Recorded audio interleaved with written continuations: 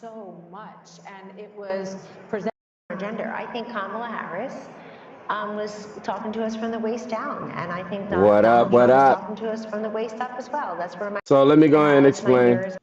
I broke my microphone cord. I broke it,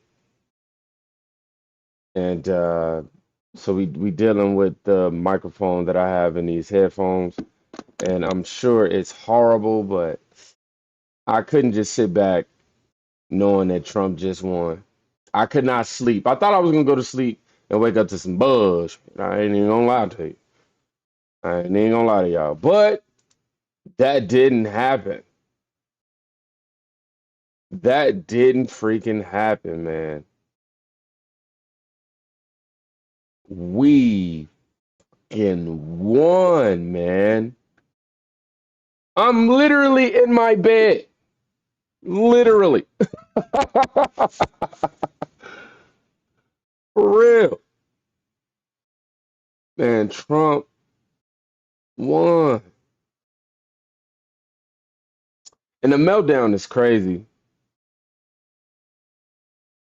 Bruh.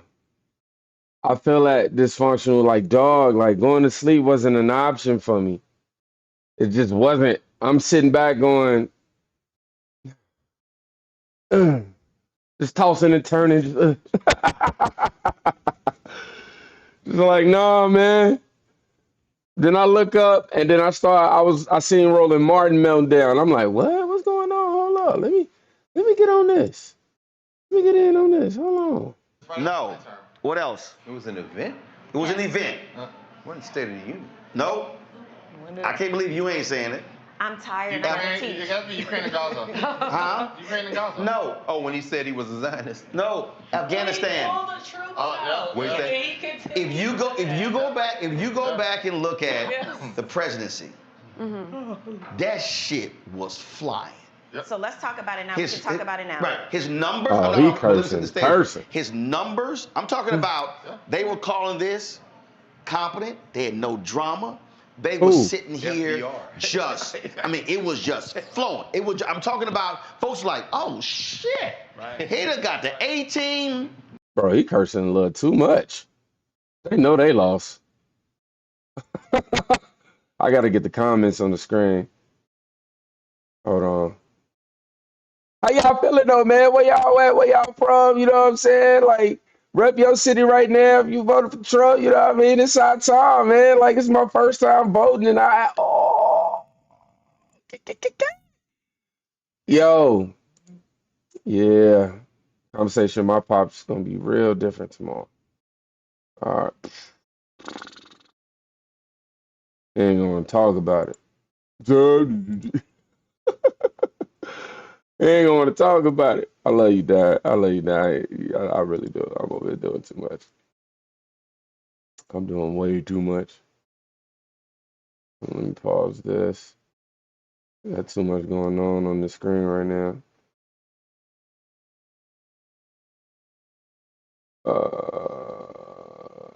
Let me see. Okay, cool. Okay, let me see. We did it, black folks in America, for sure. I'm ecstatic. Ohio in here. Okay. I cannot even sleep. I'm scared of the demons. I can't even read the rest of that.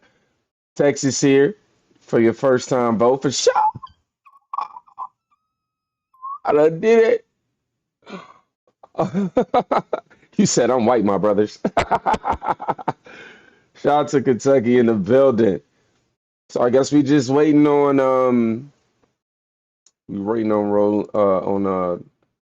Trump to pull up.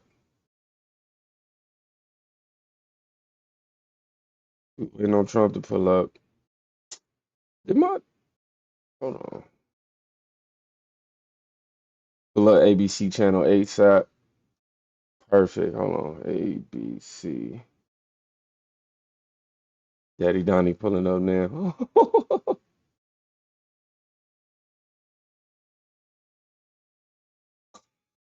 Daddy Donnie, bro.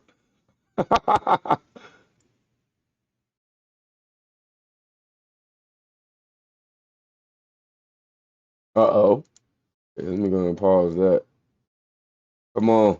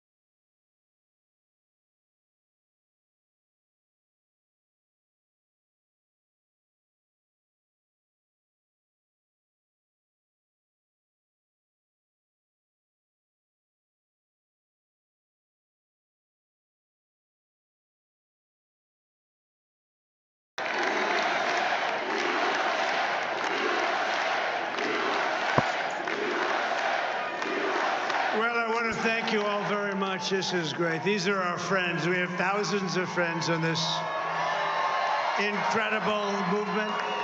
This was a movement like nobody's ever seen before. And frankly, this was, I believe, the greatest political movement of all time. There's never been anything like this in this country and maybe beyond. And now it's going to reach a new level of importance because we're going to help our country heal. We're going to help our country heal. We have a country that needs help. That's and it right. needs help very badly. We're going to fix our borders. We're going to fix everything about our country. And we made history for a reason tonight, and the reason is going to be just that. We overcame obstacles that nobody thought possible, and it is now clear that we've achieved the most incredible political thing. Look what happened. Is this crazy? Talk your shit, Trump. Talk it. I mean, Mr. President. But it's a political victory that our country has never seen before, nothing like this. I want to thank the American people for the extraordinary honor of being elected your 47th president and your 45th president. And to every citizen, I will fight for you, for your family, and your future. Every single day, I will be fighting for you, and with every breath in my body, I will not rest until we have delivered the strong, safe, and prosperous America that our children deserve and that you deserve. This will truly be the golden age of America. That's what we have to have. This is a magnificent victory for the American people that will allow us to make America great again. And in addition to having won the battleground states of North Carolina, I love these places, Georgia, Pennsylvania, and Wisconsin, we are now winning in Michigan, Arizona, Nevada, and Alaska, which would result in us carrying at least 315 electoral votes, but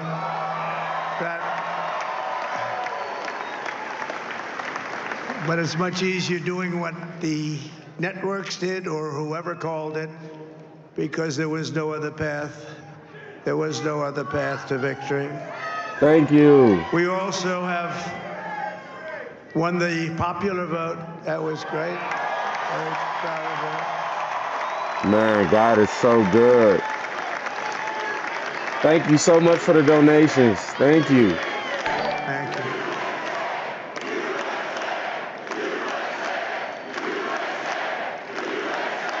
I ain't gonna lie, I'm Thank you so very much. tired right now.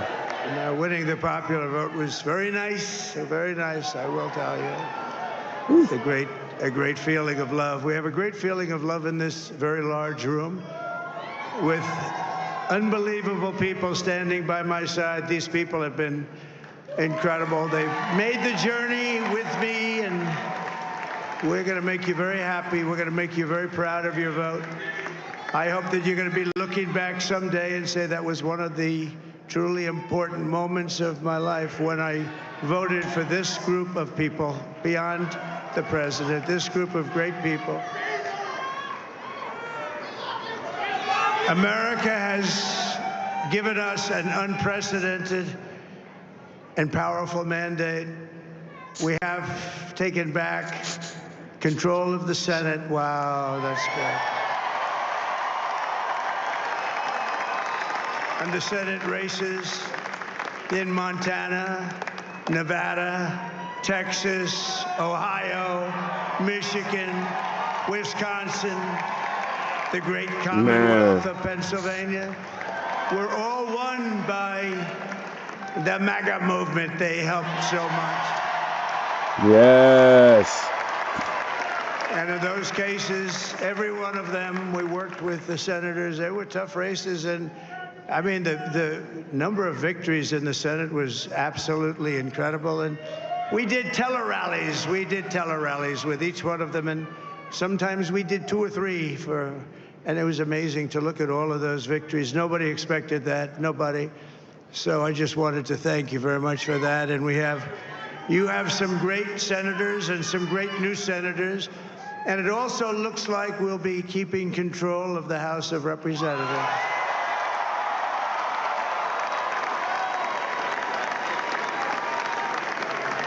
And I want to thank Mike Johnson. I think he's doing a terrific job. Terrific job. I want to also thank my beautiful wife, Melania, First Lady.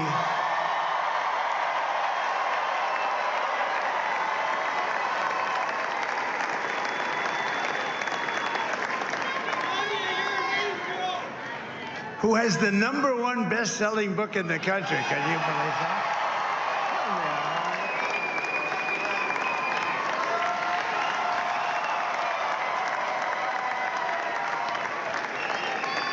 Oh, no, she's done a great job, works very hard to help people. So I just want to thank her. But I want to thank my whole family, my amazing children, and they are amazing children.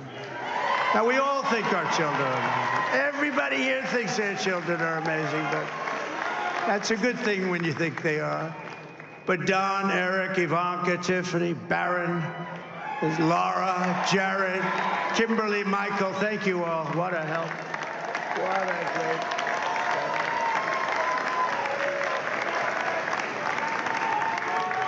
help. My father-in-law, Victor, is tremendous, and we miss very much Melania's mother, Amalia. We miss Amalia, don't we, huh? She would be very happy right now, standing on this stage. She'd be so proud. She was a great woman, that one. Beautiful inside and out. She was a great woman. I want to be the first to congratulate our great, now I can say, Vice President-elect of the United States, J.D. Vance.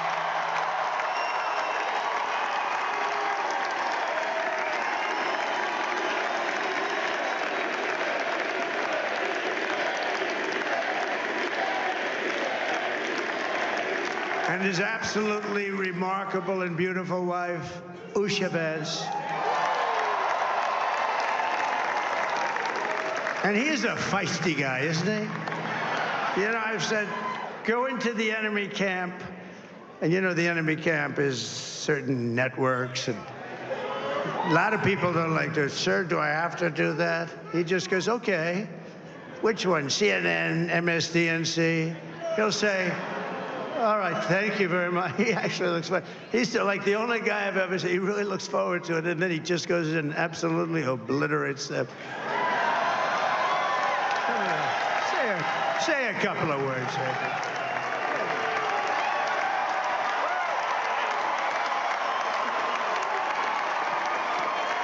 Wow.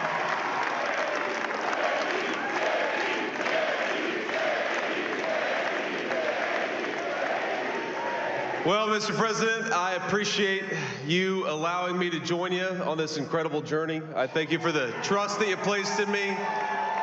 And I think that we just witnessed the greatest political comeback in the history of the United States of America.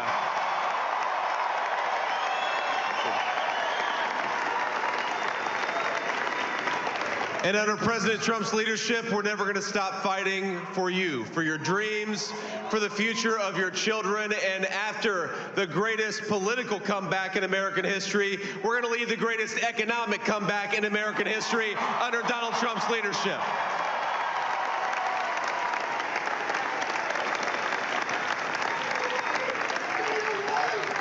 Thank you very much.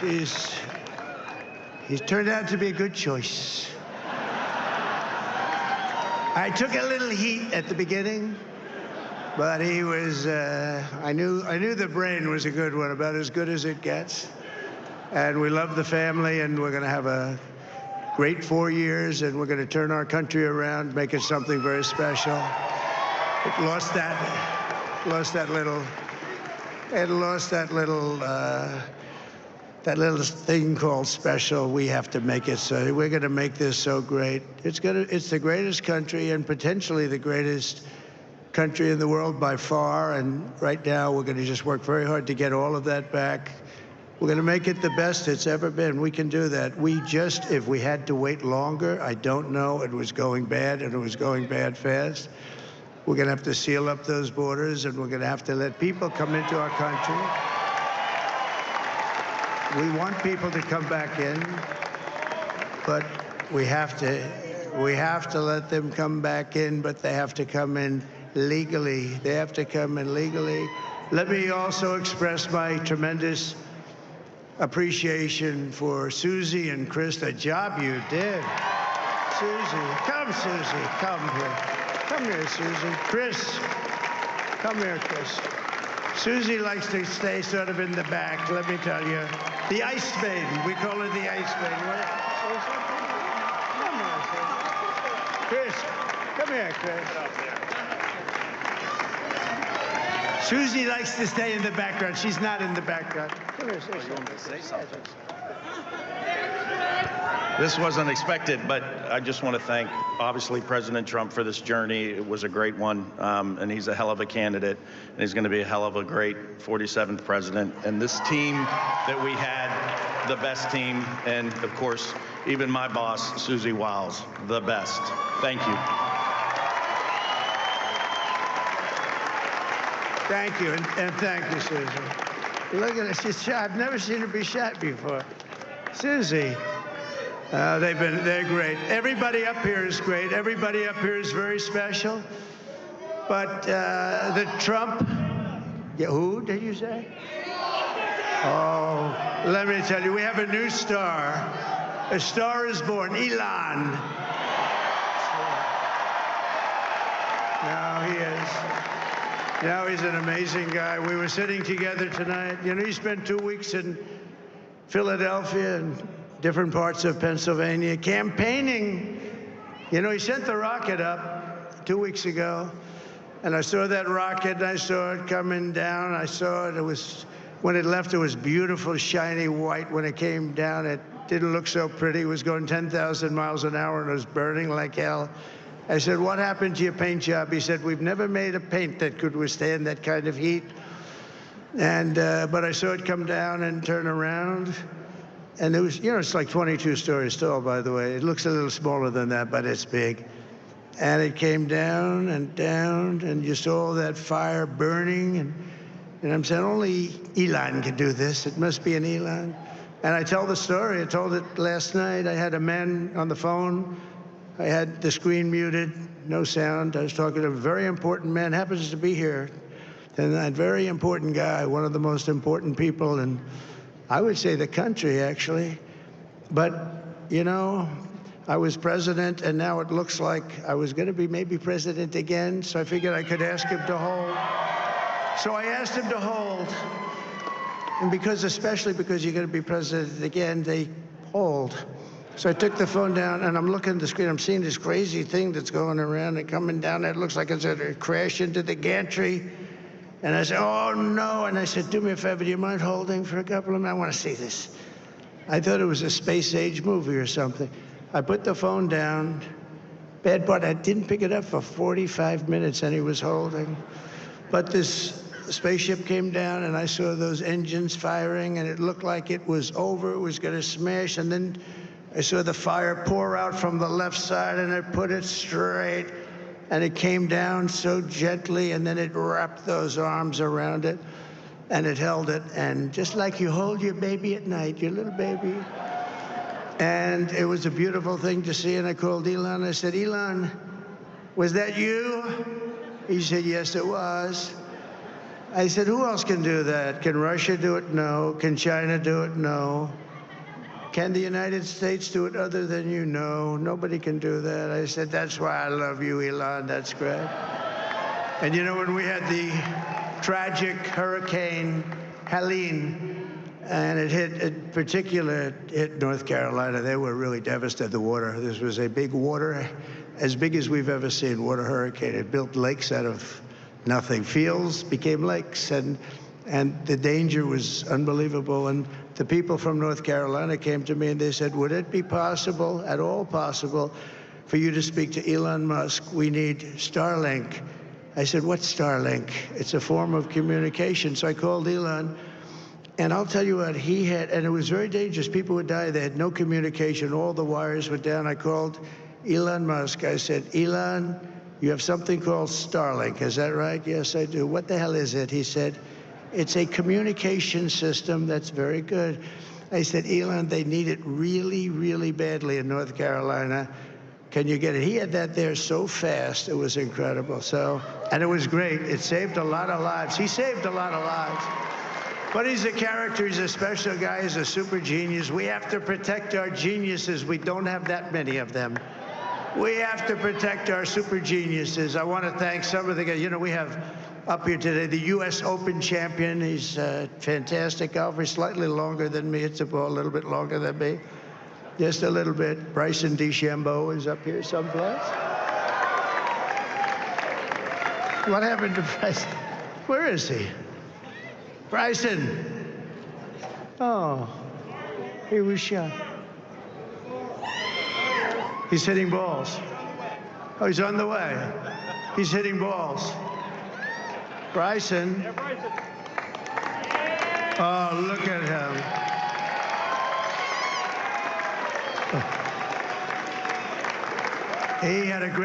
He's got a great career going. Great U.S. Open, Bryson. That's a fantastic job. And we also have a man, Dana White, who has done some job. He's a tough guy.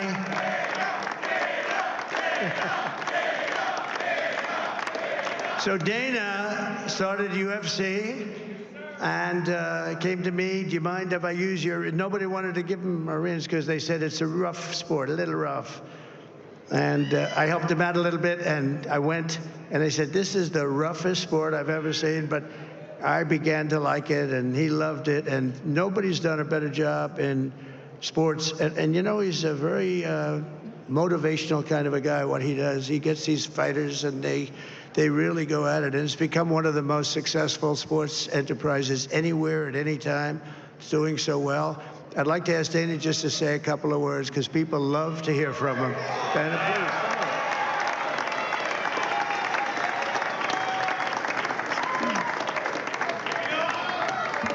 Nobody deserves this more than him, and nobody deserves this more than his family does. This is what happens when the machine comes after you. What you've seen over the last several years, this is what it looks like. Couldn't stop him. He keeps going forward. He doesn't quit. He's the most resilient, hard-working man I've ever met in my life. His family are incredible people. This is karma, ladies and gentlemen. He deserves this. They deserve it as a family. I want to thank some people real quick. I want to thank the Nelk boys, Aiden Ross, Theo Vaughn, busting with the boys, and last but not least, the mighty and powerful Joe Rogan. And thank you, America. Thank you. Have a good night.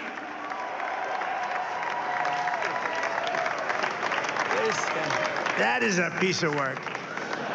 No, he's really an amazing guy. But most of all, I want to thank the millions of hardworking Americans across the nation who have always been the heart and soul of this really great movement. We've been through so much together, and today you showed up in record numbers to deliver a victory like probably like no other. This was something special, and we're gonna pay you back. We're gonna do the best job. We're gonna turn it around. It's got to be turned around. It's got to be turned around fast, and we're gonna turn it around. We're gonna do it in every way, with so many ways, but we're gonna do it in every way. This will forever be remembered as the day the American people regained control of their country.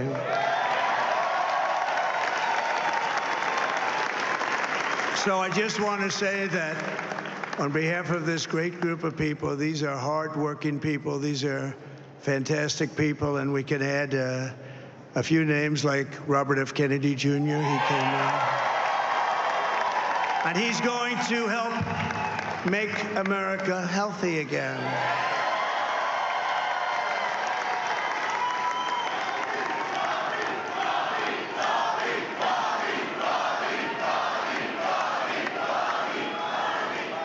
And now he's a great guy, and he really means it. He wants to do some things, and we're going to let him go to it. I just said, but Bobby, leave the oil to me. We have more liquid gold, oil and gas. We have more liquid gold than any country in the world, more than Saudi Arabia. We have more than Russia. Bobby, stay away from the liquid gold. Other than that, go have a good time, Bobby. We're going to be paying down debt. We're going to be reducing taxes. We can do things that nobody else can do. Nobody else is going to be able to do it. China doesn't have what we have. Nobody has what we have. But we have the greatest people also. Maybe that's the most important thing. This campaign has been so historic in so many ways. We've built the biggest, the broadest, the most unified coalition. They've never seen anything like it in all of American history. They've never seen it. Young and old, men and women, rural and urban. And we had them all helping us tonight, when you think. I mean, I was looking at it. I was watching it. They had some great analysis of the people that voted for us. Nobody's ever seen anything like that. They came from all corners, union, non-union, African American, Hispanic American, Asian American, Arab American, Muslim American. We had everybody, and it was beautiful. It was a historic realignment, uniting citizens of all backgrounds around a common core of common sense. You know, we're the party of common sense. We want to have borders. We want to have security. We want to have things be good, safe. We want great education. We want a strong and powerful military, and ideally we don't have to use it. You know, we had no wars. 4 years we had no wars, except we defeated ISIS. We defeated ISIS in record time, but we had no wars. They said, he will start a war. I'm not going to start a war. I'm going to stop wars. But this is also a massive victory for democracy and for freedom. Together, we're going to unlock America's glorious destiny, and we're going to achieve the most incredible future for our people. Yesterday, as I stood at my last stop on the campaign trail, I'll never be doing a rally again. Can you believe it? I think we've done 900 rallies approximately from them. Can you imagine? 900, 901, something, a lot of rallies. And it was sad. Everybody was sad. Many people, I said, this is our last rally. But now we're going on to something that's far more important, because the rallies were used for us to be put in this position where we can really help our country. That's what we're going to do. We're going to make our country better than it ever has been. And I said that many people have told me that God spared my life for a reason.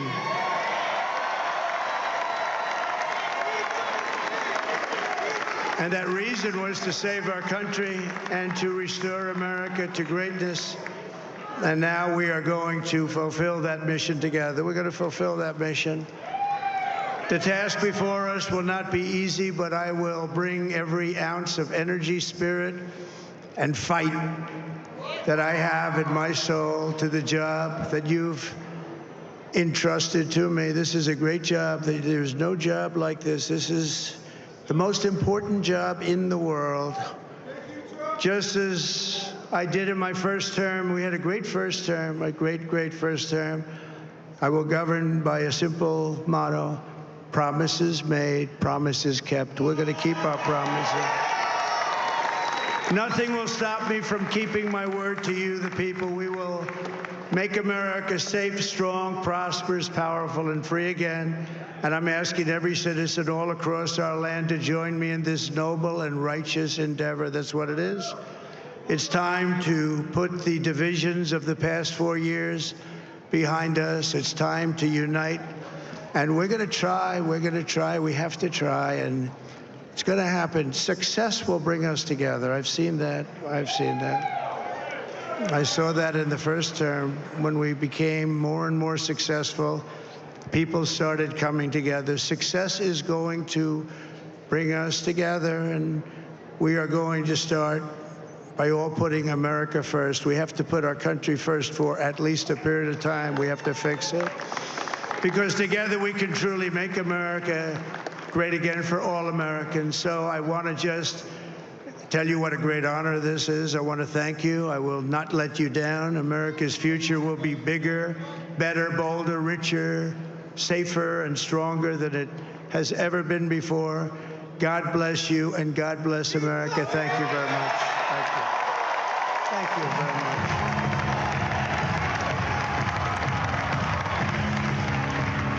Former President Donald Trump speaking to his supporters, thanking his family, his campaign team, and certainly thanking the American voters who have said loud and clear tonight across this country, and in particular among those key battleground states. As you know, we have just called, ABC News projecting a short time ago, Pennsylvania, which is the biggest battleground state of all, vital really to both campaigns going into the night. It does very much look like Donald Trump will be returning to the White House. We are being very careful, waiting for the final results to come in Wisconsin and in a couple of other key places that will give him the math to get there. Donald Trump taking the stage. He said, we're going to fix our borders. It's the biggest political victory we've ever seen in our country. He spoke of his campaign and returning to the presidency, saying he will return as the 47th president, that it will be the golden age of America. He talked about winning the popular vote, mentioned it a couple of times, said it's a very great feeling, a feeling of love to win the popular vote. He said a star is born, and Elon Musk mentioned some of the others who have helped him win, who have supported him, and perhaps will have roles down the road. RFK Jr., he said he'll work on the health of Americans across this country. Nobody deserves this more than him and his family. The head of UFC, the CEO of the UFC, said when he was brought to the microphone to thank him for his support. Thanked Joe Rogan for his support as well, the UFC CEO, Dana White. A number of people on the stage, and it was a patchwork of supporters from all different parts of society and industry and sports who helped Donald Trump in this campaign. And we talked about this earlier before the speech, that Donald Trump and this campaign very smartly did reach out in a number of new and different ways, podcasts, going to find voters where they are in culture today, where they're listening, where they're watching, what they're interested in. and meeting them where they are. And that was part of, I think, when people look back at this campaign, the successful strategy of this campaign. Again, we're at the precipice of sort of announcing as a network here that Donald Trump will be headed back to the White House, though we're waiting for Wisconsin. We're also waiting Rick Klein for Alaska as well. And then a number of other states that are just very close that could head in that direction as well. But what are you looking at as potentially what will put him at that key number 270 or beyond? Yeah, David, 266 electoral votes right now that ABC News projects that he will capture. Alaska is a state that is extremely Republican. Trump with 100,000 votes, of about 28,000 votes more than Kamala Harris. That's going to take a little while for votes to come in, but that could easily be projected tonight. Maine's 2nd congressional district, which he's carried in the past, they award their districts separately. That could be the 270th, and as could Michigan, where he currently has a 300,000 vote lead. Still a lot of vote still to come in Detroit. That might hold that back. And then you've got Wisconsin, which as we've been talking about, 121,000 vote lead. He is also currently leading in both Arizona and Nevada. And we still have a lot of votes to come in there, but it's beyond even talking about pathways to 270. 270 is within his grasp. It would be beyond shocking for him not to receive 270 electoral votes. I can't really fathom a situation where all of those things would fall into place for Vice President Harris.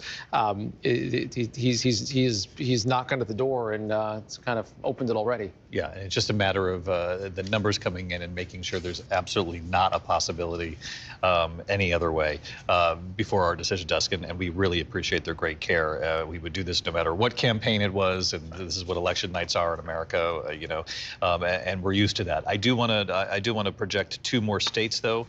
Minnesota, 10 electoral votes.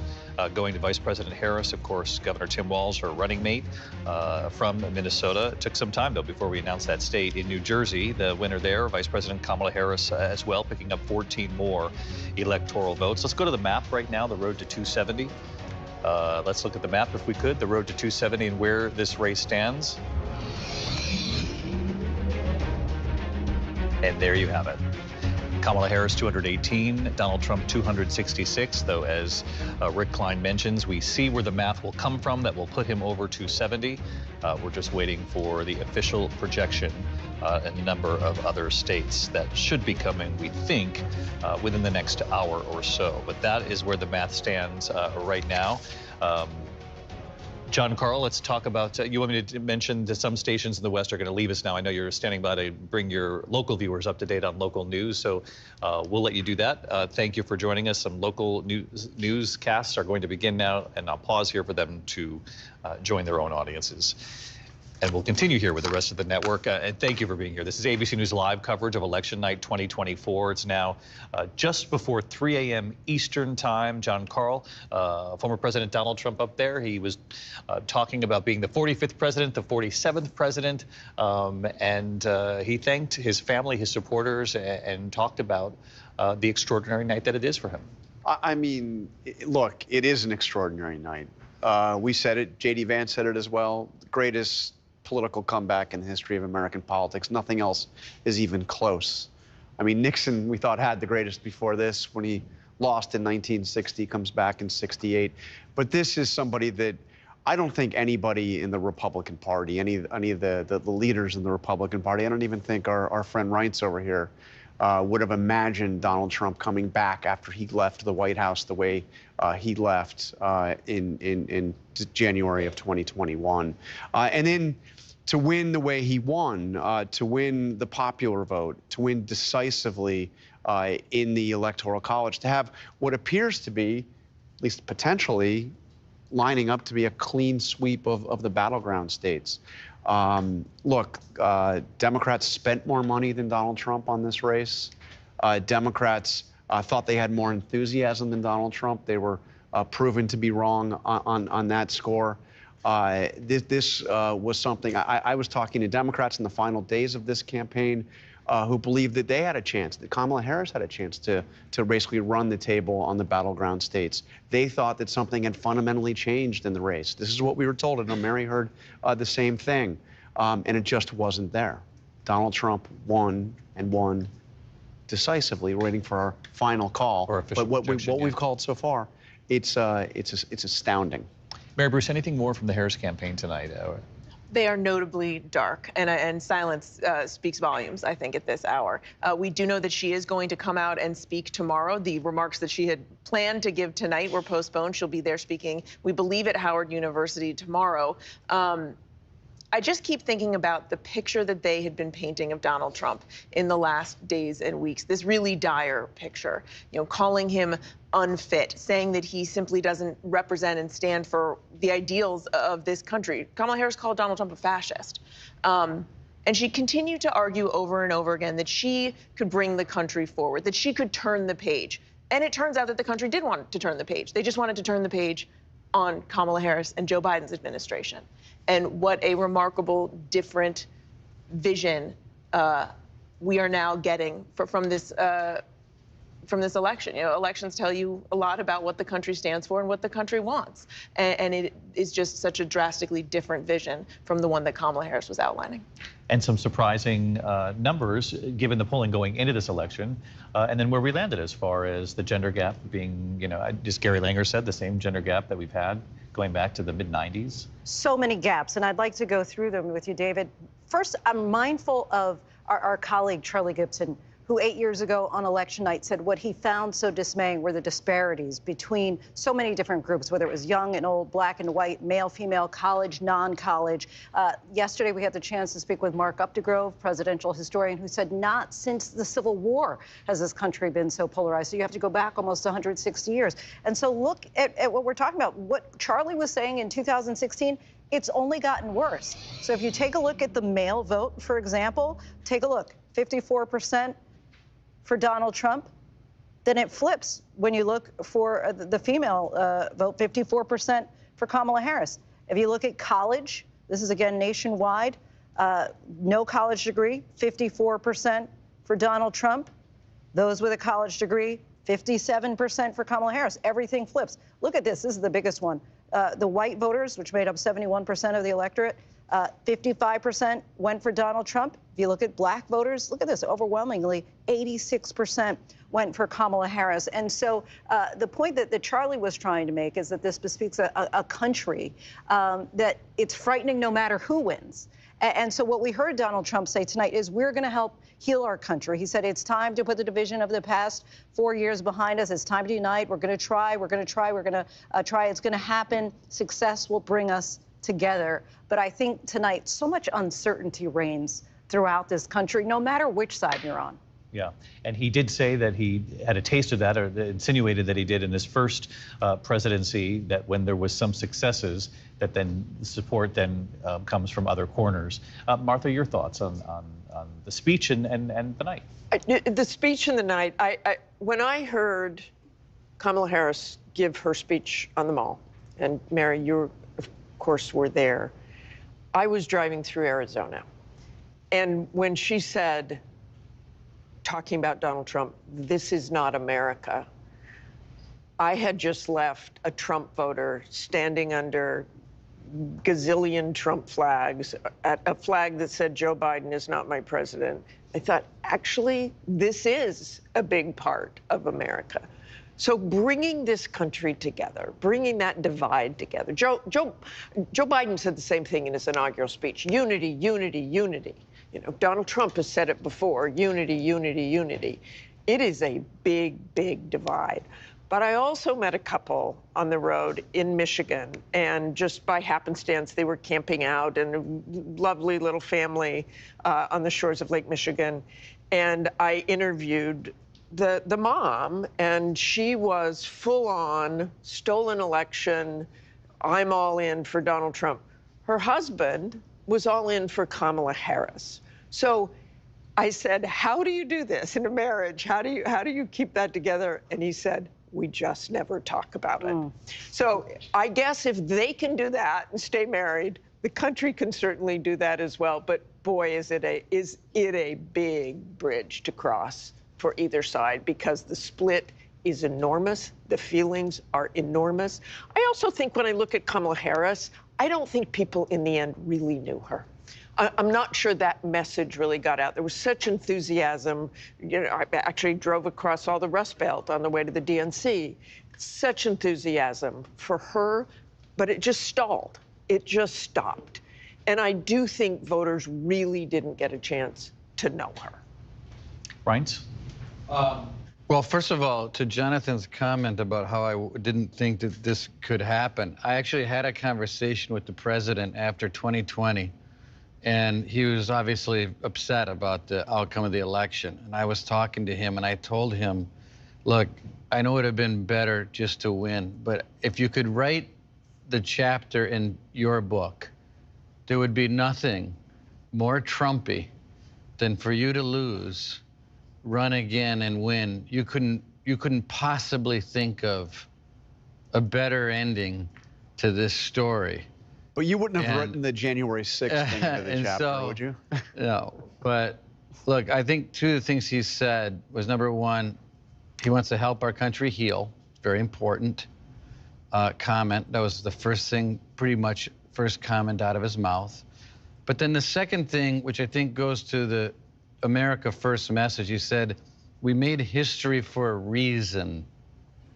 And I think from Trump's mind, that reason is to do the things that he's wanted to do, which is what I think the American people bought into. We talked a little bit about urban messaging and rural messaging.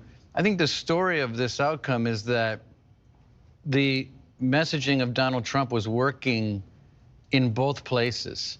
And it was eating away Kamala Harris's usual hold in these urban areas. Unions liked what they were hearing. Confront China, who's ripping off the world. Parents wanted to hear about the issues revolving around fentanyl.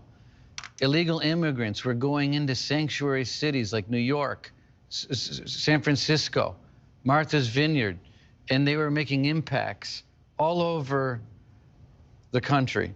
And so I think that's really the message here.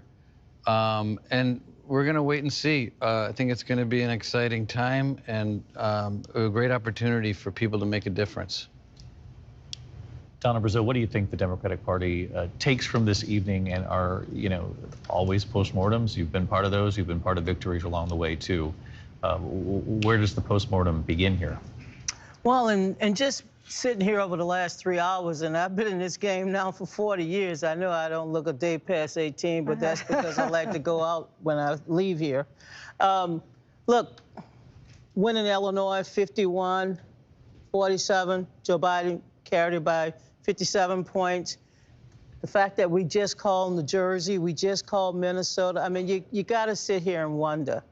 The underperformance of key Democratic constituencies, voters, the inability to expand the electorate, significant headwinds on right track, wrong track, the economy that is the envy of the world, according to the Wall Street Journal, but of course, your next door neighbor is struggling. So there's a lot to take away. And there's a lot to learn from, you know, did we do better with young people? Did we do better with seniors? It's going to take a while to figure out, you know, what happened.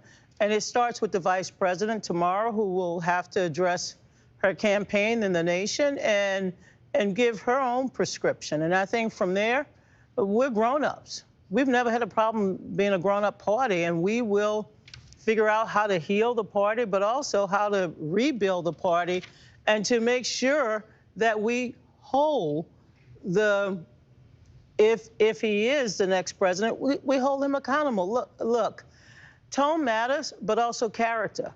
And while, you know, the Trump team pulled out a better performance in rural areas and perhaps some of the urban areas, we got to fight. We're going to fight for the future of our country. We're going to fight for democracy. We're not going to stop fighting for women's reproductive health. We're not going to stop fighting for the America we believe in, but we also will try to make peace and extend the olive branch with the Republicans when that moment comes. Governor. You know, I think in this election, more than any other election in my lifetime, democracy has been thrown around by both sides. more frequently than any time I've ever seen.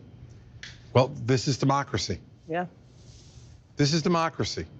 And so, regardless of whether you agree with this result tonight or you don't agree with it, if, as Democrats now, they really believe in what they said, which is democracy at risk and we need to be standing up for democracy, well, then you need to stand up for this result and respect it. You don't have to agree with it. Right. As Donna said, you can continue to argue on the issues that you think are really important to the future of the country, and you should, because that's the way the founders set up this country to be, was to be a conflict that was going to hopefully lead to compromise and resolution. Now, what I'd say to who I believe is the president-elect is that now it's up to you to decide what kind of president you really want to be. You know, every time after an election is over, you have an opportunity to remake yourself and to be from a candidate to a public servant. He has that opportunity now too. And we're going to be able to judge whether he meets what he said tonight and whether or not he meets the goals of what our democracy should be. And that's what I'm hoping for after tonight, is that he meets that. And if he does, the country will be better. And if he doesn't, he too will be judged. He's aware of how the first presidency ended.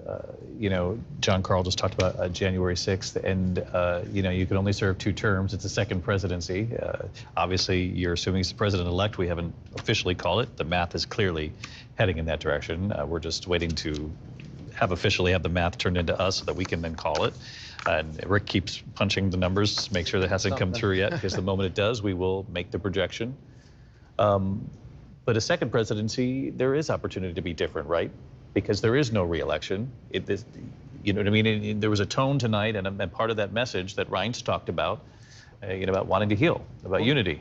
He has to decide, David. I mean, the great thing about being an executive, in my mind, has always been, other than being a member of 435 or 100, is you get to decide every morning who you're going to be when you wake up and how you're going to acquit yourself in a job like that, where you're really the unifying leader if you want to be.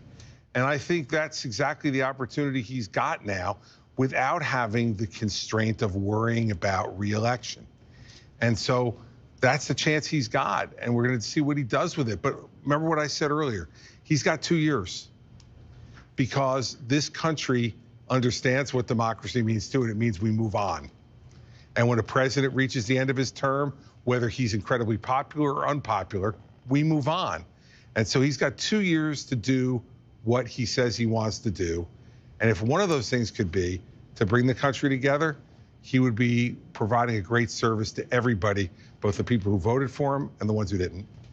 And Terry Moran, this running up the score in rural America, and you know, I'm from upstate New York. I know people feel strongly about, you know, where they come from on both sides. It's a very divided part of the country, right down the middle. As part of this postmortem for the Democrats, we were talking about this with Donna, the Democrats, you would think, are going to have to figure out a way to reach again, not just to count on running up the score in the urban areas on Election Day, but finding a way to connect again with rural America. You might not win those rural counties, but you have to at least connect, and they have to feel like you know your message, that you hear them, that you see them, and not talk down to them. And I think that one of the things that a lot of people have felt is, somebody once described the elections of 2016 and 2020 as the front row kids.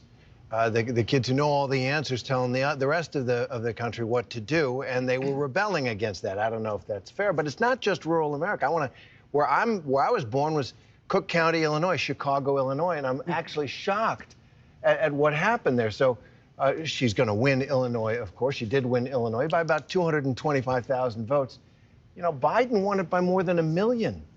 And Cook County, my birthplace, my hometown, you know, Biden won it going away there, and this year,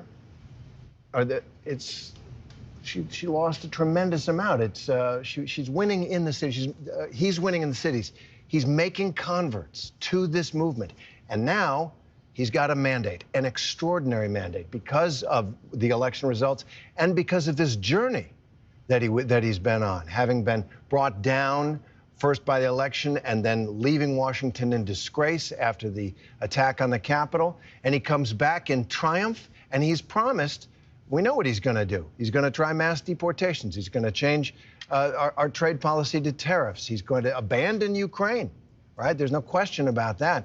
It's going to be a very different country, and it will probably have long-lasting impacts. He is a historic figure with few parallels in our history. Rick, any developments on the board? Sorry to say no. We're sitting here at 266. And look, and I don't think we're trying to leave any false impressions about this. You pointed out throughout the night, David, that it is extraordinarily likely that Donald Trump is going to be elected. As we look at the numbers, it is a very daunting task. And again, I'm not trying to project a possibility here where one doesn't exist. Our folks are very careful about this for a good reason. Under the principle that votes matter and the vote counts matter, we still have a large number of votes out of Detroit. We've been told we may get something in the next hour. Additionally there, Wisconsin, that 122,000 vote margin is still a very significant one, but as you can see, you've got 150,000 plus votes out of Milwaukee alone. There's also the possibility that the additional electoral votes come out of Alaska. The 3 electoral votes there have always gone to Republicans, I believe, in the state's history. That's a 15-point lead right now for Donald Trump. The vote is very, very slow there. And the other one out there is the 2nd congressional district in Maine, which Trump has carried before. He's leading by about 18,000 votes. So there's still possibilities that get him to the magic number of 270 electoral votes tonight. Take us through some of the other states. New Hampshire hasn't been called yet, right? Yeah, New Hampshire has not been called, and this is similar to Illinois, as Terry just referenced, a place that is a lot closer than anyone ever anticipated it to be, a 3-4 point race.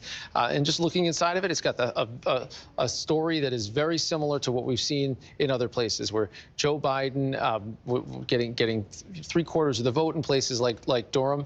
Doesn't matter in a night like today because he blows it away in the southern part of the state. In addition to that, Harris just not hitting the numbers, Donald Trump exceeding the numbers. And that is one of the remarkable things as we look at this map tonight. It is urban, it is rural, it is suburban, it is red state, it is blue state, it is battleground state. Every single battleground on the board tonight, Donald Trump has won so far. The 3 biggest are the ones that have been allocated, and he's leading by a significant margin in the other 4. It could be an absolute clean sweep of the battlegrounds, and as big a margin as we've seen that you can imagine in a race that was projected to be this close. It, in fact, is this close because of how divided the country is. But to see things tip so consistently in the same direction, to me, is quite striking. And that's an unexpected thing. We've been talking about the popular vote, tracking it now. It's north of a 5 million vote advantage. Which is quite significant, and yeah, it looks likely that he's going to be above 50% in the popular vote. And what's still outstanding as far as popular vote? I mean, a bunch of California, Nevada, Arizona. Yeah, I mean, California, because it's the biggest state, is going to be the biggest piece of it. Only about half the vote is in there, so that's another 8 million votes or so. But it's hard to imagine that it comes in a way at this stage, even if it takes another couple of weeks, that changes the margin there. We do have, as we talked about, some significant vote still in those upper Midwestern states. Arizona still has a pretty fair amount, only about half of the vote in, but it's not going to add up in a way that I think that changes the math in a big way. It seems like Donald Trump will have a majority, which is something that he didn't get the time he won, certainly didn't get the time he lost. Joe Biden didn't get when he won the presidency 4 years ago, to get an outright majority of voters. Thank you, Rick. I just want to read a couple of notes coming in from world leaders. Macron has posted on social media, "Congratulations, President Trump, ready to work together as we did for 4 years, with your convictions in mind, with respect and ambition for more peace and prosperity." And from Prime Minister Benjamin Netanyahu moments ago, "Dear Donald and Melania Trump, congratulations on history's greatest comeback. Your historic return to the White House offers a new beginning for America and a powerful recommitment to the great alliance between Israel and America. This is a huge victory in true friendship, Benjamin and Sarah Netanyahu." And Martha, that is the next question, how the world responds. These world leaders have, many of them, have interacted, have worked with Donald Trump when he was the 45th president. What is the reaction tonight from around the world and the implications here? Well, I think you heard Benjamin Netanyahu and former President Trump and likely President-elect Trump has said he backs Israel all the way. But what he has said about Gaza is he wants the war to end quickly. John Santucci reported tonight that, I believe it was Donald Trump Jr., not Eric, said one of the first things his father would do is Middle East peace. I mean, he has claimed that the Gaza war, or that the attack on Israel would never have happened. He's claimed the war in Ukraine, that Russia never would have invaded Ukraine. The war in Gaza, obviously, has been horrific. How he solves that, I don't know. He said he would solve these wars even before he got into office, if he gets into office. Ukraine, I think, I have talked to people very close to President Zelensky over the last couple of weeks about the possibility of a Donald Trump presidency. And surprisingly, I think there's a debate going on that they are not really happy with what the Biden administration has done. It has been a slow, painful death for a lot of Ukrainian soldiers. And they have wanted more aid. They have wanted longer range missiles and have not gotten that. So there was, with one advisor in particular, he said, I don't know, maybe Trump can help us out more than anything. Maybe Putin will be afraid of him. Interesting. John Carl, what do you make of some of the other global impact of Donald Trump returning to the White House? The dynamics at play, NATO, the relationship with NATO, the Biden administration, and President Joe Biden very proud of what he believed were strengthening relationships with NATO, particularly in defense of Ukraine. Where does that go from here? Well, look, Donald Trump didn't have a lot of policy specifics in this campaign. Frankly, in his White House, he didn't have a lot of consistent policy specifics. But one that he was entirely consistent on was pressuring our NATO allies, demanding that they pay more of our collective self-defense, and even doing things like coming very close, stepping up to the line of taking back Article 5, the idea that an attack on one is an attack on all, that we would come to the defense of any NATO ally that was attacked. He came very close to ordering the withdrawal of U.S. troops from Europe.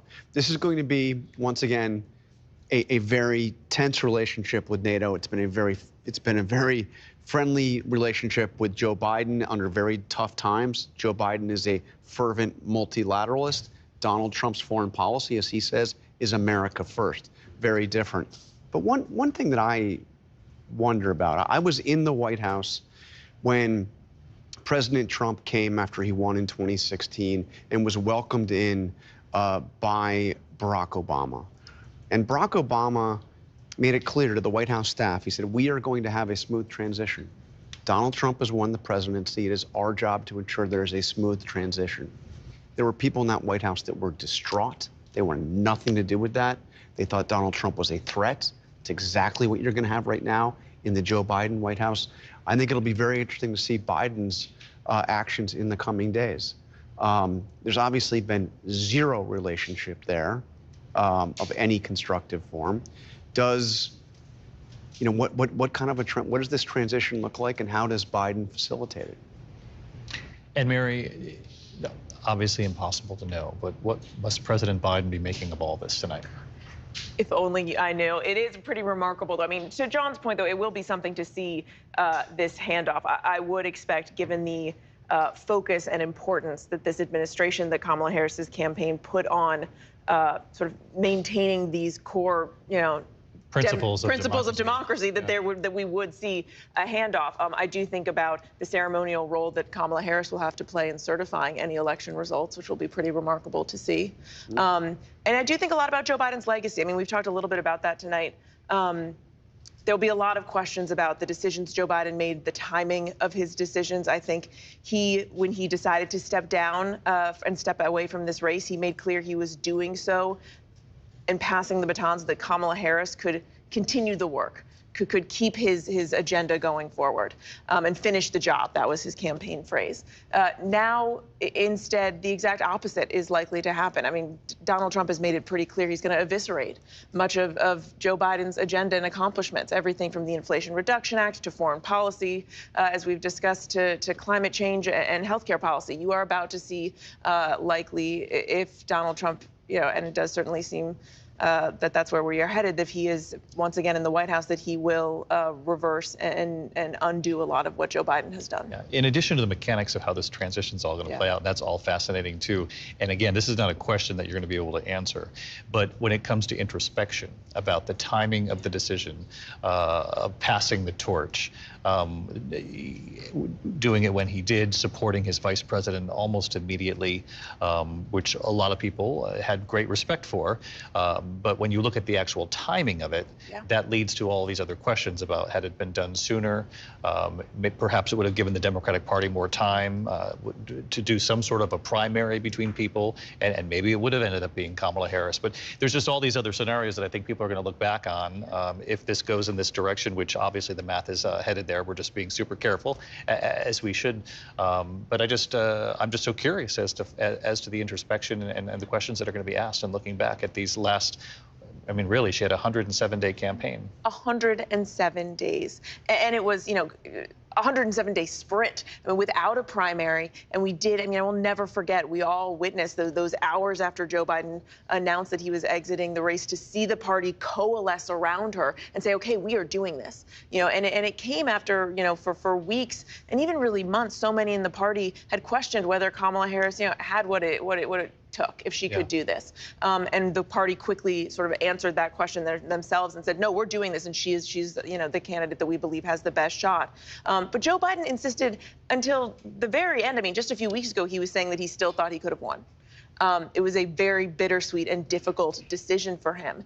And you do have to wonder if he is thinking, and many others in the party are thinking, he needed to make that decision a lot sooner.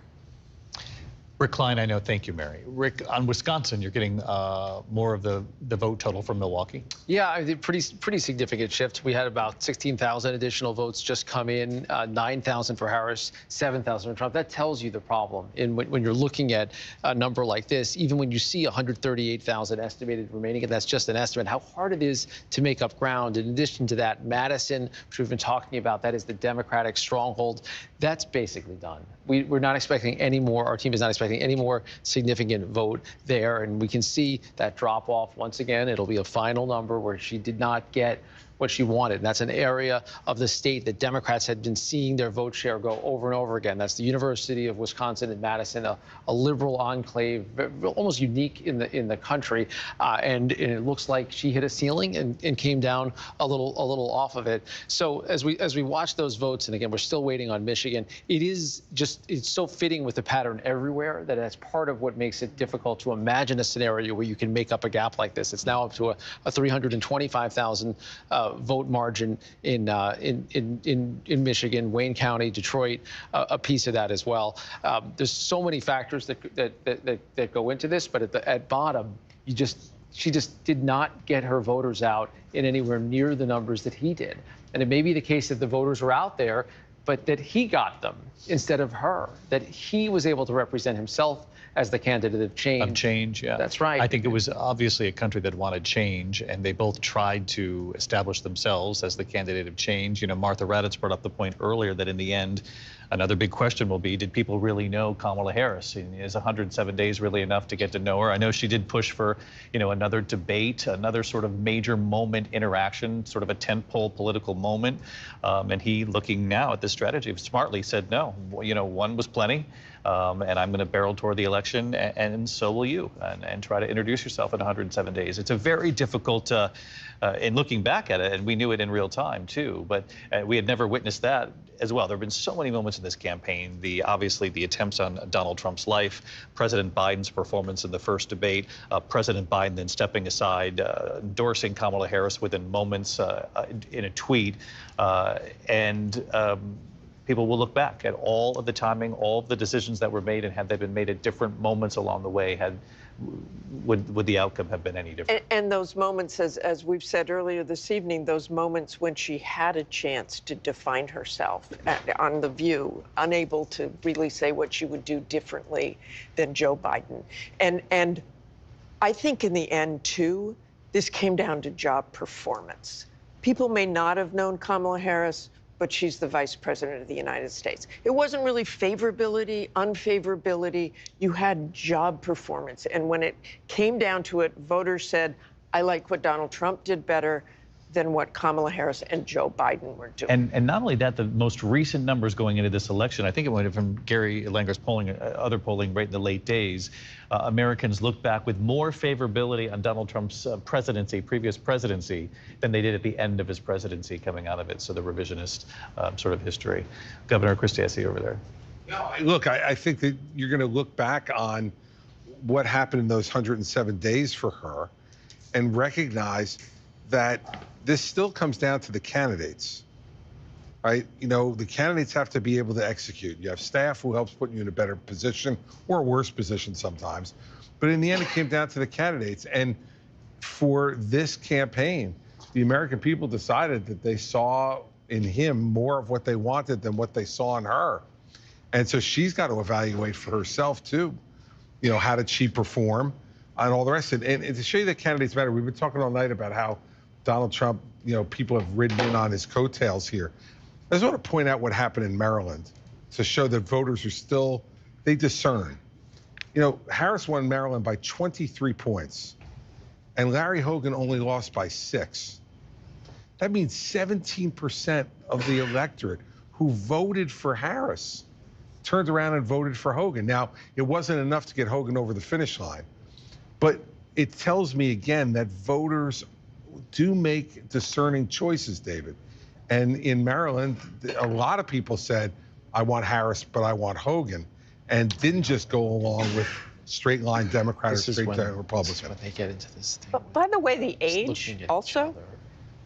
I just hear Are we Rick, over to Rick Rick? Klein's mic. We'll We're just definitely hearing want to your- go over to Rick. Yeah, no, we just hear you chatting with your team over there. Yeah, we're just trying to see what's new in there, and just the margin in Michigan is so large. The margin in Wisconsin is so large. It is just hard to see this, and we have just been straining ourselves to try to find it, and just making sure that the math works out. Again, to say nothing of that district in Maine and in Alaska, in addition to the results in Arizona and Nevada. There's not much to suggest in the data, and what we've seen almost in every state in the country to suggest that this is anything but a clean sweep of the battleground states when we are done counting, which we're not at this hour done. Rachel Scott, let's look at some of these Senate races again. You know, Governor Chris Christie talked about this, and the Arizona Senate race might be the best example of what Governor Christie's talking about, which is that the voter can discern and make decisions. They can vote for somebody for president and still vote for somebody else, a different party for Senate. And it would appear that in that state, obviously, at this point, it looks like Donald Trump clearly, we haven't called Arizona, but has the lead in Arizona, but then Ruben Gallego performing much better than Kerry Lake. Yes, and this is a prime example of where you have voters in this state, this battleground state, voting for the Democratic Senate candidate, Ruben Gallego, but not supporting the Democratic at the top of the ticket, the Democratic candidate at the top of the ticket, Vice President Kamala Harris. I mean, just look at these numbers, David. You have Ruben Gallego at 51%. He's leading by about 96,000 votes compared to Kerry Lake. And then you have former President Donald Trump at 50%, leading by 37,000 votes. It's fascinating here in Arizona because it's amazing to me just how closely aligned Kerry Lake is to former President Donald Trump. Both never conceded their elections that they lost. She's been riding around the state with a campaign bus with his face on it next to her. She's really been trying to paint herself as a sort of on the shoulder of former President Donald Trump. Clearly, the voters in this state, and it's interesting just to hear from voters in this state, too, that were thinking about voting for former President Donald Trump and voting for Ruben Gallego. One thing that they pointed to was that Kerry Lake just didn't really have enough of the policy to back it up. Maybe she had some of the baggage of some of the rhetoric, but she didn't have the record that Donald Trump had. And they liked the record that Donald Trump had 4 years ago. Now, on the flip side, some of these other Senate races seem to not only did the top of the ticket seem to affect them, but also this incumbency, this anti-incumbency moment in the country, and the way people really feel about the economy, and whether or not they have experienced at home or with their bills or at their grocery store any sense of recovery that they're being told about in some of these metrics that we have. Let's tick through them. Bob Casey in Pennsylvania, where does that stand? Yeah, Bob Casey in Pennsylvania, all important Pennsylvania. Let's take a look at where this stands here. you can compare and see where Bob Casey stands compared to Vice President Kamala Harris. Both of them right around the same mark here. This is a familiar trend that we're seeing in some of these blue wall states. You have McCormick, he's at 49%, ahead by 71,000 votes. Obviously, former President Donald Trump projected to win the state of Pennsylvania at 50%. Let's move on to a couple of the other races. When do you want me to pause here, Mark? I'm asking the control room. In 10 seconds, we're just going to pause here so that the rest of the network can sync up with us here for our election, early morning election coverage here on ABC. For all those who are awake. Yeah, that's right. We'll take them all in. Hey, listen, I got my start at ABC on World News Now, the overnight show. So we're back. We're back, folks. Back for more. And this from President Zelensky in Ukraine. Congratulations to the real Donald Trump, at real Donald Trump, on his impressive election victory. I recall our great meeting with President Trump back in September when we discussed in detail the Ukraine-U.S. strategic partnership, the victory plan, and ways to put an end to the Russian aggression against Ukraine. So, Martha, that is Zelensky reaching out to say, we talked, we spoke, we talked about our alliance, let's keep it going. He doesn't have much of a choice there at this point. He has to work with Donald Trump, and he has to see what he can get out of that. I think his biggest worry is clearly what kind of bargain that Donald Trump might try to push him into with Russia. And that has been a concern all along. I mean, you've interviewed him, I've interviewed him. He has been very firm on not giving up any territory, and yet this is grinding on. They have lost so many people. And now, of course, Russia has had to rely on North Korea. They have 10,000 troops in the Kursk area going into that will be on the front lines fighting Ukrainians. So this is getting out of control there. We'll see if Donald Trump is indeed the president, what he does. And Zelensky, as we know, is politically astute, watches U.S. politics very closely, as he has to, because he knows the future of that conflict rests on his partnership with the U.S.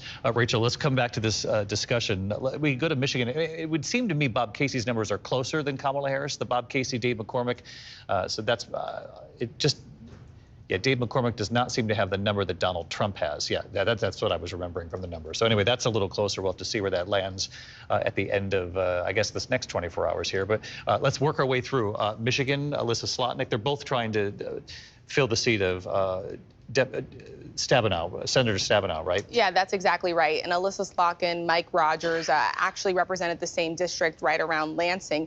You could see where they are here. Again, another example where you have former President Donald Trump's strong performance in this state really elevating the Republican candidate that is on the ticket, where you have voters in this state voting down ballots. So Alyssa Slotkin, 46%. You have Vice President Kamala Harris at 45%. So she did slightly better in this state. And then you have Mike Rogers ahead by 215,000 votes. Former President Donald Trump leading Vice President Kamala Harris there by 322,000 votes at this point. Wisconsin, Senator Tammy Baldwin's trying to hold on to her job. Eric Hovde, Republican businessman. He's in the lead at this point. But again, not quite what Donald Trump's number is. She's outperforming Kamala Harris. Still, that's extraordinarily close. Yeah, huh? yeah, this is very close. This could turn out to be a nail biter, and we've been following and tracking these votes. His lead actually narrowing here over the last hour or so. So this is one we're going to be paying close attention to. But you have to imagine Tammy Baldwin, well known in the state of Wisconsin. Again, she has been in public office for about 40 years in Wisconsin. And here you have Hovde getting this close.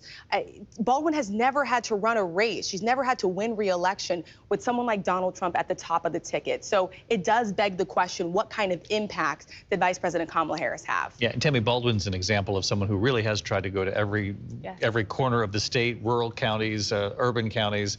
She's very proud of her Made in America stance, and also, for example, in the Affordable Care Act. She wrote the part of the act that encouraged you to be able to be covered under your parents' insurance, I guess, when you were a young adult. So those are the kinds of sort of bread and butter things that she's known for. But again, Donald Trump's success might have helped lift Eric Hovde here in the state of Wisconsin.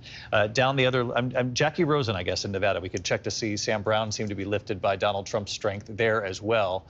Yeah, look at how close that is. Yeah, this is another one that is just awfully close here. You have Jackie Rosen at 47%. Sam Brown, 47%, 0.2 separating these two. He's ahead right now by 2,600 votes at this point. Vice President Kamala Harris, we see her at 46, Donald Trump at 51. This one is going to be another nail Down the biter. wire. And where do we have outstanding vote in Nevada at this point? Yeah, the Nevada vote that's still out. Let's take a look at this. Yeah, so Las Vegas is a little bit of a smaller dot. Reno is a battleground, so that's why it's purple on your screen here, and you have some more rural areas as well. So, Las Vegas, Clark County is by far the largest population center. We're estimating about 55,000 votes left there, but it is splitting about evenly. This is actually maybe a mild surprise for the night so far, because so many areas that are a 50-50 split seem to have fallen in one direction or the other. But it's worth remembering that it wasn't long ago that Democrats could win by a couple of points. I mean, that was an 8 or 9 point margin there for Joe Biden in Clark County. Yeah. That's what powered the victory. For Donald Trump, it looks like he'll only lose it by about a single percentage point tonight. I mean, just Clark County is just an example of what we've been talking about all night long. Donald Trump with his best performance out of all three of these campaigns. And this is a county that is very diverse, a lot of union members. They were hit very hard by the COVID pandemic. Some of his promises to union members, like not taxing tips, very, very popular there. A big Latino vote, as in many parts of Nevada. And it seems, to get to parity in Clark County is a powerful message. And it's part of what we're seeing tonight, which is just a realignment. I mean, these are the kind of election results that we'll be talking about, I think, for many years and many decades. This is what appears to be at the presidential level a clean sweep of the battlegrounds or something close to it. And between the Senate races and other down ballot races, some real inroads that Republicans made with the kind of voters that have been and had been Democrats for quite some time now. Yeah, and I think it would seem from the exit polling that people just do not feel like that they're better off, that they don't feel like this was an economy for them these last few years in this country. And we do know that the country was emerging from a pandemic. The industrial nations of the world all sort of went through this as well. But people live through their own experience. They just don't feel like life has gotten better as far as the prices they're paying and the bills they're paying, their insurance rates that they're paying. And just in Nevada, we were just looking at Nevada, the housing prices. Martha talked about that earlier. Just such a huge issue when you travel these states. You hear people just talk about the cost of everything.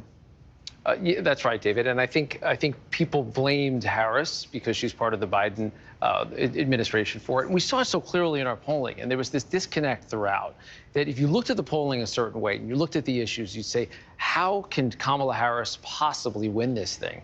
If you looked at it, though, through the personal attributes, you say, how can Donald Trump possibly win this election? And people seem to have said, you know what, I will go with the issues. I'll go with the person who seems to be speaking to me and to the issues that matter to me, even if, as half the people said in our poll, they think he's a fascist, even if they think he is much less honest and trustworthy, even if they have real fears about how he would govern. I think you really hit on something, Rick, because we saw this from the exit poll at the very beginning of the night from Lindsay, that the unfavorable rating on Donald Trump was quite a bit higher than the unfavorable on Kamala Harris. But to Martha Raditz's point, the anecdote that you shared with us earlier this evening, the gentleman who said, I couldn't vote for him in 2020. I was disgusted, or whatever, I'm paraphrasing, disgusted by what things that he had said or had done. But that this time he'd sort of hold his nose on the words, the rhetoric, and just hope that we get back to why life was better economically for this gentleman that you're speaking of. Yeah, exactly. And he couldn't vote for him in 2020, but his business has gone south. In fact, I was just looking up another voter who said his costs on material alone on his business, he has a commercial roofing business, are 150% higher across the board. So it's not just they're not feeling this, they're seeing this. Again, this is their truth. Donald Trump can say anything he wants to and exaggerates and has mistruths, but this is their truth. Their grocery bills, their 150% higher costs across the board. This family was doing really well when I met them in 2020. Their business was thriving. It is no longer. He said they're basically living paycheck to paycheck. It's the most challenging time they've ever had. So. Really interesting. And it makes you wonder, again, this is a change moment in the country. We witness these often. even if it was another candidate that late in the game, had the Democrats gone with somebody else, if the anti-incumbency, anti-Democrat, the economy, the feelings from the economy would have swept Donald Trump back into office. Or would you have had a candidate who didn't have to be in so many ways so loyal? She's the vice president of the United States. She can't really say we really messed up. No, and when you that question on The View, and that played over and over again in the swing states as a campaign ad, Sonny Hostin asking, you know, is there anything, and just the pause and saying, well, I can't think of anything, you know, again, to Governor Chris Christie's point earlier that a candidate has to perform in those moments, but we all know as human beings, she's probably trying to navigate that in that moment. How do I critique my boss on national television and keep moving? But that's part of it, and that's the hard part, obviously. The challenging part, it goes back forever, of a vice president running after serving a president in an administration. You know, David, that's why this stuff is hard. But if you want to be president, that's what you got to do. I mean, the bottom line is you got to know that there were differences between Kamala Harris and Joe Biden. There had to be times that she disagreed with what he did or did not do. And at that moment, you've got to be willing to be honest with the American people. And it's an obvious question that's going to Yes, and I think, you know, the problem is, it's not, I think it's just as much that they felt like she wasn't being honest as it was that she didn't have a delineated difference. Like, they looked at her and said, come on, you've got to be kidding me. You did nothing you would do differently? I mean, I've been married to my wife for 39 years. I mean, we could come up with, on a daily basis, things that I do or she do that we would do differently. It doesn't mean you have any less affection for the person. She could say, look, I think Joe Biden's a wonderful guy and I think he's been a great president, but I would have done these things differently. People would have looked at her much differently, I think. I also keep thinking of beyond that question of what would you do differently, and I think we all agree it is very hard to cast yourself as the candidate of change when you are the sitting vice president. But the other question that she kept being asked, and that we were still asking when I interviewed her last week, was, you know, what is day one? What is that first top priority? And it took her a while to find the right message for that. And I think back to covering Joe Biden's race, and it was a refrain in every speech. Day one, this is what I'm going to do. On day one, here's the first thing I'm going to do. And she got around to it, to saying, well, it's going to be this package of economic proposals. I'm going to start with, you know, lowering costs for prescription drugs and bringing down housing costs and bringing down the price of groceries. But it just was a messaging issue. It took her a while to get to that point, and it wasn't breaking through. And so I think you combine that with not being able to articulate those clear-cut differences from Joe Biden, especially on the economy, when people just aren't feeling what you are saying. Inflation's coming down, but if I don't feel it in my wallet, it doesn't matter. That combination is a really hard one to overcome. And you know, David, history has shown. History. You all are analyzing a 108-day campaign. Look, I worked for a sitting vice president. And let me just tell you, we had 2 years, and it was 537 votes. This was 107 days. I mean, Al Gore, for the audience at home, you're I'm talking about sorry. Al Gore. Yeah, Al Gore and the year I was there with you, 2000. Don. And thank you for not talking about Florida, because I get PTSD. But, you know, 3 days, 2 weeks into a campaign, you still had a piece of paper. It took another month. This is basic stuff that you put together for a candidate. There's no polling, no focus groups, no way to project how this candidate is going to actually come on the national stage from vice president to president. Look, we still have a lot of analysis to do. We know where she's fallen short. We know where the Democrats overall underperform, especially in so-called blue states. But at the end of the day, I still believe that the Democratic Party only had 1 or 2 paths. And Joe Biden, when he decided to step back, it was to allow the vice president to step forward or to go through a really chaotic process. And the party decided, because there were delegates, to go ahead and step forward, and that's what she did. So I'm not going to sit here and say, well, she couldn't answer this question. She couldn't do it this way. She didn't go to North Carolina enough. There will be plenty of time to analyze all of that. But tonight, I think the conversation is Donald Trump, because I was there in 2016, and here I am again in 2024. Where did he find, you know, 3 or 4% more voters in these rural areas? Why didn't Democrats detect that Donald Trump was making incremental gains the way he did in 2016 when the wall was broken.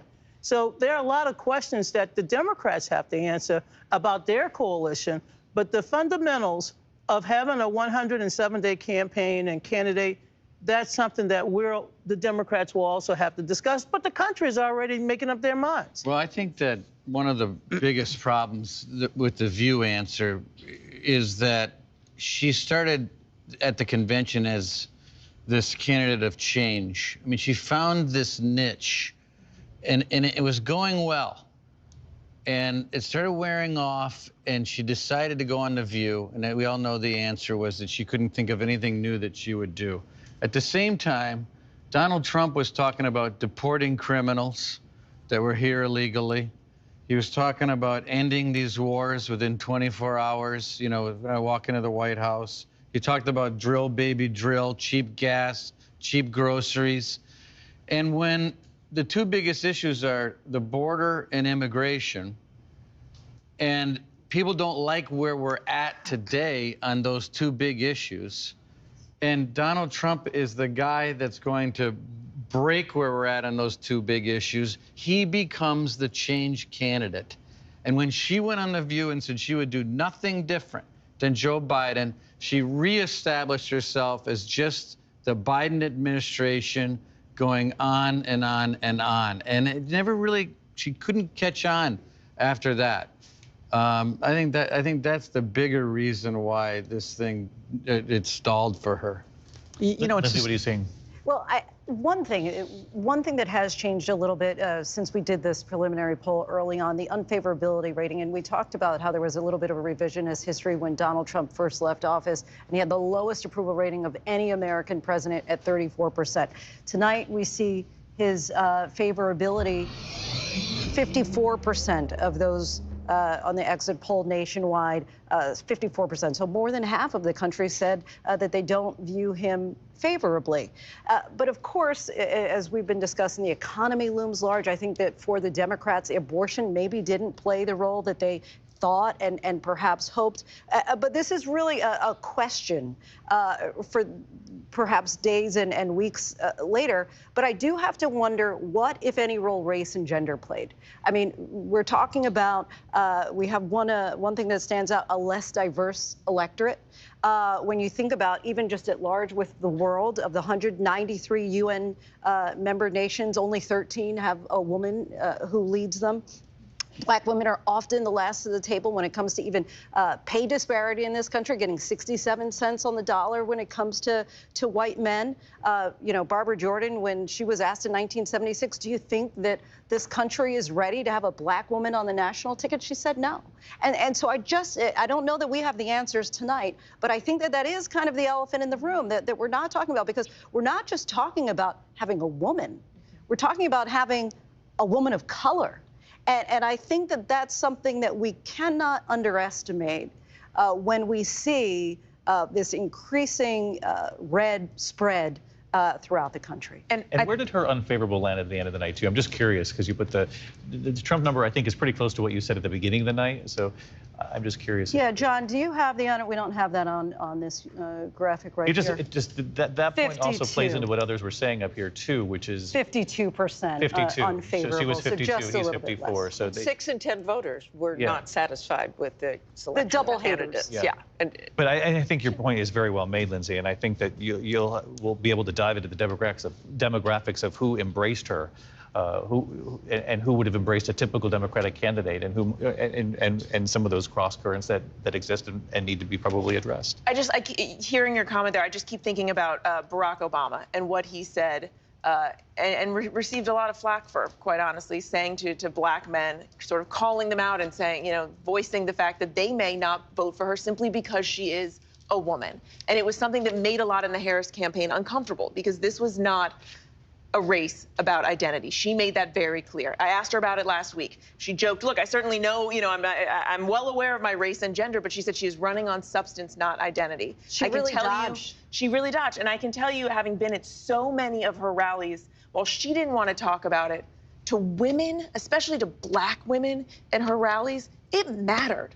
And this is now the second time that Donald Trump has blocked Democrats' hopes of electing the first woman president. And think about how differently she ran compared to Hillary Clinton, who was always talking about this is the highest, hardest ceiling, the glass cracks in the ceiling. She was planning her whole victory speech at the Javits Center to have that big glass ceiling.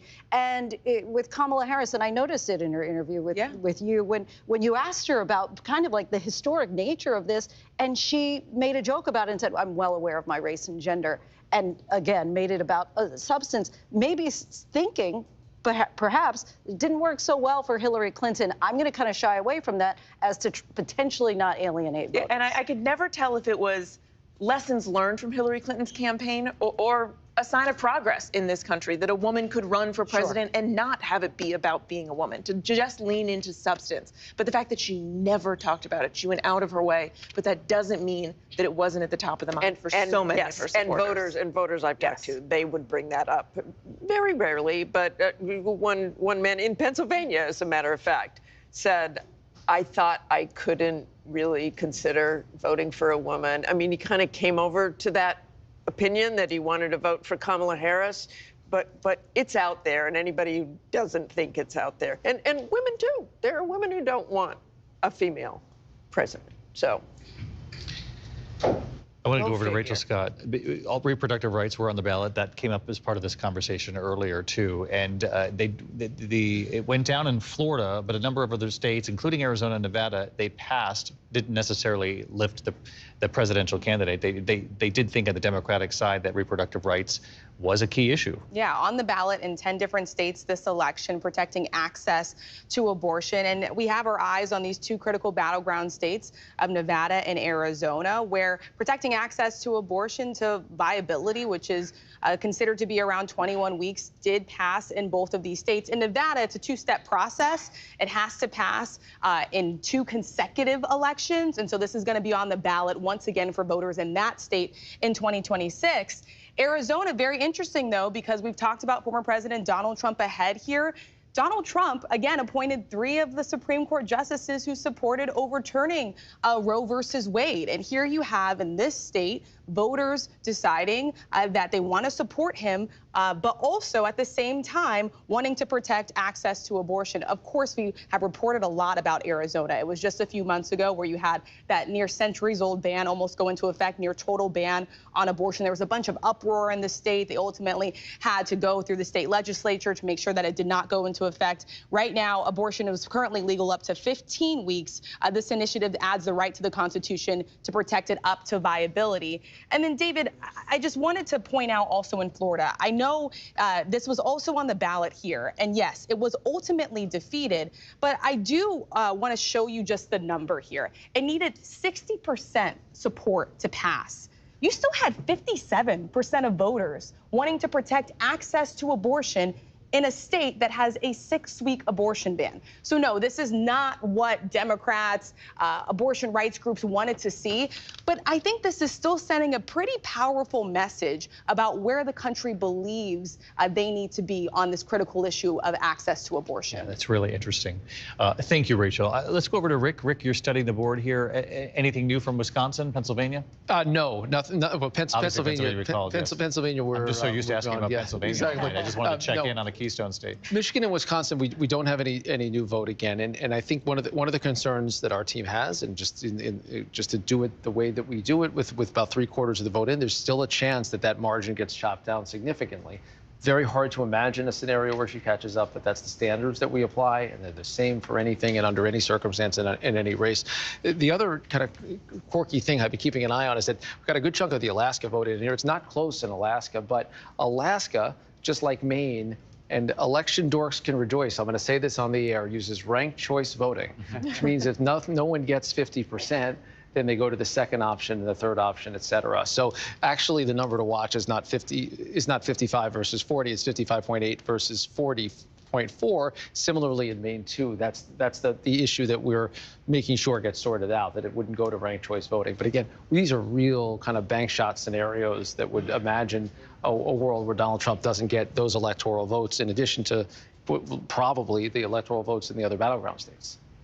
So what do you think plays out tomorrow, Mary, as far as Kamala Harris and this speech? Do we have any indication as to what time she's going to talk? Who would be her closest advisors helping to work on this message that she'll now have to deliver to her supporters and to the country, because she still is the acting vice president, obviously? I can only imagine what is going through her head as she has to switch gears and go from writing what I imagine she had hoped was a victory speech to now coming out and somehow, thanking her supporters, trying to offer perhaps some kind of explanation as to how we got here. And given the optimistic, positive tone that she tried to finish her campaign on, give supporters and her voters some hope, because she did outline a very stark contrast in this race and made very clear that she thought Donald Trump was a danger to America, a threat to democracy. And yet she also wanted to end on a note of unity. How does she merge those two messages now and transfer some of that optimism to the large portion of the population that is outraged and upset by what appears to be very much the results in another Donald Trump presidency? She's got a lot of work to do, and it will be interesting to see what kind of tone she strikes. As for the logistics of this, we don't know yet what time she's going to be speaking. I believe it's going to be at Howard University, which obviously is a deeply symbolic site for her, and one that they were hoping to lean into to convey a very different message. Yeah. Well, you remember 2016 too, and you hate to compare campaigns because they're all different, but we remember Hillary Clinton coming out the next morning in Midtown Manhattan to give that concession. Donna, what kind of advice would you give to somebody who has to now do that? Oh God, well, this will be my third time, so maybe it's a good way of saying, you thank your staff, you thank the country, you thank the President of the United States. I know we all have different views, but Joe Biden has been a tremendous president. He has helped to rebuild this economy. We're not collapsing. We're not where we were when he walked into the White House along with the vice president. But she doesn't really have to talk about the past. She has to talk about the future, going forward, working with the new president if he is the president-elect. And again, demonstrating that, as vice president of the United States, the administration will work with the new administration. So there's a lot that she has to say, but she starts off with thanking the American people and her staff and her supporters, because they worked pretty doggone hard. Yeah, they did. And the vice president did too. There are going to be all the questions that we've been talking about, and there will be plenty of people who ask them. But there's no question that it was a 107-day sprint to a finish line that didn't end the way she was hoping. Where are we headed next? Mark Burstein in the control room? Do you want to talk us through? So give us the pathways here, Rick, of the. You bet. Yeah. So look, we're sitting here at 266 electoral votes. 270 is the magic number. The most straightforward way to do it would be to win one of the battleground states, Michigan and Wisconsin. We know Trump is leading in both of them, 230,000 vote margin and 100,000 vote margin. We still, though, at this stubborn late hour, have a significant amount of vote that is out in the Detroit area. We're still only up to about half, and that's 400,000 votes that are still there to be counted. And in Wisconsin, we're waiting on some extra parts of Milwaukee. We're up to 3/4 of the total vote, but that's still 100,000 plus votes in a race that right now only has them. Look at that. This is kind of wild. So it's almost the exact same number. She's up by 108,000 in Milwaukee, down by 108,000 statewide. So double that up. It's hard. It's very hard to catch up, but that's the reality. And then we have a couple of other things. New Hampshire has not been allocated yet. That is a Democratic-leaning state. Show us in New Hampshire the sort of.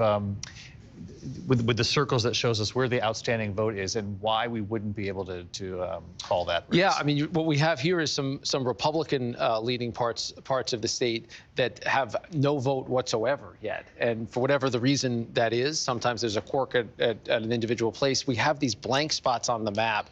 It happens in some rural parts of the state. New Hampshire divvies things up by townships. They aren't just counties. So it leaves little holes that our team wants to be sure we know exactly what's going going on. But that's not going to be relevant for the electoral math if it lands for Vice President Harris. Maine and its one congressional district would be, but again, the key number there is 50%. You have to get to 50% to win that. And in Alaska, but again, you look at the totality of this map, and it would be beyond shocking if Donald Trump does not get 270 plus electoral votes. And where does it stand with the House, Rachel? Donald Trump, you heard in his speech say, you know, we took back the Senate and we very likely took back the House, but the House is still not decided. Not decided. And when I ran into Democrats with Democratic leader Hakeem Jeffries, they said, welcome to election weeks, possibly months, because of just how long it could take for the vote to be ultimately counted in states like California. It may be a while. And so, you know, we did have our eyes on very early Virginia, too.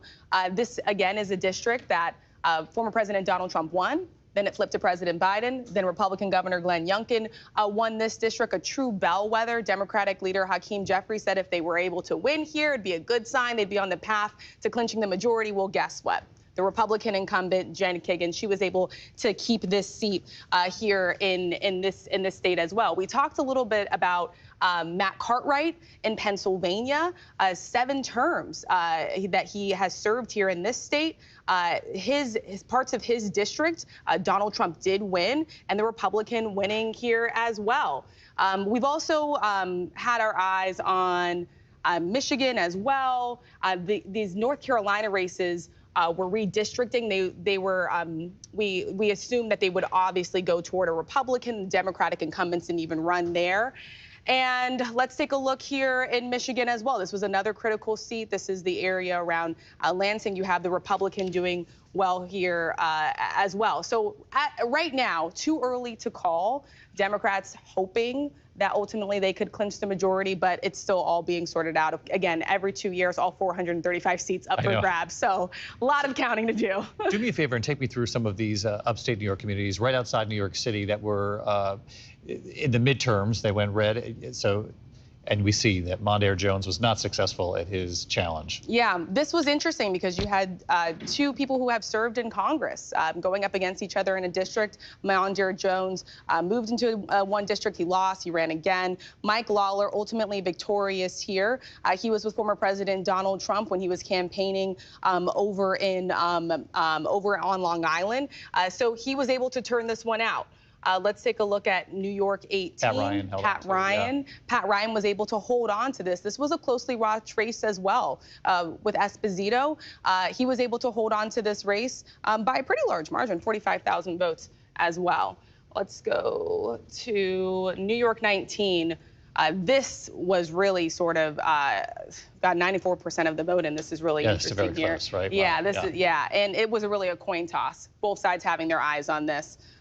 Riley ahead right now, and New York 22.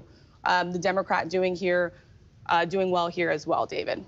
All right, we're going to take a quick break. We'll come back to these numbers, and as soon as we can call the biggest race tonight, the presidential race, we will project here on ABC if we can in these overnight hours. So don't go away, and we sure do appreciate you staying up with us. It's about 4:07 here in the East. Hey, listen, Good Morning America is coming up shortly. Stay tuned. We'll be right back. ABC News live coverage of the election night 2024 continues right after this.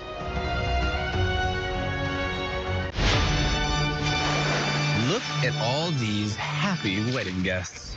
I'm getting married. Cap, are you crying? I'm a sucker for love. All of this is a lie. You have to help me. I need you to come with me right now. I just don't know what to do. Code Alpha. This is all my fault.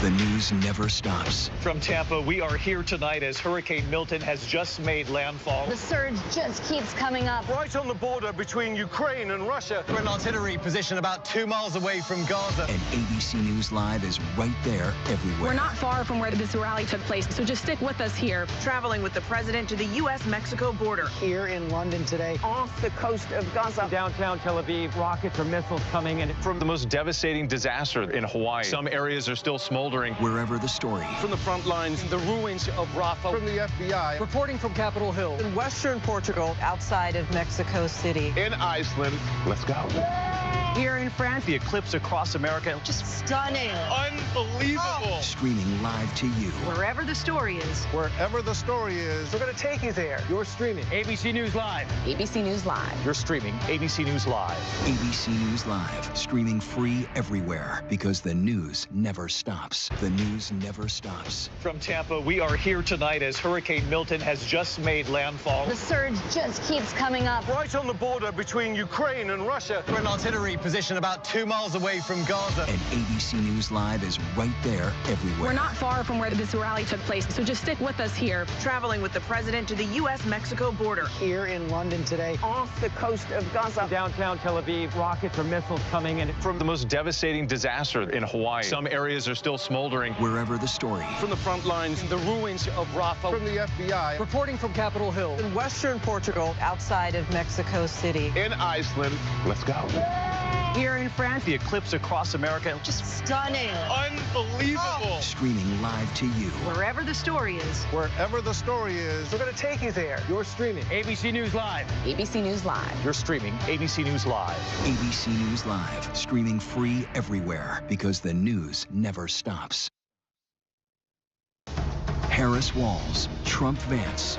Election night 2024 continues. Here again, David Muir. Hello again, everyone. It's about 12 minutes past 4 in the morning here in the East. We know these are American elections. They last well into the night, at least the last several presidential elections. Let's go right back over to the board and Rick Klein. I just want to explain to our viewers who are staying up with us, who are getting up this morning, now getting ready for their workday, for those who get up super early to start their day. And I just want to bring people up to speed. Obviously, we're very aware that Donald Trump is most likely going to be here, the 47th president of the United States. We just don't want to project it officially until we absolutely know it's a mathematical impossibility. That's what the decision desk, that's their job. That's why they're so careful and steady with what they do. Let's take it, let's look at Wisconsin, for example. I guess what would get us there or closer is that Milwaukee vote that's outstanding, right? The other map that you have that shows us where there's still vote. How much is left? Yeah, so we have about a quarter of the overall vote left in Milwaukee. You can see what this looks like. That big dot, that is Milwaukee, a bluer place because it's a 65-33 edge for Kamala Harris. And as that vote comes in, we'd anticipate, based on where it's from and the type of vote, that it will add to the margin that Harris has in that county, a county that she's winning by 108,000. We've seen some other rural vote trickle in. That number's gone up a little bit for Trump. That's why it's so difficult to beat down the margin. But our team plays this very carefully, following the numbers, nothing else. And look, we're sitting here at 266 electoral votes, and there's no reason to be cute about it. We heard President Trump, the former president, declare victory earlier. He is exceedingly likely to get a majority in the Electoral College. He needs 270 electoral votes. But until the math is actually there for us in an individual state, our decision desk wants to just be very comfortable with that decision based on that circumstance, based on the vote that's actually in. We're just not there quite yet in a couple of states. Michigan's is it Wayne County in Michigan that we're? Yeah, it's Wayne. In Michigan, it's Wayne County, and we just don't have a good answer at this hour as to even. They had told us maybe something in the last hour, but we got only about half of the vote in, and that is a huge county. It's by far the biggest of the state. 400,000 something votes still outstanding in a place that Kamala Harris is winning by 300,000 and down by 220,000. That you combine that with other places where there's some vote out. That's a big dot there. Some more in Kalamazoo, some in Ann Arbor, and there's just enough uncertainty out there that we don't want to go beyond where the numbers lead us. Yeah, completely understood. How about the Sun Belt states, Arizona, Nevada? Where are we there? Yeah, we'll check in on Arizona and Nevada. Arizona, we said from the start that if Arizona's at all close, it's going to take a very long time to count. Right now, we only have about half the vote in, and it is going to be several days before we get a substantially larger amount of that vote. Right now, Donald Trump's lead is about 1.5 points. When we've looked inside Maricopa County, by far the biggest county in the state, we only have about half of that vote, and Kamala Harris has a narrow edge in that state. So you can imagine if the trends hold, that as more vote comes in, she might be drawing somewhat closer.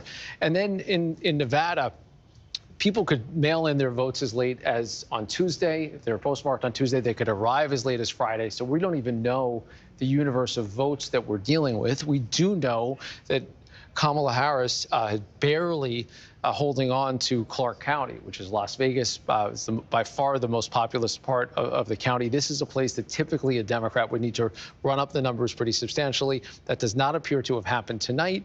But again, 55,000 votes just from that one county in a margin of 57,000. And we still have some dark spots. We had some issues with reporting out of Nye County, not an enormous county, but right now there's only a couple hundred votes in that county coming in at all. And in Washoe County out in Reno, which is more of another classic kind of swing county, Donald Trump is up there, but even there, only about 3/4 of the vote. So again, we're not sitting here trying to explain something away or make something happen that would seem to be a mathematical impossibility. When you take all of this evidence together, we all know what it looks like, and it's very much the story we've been telling tonight. It just isn't there quite yet when it gets down to the math. Yeah, which is just, it's our duty to follow the math, and that's why we have a decision desk that we don't interact with here. Go back to Pennsylvania, if you could, some of the rural counties. I'm curious, we've looked at Donald Trump meeting or exceeding the threshold. Can you look in some of those rural red counties and just see how Kamala Harris did compared to, say, Joe Biden 4 years ago, Hillary Clinton 4 years before that? I'm just curious. Yeah, I mean, this isn't even that rural. Luzerne County, which is Wilkes-Barre. Wilkes-Barre, right? Yeah. Is a really interesting one to look at because Hillary Clinton hit a low water mark for Democrats back in 2016. It looked like Joe Biden was on the move a bit and getting some of those votes back, and we saw a real backsliding. In an area state, maybe Joe Biden did better than a typical Democrat because he's from nearby Scranton. But in any event, that's what happened.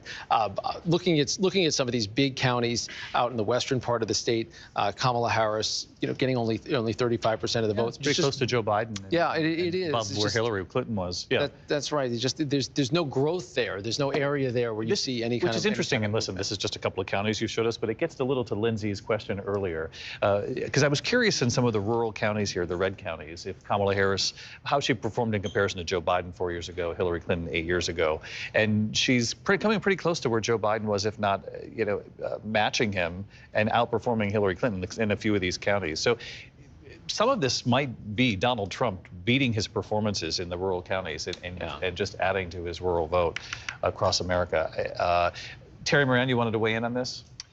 Well, I think that the rural Democrats were a hope of some of the people I talked with out on the campaign trail. They felt that as I said, the rural Democrats had found each other. They were disheartened and demoralized after 2016, and almost afraid to identify themselves to their neighbors as Democrats. And it felt like they'd gotten their spirits up, and they were putting their lawn signs out, and people were shooting at them.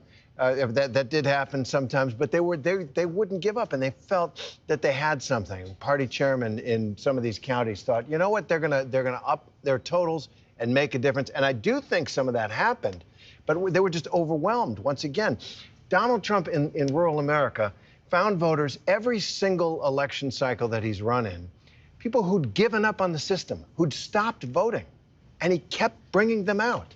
And that's good news. Right? I mean, that's a good thing for democracy. And it's amazing that he does it. And I do think the encouragement of participation in the early vote, which he didn't do 4 years ago, we might be watching something tonight too, where they got the early vote out and they kept encouraging and then just added to the margins on Election Day in a way that they didn't do 4 years ago. And I wonder, in looking back for the Democrats, if they're going to, in counting so much on these urban centers that Donna was talking about, they're saying she's really going to have to overperform in Philadelphia, for example, tonight, or she really has to be doing better than that. in Madison, if they put themselves in a position knowing that the Republicans are really going to work on the early vote this time too, that their effort needed to be somehow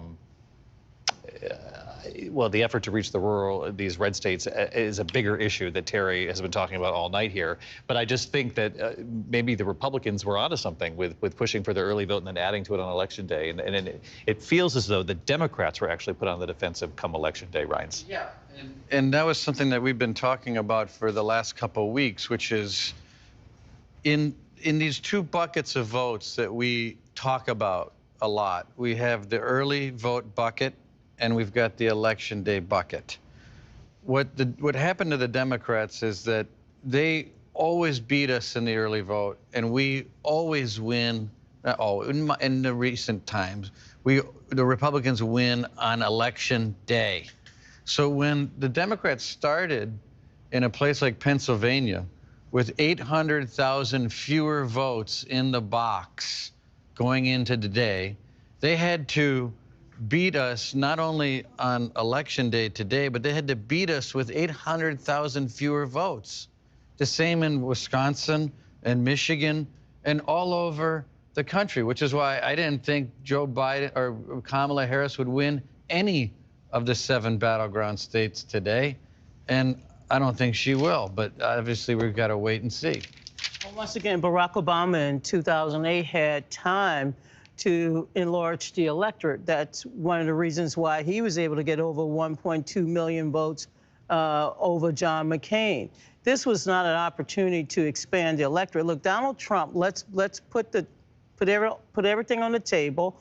Donald Trump expanded the rural electorate. I mean, when you grow the electorate, when you grow it, and there's no other forces to counter it, Democrats are not going into these rural areas and looking for votes, maybe suburban areas. But look, there's a lot to digest. I'm still trying to figure out where the path is in Michigan and Wisconsin. Of course, Clark County is another disappointment. Look, these are areas of the country I know very well. The last time, Jonathan Call and I were in Las Vegas a couple of months ago. I mean, that's an area where Democrats normally overwhelm on not just the early vote, but the day of. And look at the results. The Latino vote. I think it's significant. I think Clark County is the Latino vote, and Donald Trump being very successful on this Election Day, peeling back the Latino advantage that Democrats had, particularly in Clark County. And to have an even score, really, between the Democrat and the Republican in Clark County should be eye-opening for the Democratic Party. I don't know if I'll ever close my mouth or gamble there again. That's just a lot. You will. You will. I know you. But they had that ground game too. I mean, the Latino vote, and the culinary workers. That's a huge, powerful union there, and it's majority Latino. They were going door to door to door. I think they said 900,000.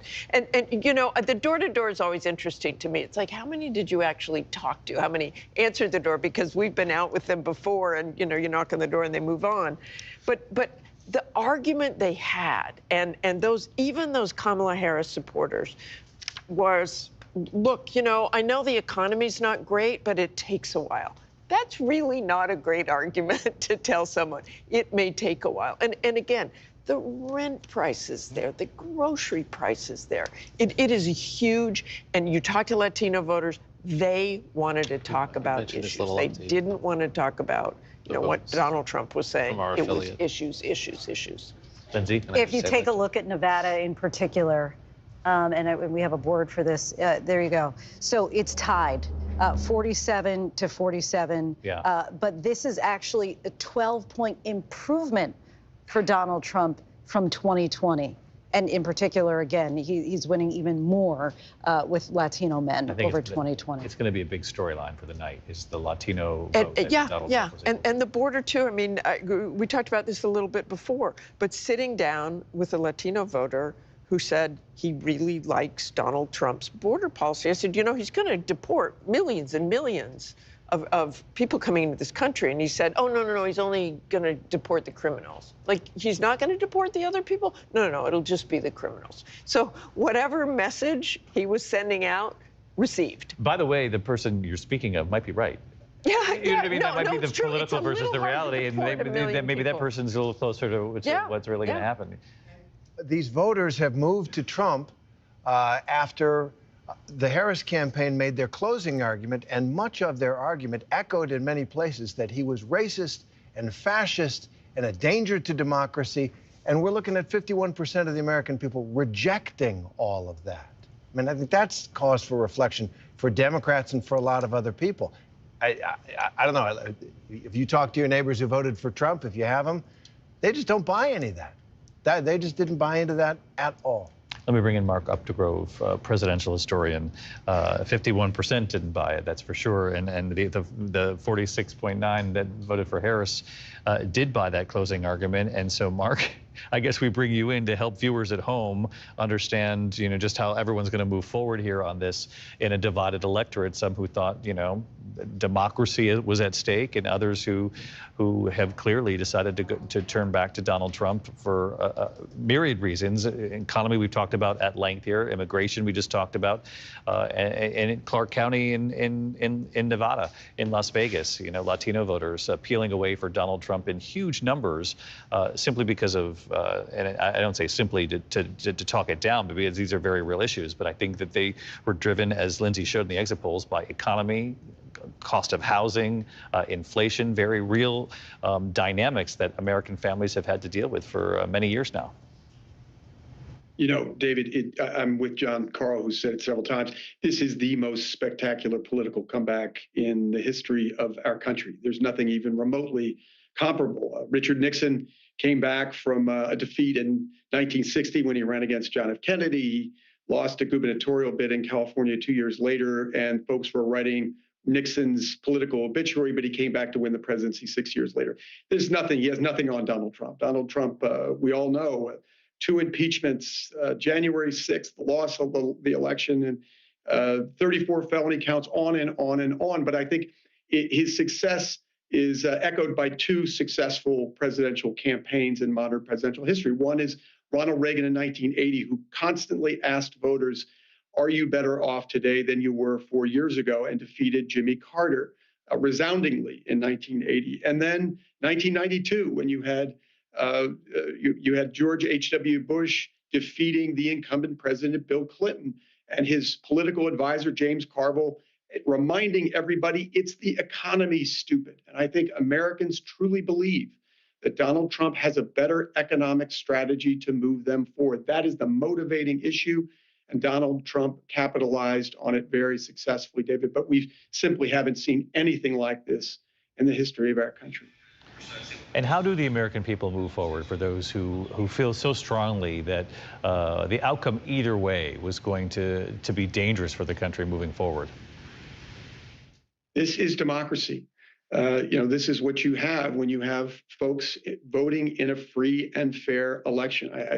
There's been no greater disparity between candidates than you've had between Donald Trump and Kamala Harris. And you see almost a 50-50 split, nearly a 50-50 split between Americans. It shows how divided we are. That's no surprise. We've seen that. We know how divided we are.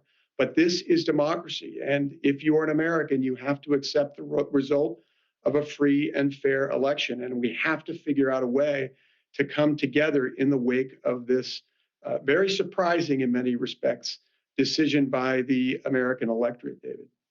Mark, what do you make of some of the exit polling and sort of the coalition, really on both sides, the way they turned out, who they voted for tonight? And I guess in particular, what we've been talking about is that Donald Trump, he definitely carved out, for example, again, in Clark County, Latino support in some of these urban areas, some of the different battleground states. But one other thing that he did that is quite extraordinary is that in all of these red counties in Pennsylvania, Wisconsin, North Carolina, Georgia, he upped the number in some of these smaller counties, but he did better than he did 4 years ago, in some cases than he did 8 years ago, over and over and over again, and that added up over time. And it's the patchwork of those rural communities, David, that really comes into play. You start bringing up the numbers by bringing in those rural communities one by one by one by one, and chipping away at the Harris lead in in the bigger urban communities. It is a miraculous strategy, and it worked. They seem to get out there in numbers. Donald Trump waged a movement, just as he did in 2016. It surprised many at the time, and I think a lot of it was because he was so successful in the rural areas where he was largely uncontested by Kamala Harris, who was concentrating, I think rightfully so, based on the numbers, on those urban areas. But they got just enough in order to get a majority in these states. And just particularly surprising in the blue, what were the blue states, the industrial blue states, Pennsylvania, Wisconsin, and it looks like Michigan. Wisconsin and Michigan look like they're going to go to Trump, just as they did in 2016. A very successful movement waged by Donald Trump, David. Mark, let me ask you, it was an issue that Lindsay had brought up earlier, and it's one that will be talked about too, and that's the role of gender. And not only that, but this is now the second time the Democrats have nominated a woman to be at the top of the ticket, and also in this case a woman of color.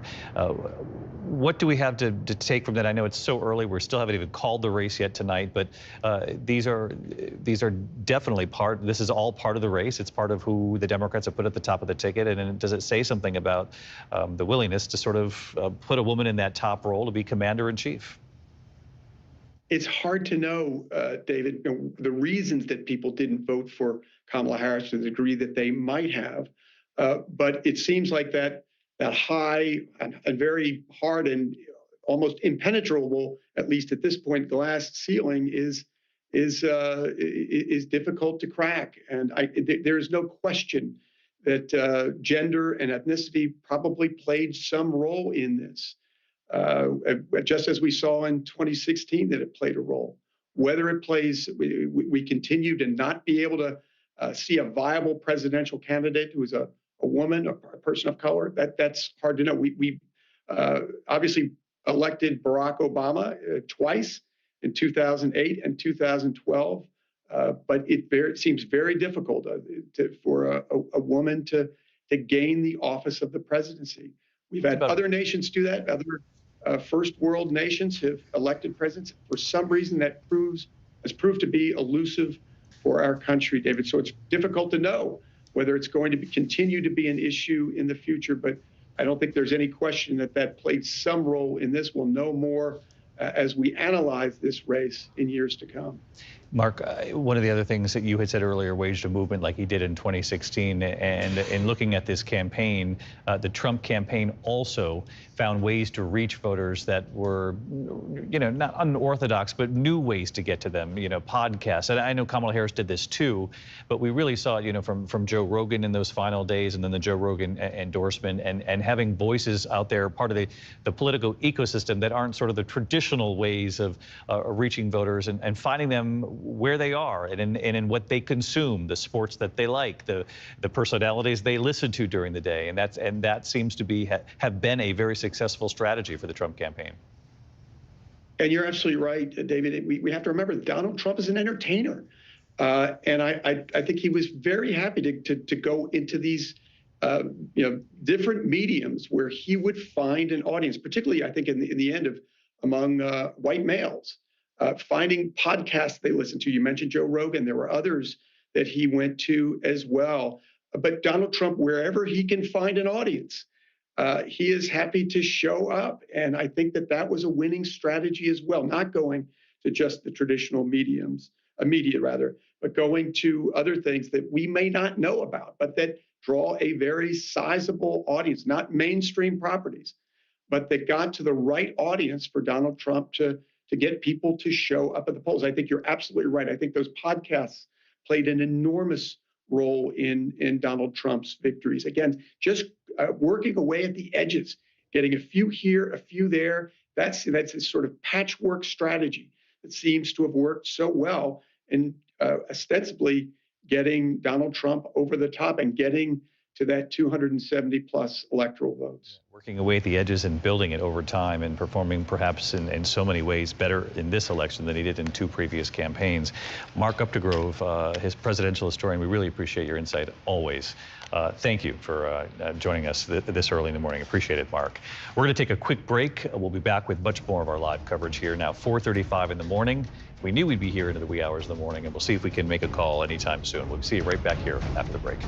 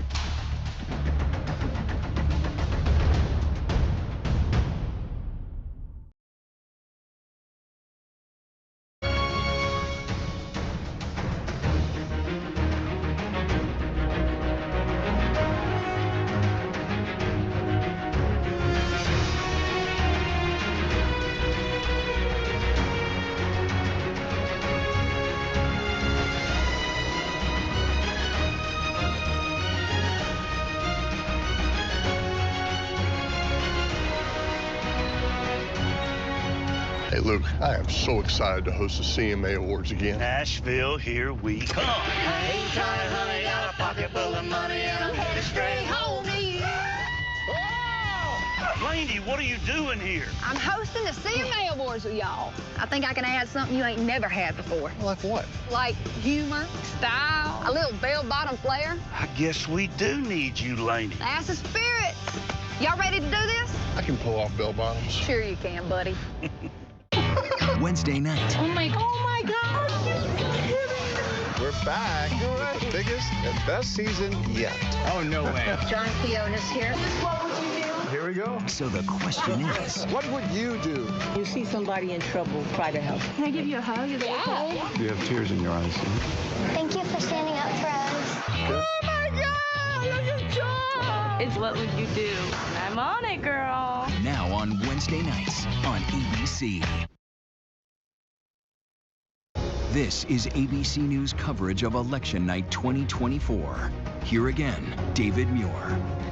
Welcome back to ABC News Live coverage here at election headquarters here in New York. We gathered we'd be here until early hours. We didn't quite know we'd be here at 4:39 in the morning waiting to call the race, but that's exactly what we're doing. Our decision desk wants to be absolutely sure before we project where we all really believe that obviously this is headed. I do want to talk about a potential Trump transition team here and the roles of some of these folks that we've seen on the campaign trail and what we expect to see from them. First of all, RFK Jr. Elon Musk.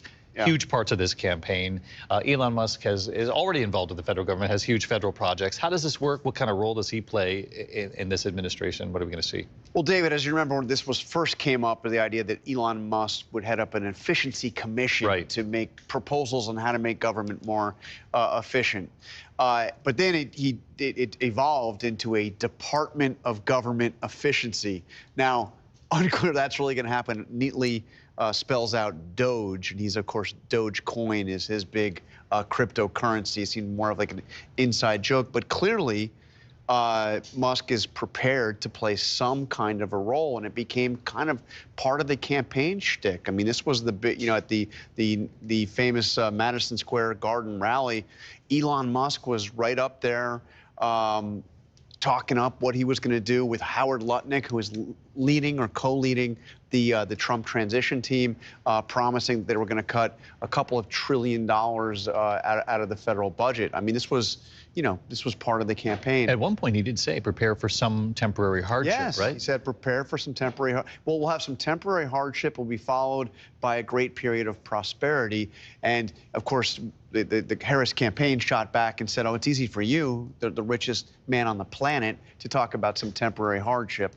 Bobby Kennedy's a bit different, Kennedy has clearly been promised that he will have a major role in determining health policy writ large in a Trump administration. That doesn't necessarily mean that he would be the Secretary of the Department of Health and Human Services, but he has been, and I talked to him about this just a few days ago, he has been preparing lists of names for potential cabinet secretaries. By the way, health writ large means Department of Health and Human Services, but also the Department of Agriculture, which has a big role over our food supply, food stamps, and all of that. And Bobby Kennedy is of the belief that Trump has given him free rein to basically be the decider on these major issues. And I don't know if you know it, but when Trump spoke, he said, Bobby can do anything. We just got to keep him out of energy. Because, of course, Bobby Kennedy made his name as a political activist, as an environmentalist. For the environment, And Donald Trump's the guy who has said global warming is a hoax, and he wants to drill, baby, drill, baby, drill. I asked Bobby Kennedy about that, and he said, well, actually, you can do more to combat global warming in the area of agriculture, which you can do a lot. I mean, there's fertilizers and all that. But look, I think both of them are gonna have significant roles. Whether or not Musk actually makes the leap into government, I'm skeptical of. I think it probably actually won't happen. But RFK Jr. clearly will be an advisor inside the White House, and whether or not it's a cabinet position, obviously that remains to be seen. But he's known, he's anti-vaccine, talked about removing fluoride from drinking water. Are these real proposals that you think will? I mean, look, he's been on the anti-vaccine thing for a long time, and long before COVID. This is not just being anti the COVID vaccine. He is one of those that has argued the debunked theory that vaccinations are linked to autism. This is something we've seen with some, people usually associated with the far right, like Michelle Bachmann, if you remember her. But he clearly believes he's going to have a major role. And look, there are others. I mean, Boris Epstein, who is Donald Trump's kind of, the lawyer in charge of the lawyers on his legal team. He's the person with him by his side so many times. He's at the center of many of the indictments, not indicted himself, but mentioned as a key figure in the January 6th case, both the federal case and also the Georgia case. He's somebody who Catherine Falders has done some phenomenal reporting, looking at their plans for lawyers throughout the executive branch, not just the Attorney General, but White House counsels, the councils at the various federal agencies, and Epstein has been drawing up the list of possible names, and those were the guardrails that were on Donald Trump: White House counsel, Attorney General. And is Don Jr. playing a role in this transition? How big is that role? He certainly, I mean, he probably played maybe the decisive role in the single most important personnel decision. J.D. Vance. J.D. Vance. Yeah. So I think it's unclear exactly what role, if any formal role, Don Jr. will play. But he certainly got his father's ear, and he certainly has the ear of the vice president. What do you expect from J.D. Vance as vice president-elect? If and when we make the projection, but how do you see him in the White House as vice president? Well, I think he's going to be obviously serving Donald Trump. I think it's important that he doesn't overstep his place. I think he gets that. And certainly in a Trump White House, that's not something you ever want to do. Outshine the boss isn't something that works well with President Trump. But, in regard to some of the things Jonathan talked about, I think, President Trump reads the tea leaves on about every decision that he makes. I think he tests the water. I think that's part of the reasons why he liked the idea of interviewing cabinet secretary prospects at Bedminster. Brought a few people in, read the press as it went on, read social media as the interviews proceeded. In a lot of ways, approval and affirmation is the guardrail of a lot of what the Trump White House does, because we know that President Trump he wants good press. Well, good press is a lot of public opinion, and that's something that I think will continue in this White House, no matter how much different people think they're going to get cabinet positions and who's entitled to what. Donald Trump will make the decision, but a lot of those decisions are going to be driven by how things are perceived as the decision is being made. And that's something that I don't see changing. And look, when I went through this 8 years ago and ran the transition up through the week after the election, this is a fiction now that Donald Trump's created, that, he wasn't plugged in at all. He didn't know. We had weekly meetings during the campaign about what was going on in the transition and what people were being put on short lists for all these different jobs. And those meetings didn't occur just with Donald Trump, but they occurred with Don Jr. and Eric and Ivanka and Jared. I mean, the idea that somehow, these things were foisted upon him. Reince and I sat in rooms together where suggestions were made to him about what to do, but he was always the one making these decisions. And I agree with Reince that it's amazing if he feels like someone is getting one of two things: either getting too far out in front, they're going to get dragged back, and if he feels like they're not getting good reaction out there, we've seen this on the campaign trail, he'll act like he doesn't even know who they are. And when Mark Robinson, got bad stuff in North Carolina, he went from being Martin Luther King Jr. on steroids to haven't heard of the guy. I barely know the guy, right? And we saw that with any number of folks that were proposed, even by Donald Trump himself, and then got pulled back. And so, look, as far as Robert F. Kennedy Jr. is concerned, if I were him, I wouldn't take that promise and try to borrow money on it. Okay, when he starts to get vetted by the press, by Capitol Hill, for whatever role he's going to have, it's going to be some very interesting stuff that's going to come up. And Donald Trump doesn't like those kind of problems and having to deal with them. And he can forget a promise in 5 seconds. You're going to be X, whatever X would be. Oh, I'd love to do it, but I can't because this or that happened. That's the way he operates. And so if I were RFK Jr., I'd take a deep breath and, not be running around telling people you're going to be in charge of all this stuff. It may not last until December, let alone into the administration. Do you have any guesses, Governor, as to who might help shepherd this? Any names that we know other than some of the people who've been on the campaign trail and have supported Donald Trump in this third run? Look, I think Susie Wiles will play a big role in this, you know, and you saw her tonight, like, you know, smart, didn't say a word, got invited to the microphone, wouldn't do it, went right back to like 3 rows back on the stage, and he likes that. He likes to call you up, and he likes if you'll step back. So I think she'll play a role in it, and I think the family always plays a role in it. There's no doubt the family plays a huge role in it, and Don Jr. will play a big role in a lot of these selections, and now he'll team with JD, I suspect, and the two of them will try to get certain people that they agree on to move in. This is a family operation. Don't ever forget that Donald Trump has spent his whole life in a family business, and he thinks this is the way it's supposed to work. Let me get to the point that we talked about earlier in the night, which is once he starts making these choices, what kind of vetting he'll face from the Senate. He's going to be empowered by the fact that the Senate really looks like it's picked up a multitude of Republican senators tonight.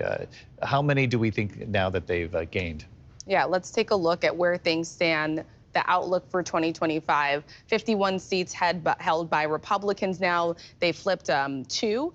Democrats holding 41 seats. Let's go back into some of these races, David. I was just taking a look at where things stood in Nevada, where you have Jackie Rosen running against Sam Brown. This is a lead that has narrowed in the last hour or so. Now he's ahead by just over 1,000 votes. I mean, she's at 47.2, he's at 47.3. Jackie Rosen was trying to run independent of Vice President Kamala Harris. She did not attend the DNC. She was running ads in the state, as many Democrats were in some of these critical battlegrounds, talking about how she bucked Biden on immigration, for example, how she's going to be an independent senator. And you could see just how she compares to Vice President Kamala Harris here. Vice President Kamala Harris getting 46% of the vote, Jackie Rosen 47, Donald Trump 51, Sam Brown 47. These two were out on the campaign trail together within the last couple of days. Looks like some people just skipped the Senate race. Do you have what Rick has, that tool that shows where the outstanding vote is? Does Jackie Rosen have, are there sort of Democratic counties where the vote hasn't come in? Does she have a shot here of catching up to him? Yeah, 1,000 votes. Let's see here. Yeah, you still have the county that encompasses Reno. 74% of the vote is in so far here. She's ahead by 5,000, and then also Vegas, Clark County, where 88% of the vote is still in here. So it's pretty close. I mean, when you have margins this close, 1,000 votes. Yeah, no, I would think that. Yeah, anything could shift either way in this race. And some of the other races that we're looking at tonight, as far as the balance of power in the Senate. Tammy Baldwin in Wisconsin, we haven't called that yet, right? Eric Hovde. That's right. And so look at how close that is. This one, again, very, very close here. Tammy Baldwin at 48. Eric Hovde at 49. He's ahead by 52,000. Also keeping our eye out on Montana. We did project Ohio, where Sherrod Brown, last statewide Democrat in that race, ultimately defeated by Bernie Moreno, someone that former President Donald Trump endorsed in the primary. Of course, this now means that Donald Trump has handpicked essentially 2 of the Ohio senators, one being his current running mate, Senator J.D. Vance. Montana is going to be a really interesting one here. I mean, John Tester, a third-generation farmer from this state, really campaigning on the Montana values. Again, someone who tried to keep Vice President Kamala Harris also at a distance here. I've been paying attention to a few counties in this state, including Cascade County. No Democrat has ever won statewide office in Montana without winning this county. John Tester right now ahead barely, just 779 votes. Obviously, this is a red state, but this is just another one that Republicans could potentially pick up here. And it just shows you, even just looking at the blue wall, David, again, just all of these races extremely close. When we go to Michigan, Elisa Slotkin, Mike Rogers, she's at 47, he's at 49. And then, of course, Pennsylvania, all-important Pennsylvania. Bob Casey, someone who is really well known in this state, his family name, his dad served as governor. You have McCormick right now, who is ahead at 49. Again, you have to think about these senators who have held these seats for quite some time, have never had to run on the ballot with former President Donald Trump. And that is the difference in this race. Rachel Scott, our thanks to you. Mark, do we have Frank with us? Frank Luntz, Republican strategist and pollster, with us here now. Frank, can you hear me? It's David Muir here in New York. Yes, I can. It's a privilege to do this. Good No, to I see appreciate it. It's a privilege for us, especially since it's 4:54 in the morning and you're willing to join us this late in the game. I'm really curious by a couple of things you posted on social media. You argue that Kamala Harris lost this election when she pivoted to focus almost exclusively on attacking Donald Trump, particularly in those final weeks. You're convinced of that? I'm convinced of it, and it was fascinating because she was gaining and gaining. Here's a candidate in our focus groups that had impressed the public with her energy, her enthusiasm, and she peaked at the convention when she was talking about what she was for rather than what Donald Trump was against. And all that changed in the last 6 weeks. And I did this wrong. I concluded that Trump did so badly in the debate that there would be no way that he could challenge her. And I acknowledge it because the public has the right to know the truth and we have the responsibility to tell them the truth. And the fact is that the debate this time mattered less. And in the end, when she turned on Trump, started to call him a fascist, started to use her most vicious terminology for him, is when she started to fall. And the fact is, this race was winnable for her, that she could have done it based on what she would have done in the first day, the first week, the first month, the first year. But she never communicated that, at least to the level that the public wanted her to do so. And in the end, they chose the candidate they didn't like but agreed with on affordability and security against the candidate who they liked, Vice President Harris. That's really interesting. So let me just drill down on that. You did focus groups right up until the very end, and your conclusion is they didn't like him, but they didn't trust her. Exactly. And in the end, they had to know where she stood. She never crossed the threshold. And this is going to be the conversation we're going to have for days and weeks. She never crossed the threshold of credibility, why she changed her position on certain issues, what she would do when she got the chance to do the job. And the fact is, she should have challenged the president. She should have challenged Joe Biden, and she should have separated herself, differentiated herself, and she didn't do it. And in the end, voters did not like Donald Trump. These final undecided voters, these persuadable voters, they didn't like Trump. They liked her more. But on the key issues, and the only two issues that mattered in the end was this affordability and security defined by immigration. Because she didn't define herself, they ended up with Trump and not with Harris. Really interesting. I want to bring John Carl into this. He was raising his hand, Frank, to ask you a question. And you heard, John, what he just said there. He said in the focus groups, they liked her more, but she didn't address affordability and security, border security. Yeah. And I was struck, Frank. I want to ask you, you said that she made a mistake when she turned to the negativity, to, called him a fascist. And that was a decisive movement in the wrong direction. But in the final days of this campaign, Kamala Harris stopped, in some cases, talking about Donald Trump. She ended on a positive message in the final days of the campaign. It was Trump who went into a deep, dark place in the final days of the campaign. So how do you square that? Because it was too late by that point. And it probably did hurt him what happened in Madison Square Garden. And in our last session, several of our undecided voters brought that up, saying that's exactly what they wanted to avoid. And the way that they communicated this, and some of this was published in the New York Times yesterday on Election Day, that they closed their eyes and they held their nose and they chose Trump because in the end, they had more faith in him delivering on the issues that mattered than they did her. That she should have done this earlier in the campaign, and by the last 96 hours, it was already too late for her. Frank, I've got Lindsay Davis here with me too. Lindsay.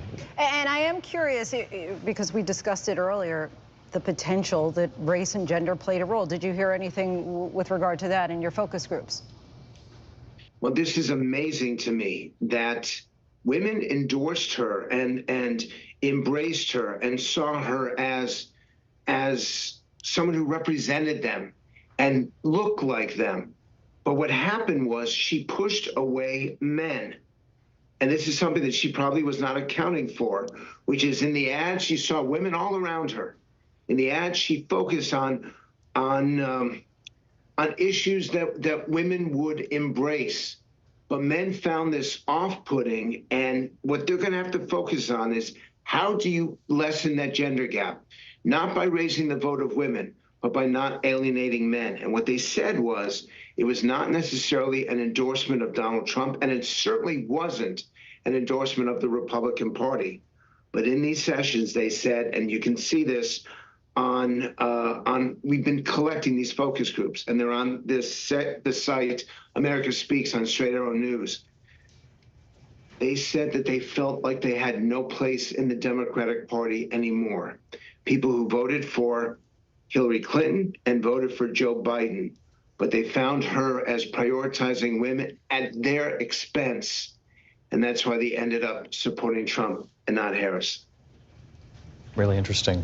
The focus groups, I'm sure the folks at the Harris campaign are going to pour through all of that material as well, and they had their own focus groups going. Frank, I'm curious, I did see someone pretty high up in the campaign in the final days say that their focus groups showed that the undecideds in the end were breaking their way. Didn't indicate that they were breaking completely in Harris's direction. You know, it's certainly not 9 out of 10, but saying that maybe 6 out of 10 is what they were starting to see in some of the focus groups, and that was encouraging. You weren't seeing that. The undecideds in your focus groups turned Trump's way in the end? They turned Trump, but they didn't want to. They turned Trump's way out of regret, out of disappointment, even out of frustration. And David, you can tell by their body language, you can tell by the tone of their voice that these are people who were so reluctant in casting their vote, but they were going to vote. They were going to participate, and they were not going to throw that vote away. It mattered too much to them. And that they are not Republican, and they are not part of the Trump constituency. But in the end, Harris disappointed them, and they did so out of regret, even in some cases out of embarrassment, but they felt that the Democrats had left them rather than that they had left the Democrats. Really interesting. Frank Lentz, Republican strategist and pollster. Frank, always appreciate your insights, and this is sort of invaluable in hearing what some of the voters were telling you. Thank you, Frank. We'll be back with much more right here on our early morning election coverage here on ABC. Live coverage continues just after 5 here in the morning, and we'll see if we're any closer to making an official projection here right after the break.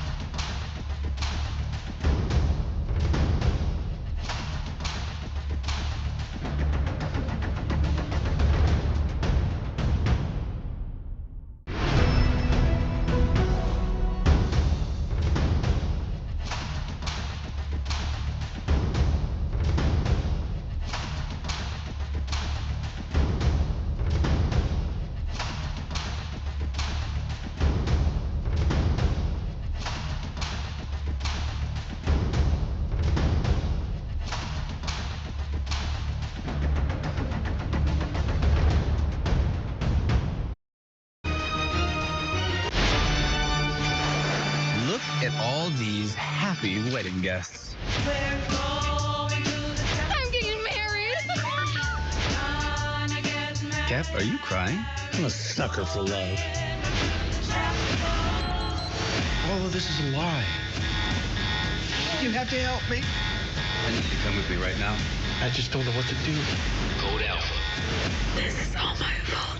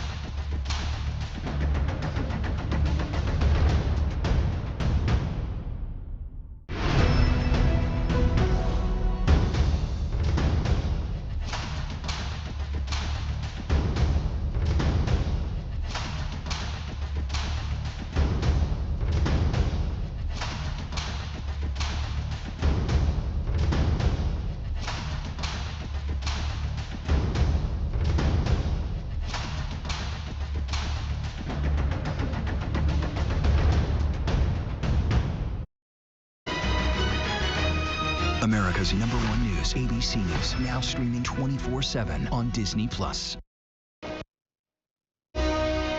Welcome back to Election Night 2024 on ABC. Here again, David Muir. Welcome back now, 6 minutes past 5 o'clock here in the East on this Wednesday morning after election night in America.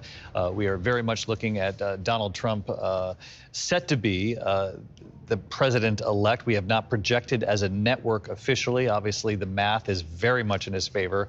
It's looking increasingly mathematically impossible for Kamala Harris to catch up here, but we're being super careful with our decision desk, making sure that everything has been checked before we're willing to project. As you know, earlier in the evening, Donald Trump speaking in Florida, thanking his family, his supporters, and certainly the voters who put him in this position to potentially be the 47th president of the United States now. You know, we heard Frank Luntz just sharing with us some of his focus groups of voters in these final days, and he said he was struck by how many of them said in the focus groups that they actually liked her, but didn't trust her on the two key issues of affordability and security in this country. And when he said security, then said border security.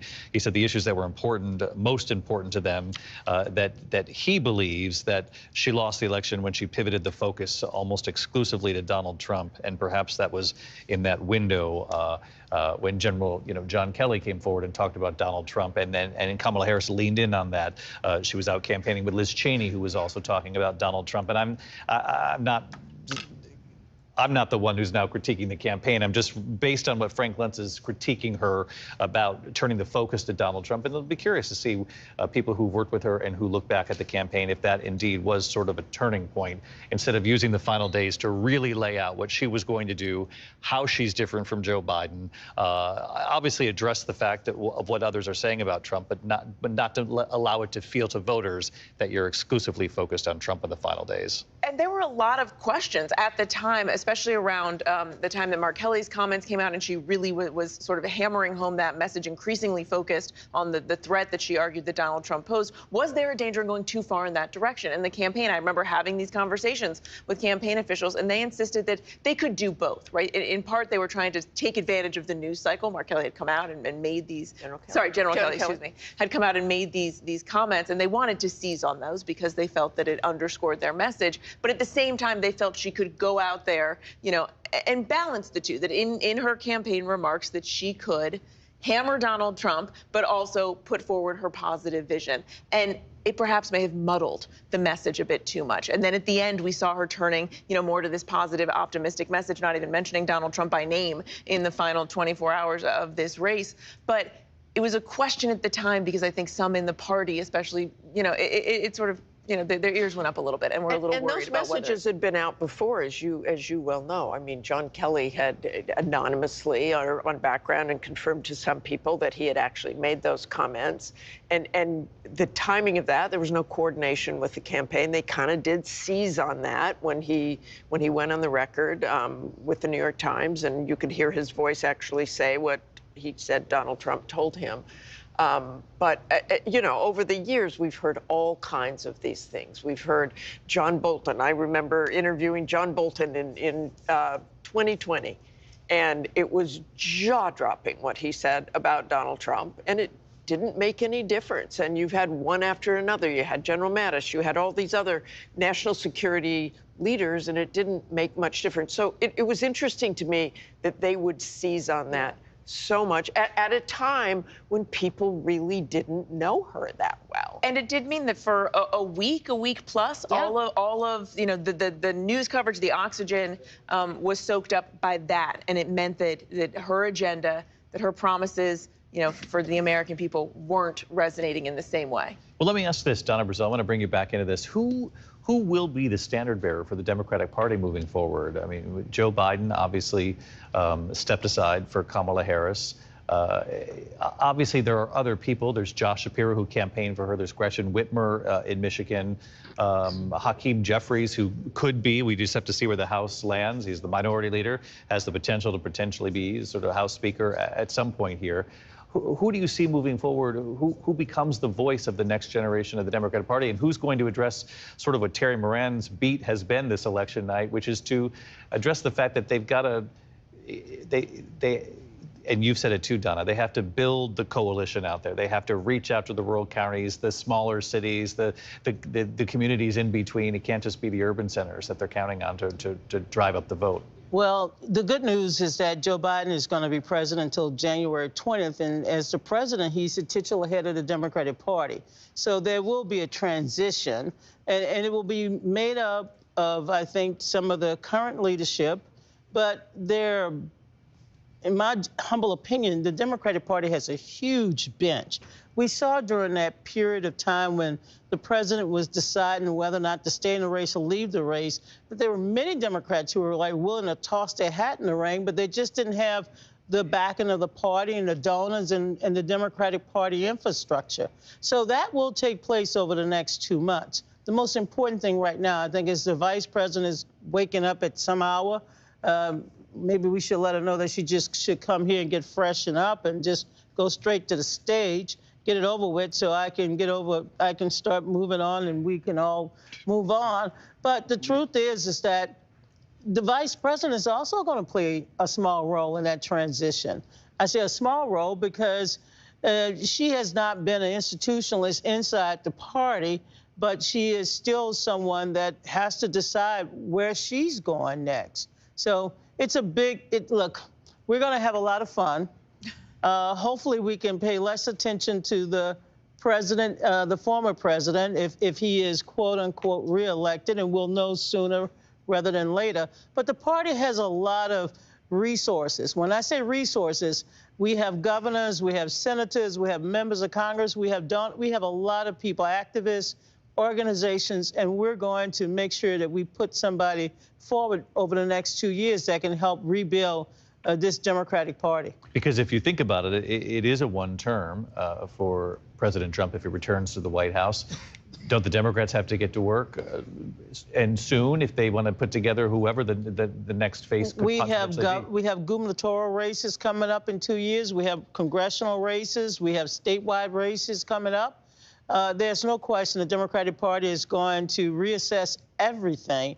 The fact that turnout in some of these Democratic states, some of these blue states, I keep looking at Illinois, I keep looking at Chris' home state. Chris, you should have just stopped working. No, there's a lot of work to do to rebuild not just the blue wall, but now to rebuild the entire Democratic Party infrastructure across the country so that we're not looking at these tight margins on a night we should be just focusing on the so-called battleground states. Donna, Back to Tim Walz. I mean, Tim Walz, is he someone who's the future of the party? I mean, why not Wes Moore? I mean, why not? You talked about Gretchen Whitmer. We have so many governors. We have such a large bench. But I think this is a passing of the torch. Nancy Pelosi did it when she stepped down and passed the torch to Hakeem Jeffries. I think you'll see another passing of the torch across the board. Any other names, though, you want to throw out there? I'm not trying to make anybody upset. I'm already upset. It would be a tragic mistake if I didn't mention Gavin Newsom. All right, well, there you go. Gavin Newsom, Andy Beshear, Kentucky, Josh Shapiro. These are some of the names that were thrown in when they were saying, oh, maybe we'll need to do a mini primary. It just Mayor Pete, Pritzker. Yep, I mean, this party has a lot of assets, but I also think that the party is going to have to take a look at 51% of the vote in Illinois. You want to, you know, I mean, Maryland did a little better, but still, there's a lot of healing to be done. I was just receiving an email from Marianne Williamson. She's up at this hour telling the Democrats what we should be doing next. So there's going to be a lot of incoming. And I look forward to hearing everybody, you know what. Well, I mean, what she's upset about is the fact that there was no primary. I mean, she may be not exactly a central figure in the party, but there were people that were saying early on that she received some votes, just no delegates. You know how the process works. Well, you're going back to the central question. After the 2022 midterm, Joe Biden made the decision on December 1st, 2022, that he would toss his hat back in the ring. He said at the time that he's the best candidate to defeat Donald Trump, and he encouraged and recommended that the Democratic Party change their calendar. We did that. We honored Joe Biden. We honored his legacy, his commitment, and when he made the decision to step back, Kamala Harris stepped forward. There's a lot of work we have to do. Look, I'm not afraid, but I don't think it's my job anymore. You know, I think that one of the problems, Martha hit on it, these comments, these negative comments about Donald Trump from Bolton, from John Kelly, it was already in the ether. And when Kamala Harris came out, she came into this as a very unpopular person in the Democrat Party. She didn't win a single primary, she didn't win a single vote in the primary. But then all of a sudden she became this candidate that was transformed at the convention. I mentioned this a little bit earlier. And all of a sudden people said, wait a minute, you mean we don't have to name call and you guys are gonna have fun and there's gonna be this inspiration in Milwaukee? And then she went right back to that old playbook. And I believe that part of her problem was, at that moment, she became inauthentic. She became not the person that suddenly became unbelievably popular in America in 2 weeks. And she went right back down to being this old playbook of name calling. And it's something that, you know, it might work for Donald Trump. It didn't work for her. Yeah, interesting. Governor? Yeah, look, when you're looking at what the future of the Democratic Party is going to be, I think one of the things that is a constant in politics is it's defined by the personality that catches the attention and the imagination of the voters of that particular party. It's usually not any one issue that grabs them. And I understand what Donna means about having to build back, you know, a lot of this constituency, but the way you do it is to get a candidate that they're attracted to. And the best example of that for the Democrats was 2008. I mean, the fact is that they had lost to George W. Bush twice, and they were not in a good way. And then all of a sudden, they got a candidate that caught people's imagination. And, you know, Terry showed that map before of what Obama did in 2008 and what he repeated in 2012. Was that because of any one particular issue? Of course not. It was because they believed in Barack Obama. They believed he could inspire them to greater things. And so I do think mentioning the names matters, but only as a laundry list that we're going to look at. In the end, those people have to now go out and prove that they can create a following, like Donald Trump obviously created a following. And that was not through any one issue, but through the force of his personality. Yeah, no and question. people forget in that Democratic primary that it was a battle between the past and the future. That's right. Hillary represented the past. She had taken a position on the war. She was seen as part of the Democratic establishment, and Barack Obama was the outsider. He was the new comer to Washington, D.C. So we had a terrific battle, and it ended up energizing the party. He expanded the party. he was able to get people engaged in the party. Now, maybe that's the exercise the Democratic Party will go through. I don't really know all of the next steps. It starts with the vice president tomorrow morning or tomorrow afternoon. We don't really know, making her statement, and then we'll take it from there. And I'm sure the president is going to have something to say. You know, I was thinking tonight, thinking about change, and of a man I met in Audubon, Iowa, in 2008, just before the Iowa caucuses there. A small town. He was a farmer, and I'm not making this up. He had a John Deere cap, stubble, a beard, missing a tooth.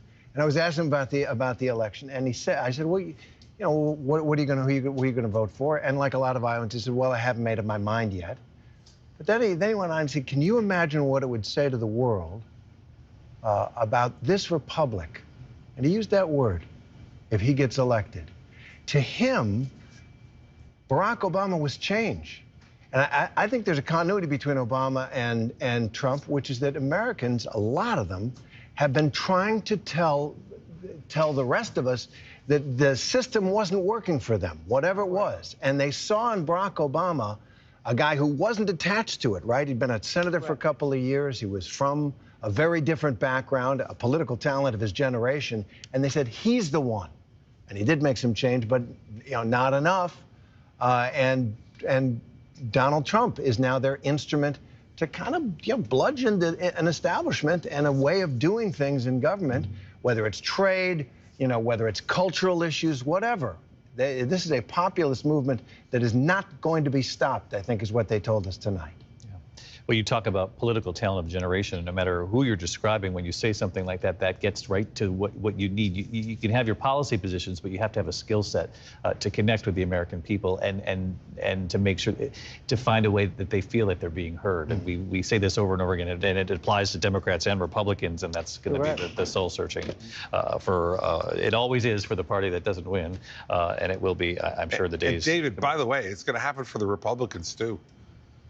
Like, yeah. Donald Trump wins this election, which he's going to do. The next page begins to be turned.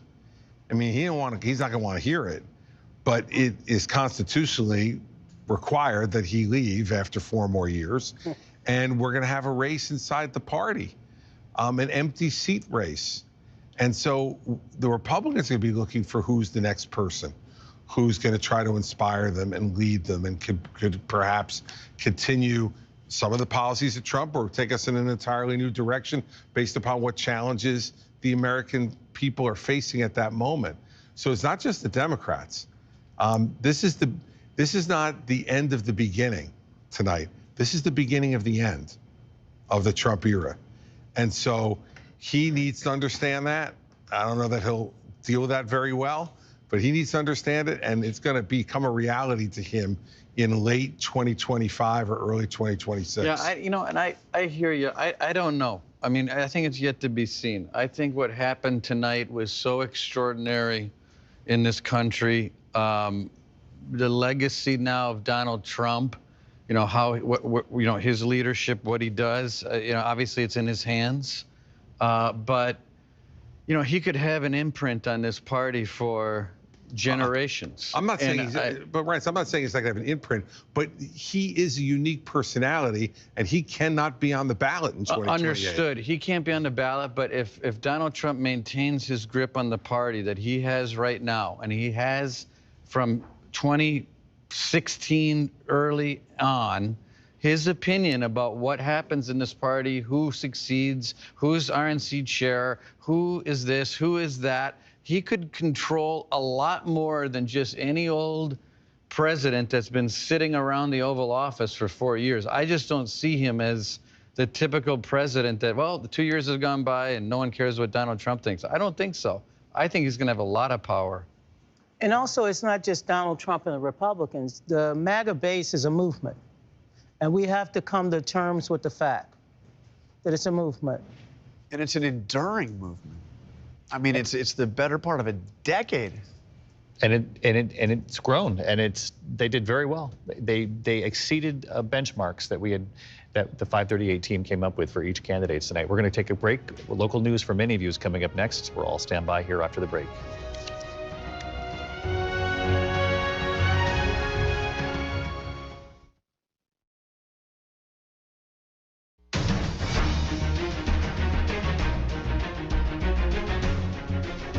Welcome back to the ABC News Election Headquarters. I'm Andrew Dimber. Good morning to you. I'm Rhiannon Alley. Let's get right to the results.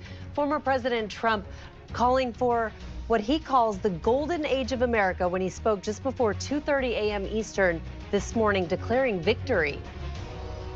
All while winning the crucial state of Pennsylvania. Now, we recognize that some other outlets may have already called the race at this point for Trump, but our decision desk wants to be sure a Harris win is a mathematical impossibility before doing so. Now, let's look at the board. Trump winning every state that he was expected to win, and then picking up Pennsylvania, which Joe Biden won back in 2020. And Republicans have not won the popular vote in a presidential election since George W. Bush. But Trump was on track all night long to do just that. Trump appearing with his family overnight, vowing to help the country heal. Things were troubling for Democrats all night long. Even Minnesota, home of Governor Tim Walz, wasn't called until after 2:30 a.m. ABC's Lana Moise starts our coverage off.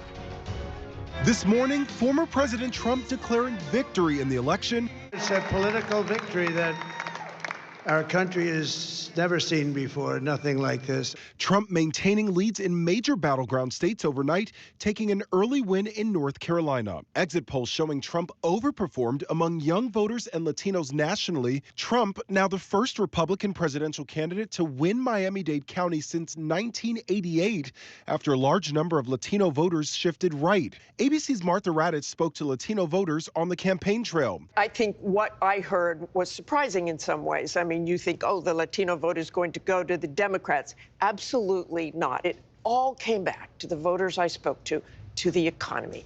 Exit polls also show college-educated voters leaning toward Harris, but predictably blue states like Virginia, New Hampshire, and even New Jersey did not come in as early as expected. But Trump easily winning where he was expected to, including Iowa. By midnight, both campaigns laser-focused on the so-called blue wall, Wisconsin, Michigan, and Pennsylvania. When you tick through these blue wall states, Pennsylvania, 67% of voters saying the condition of the nation's economy is not so good or poor. More of the same in Michigan, 63%, not so good or poor. Wisconsin, more of the same, 66% not so good or poor. Trump also winning in Pennsylvania, the biggest prize among the battleground states, with 19 electoral votes.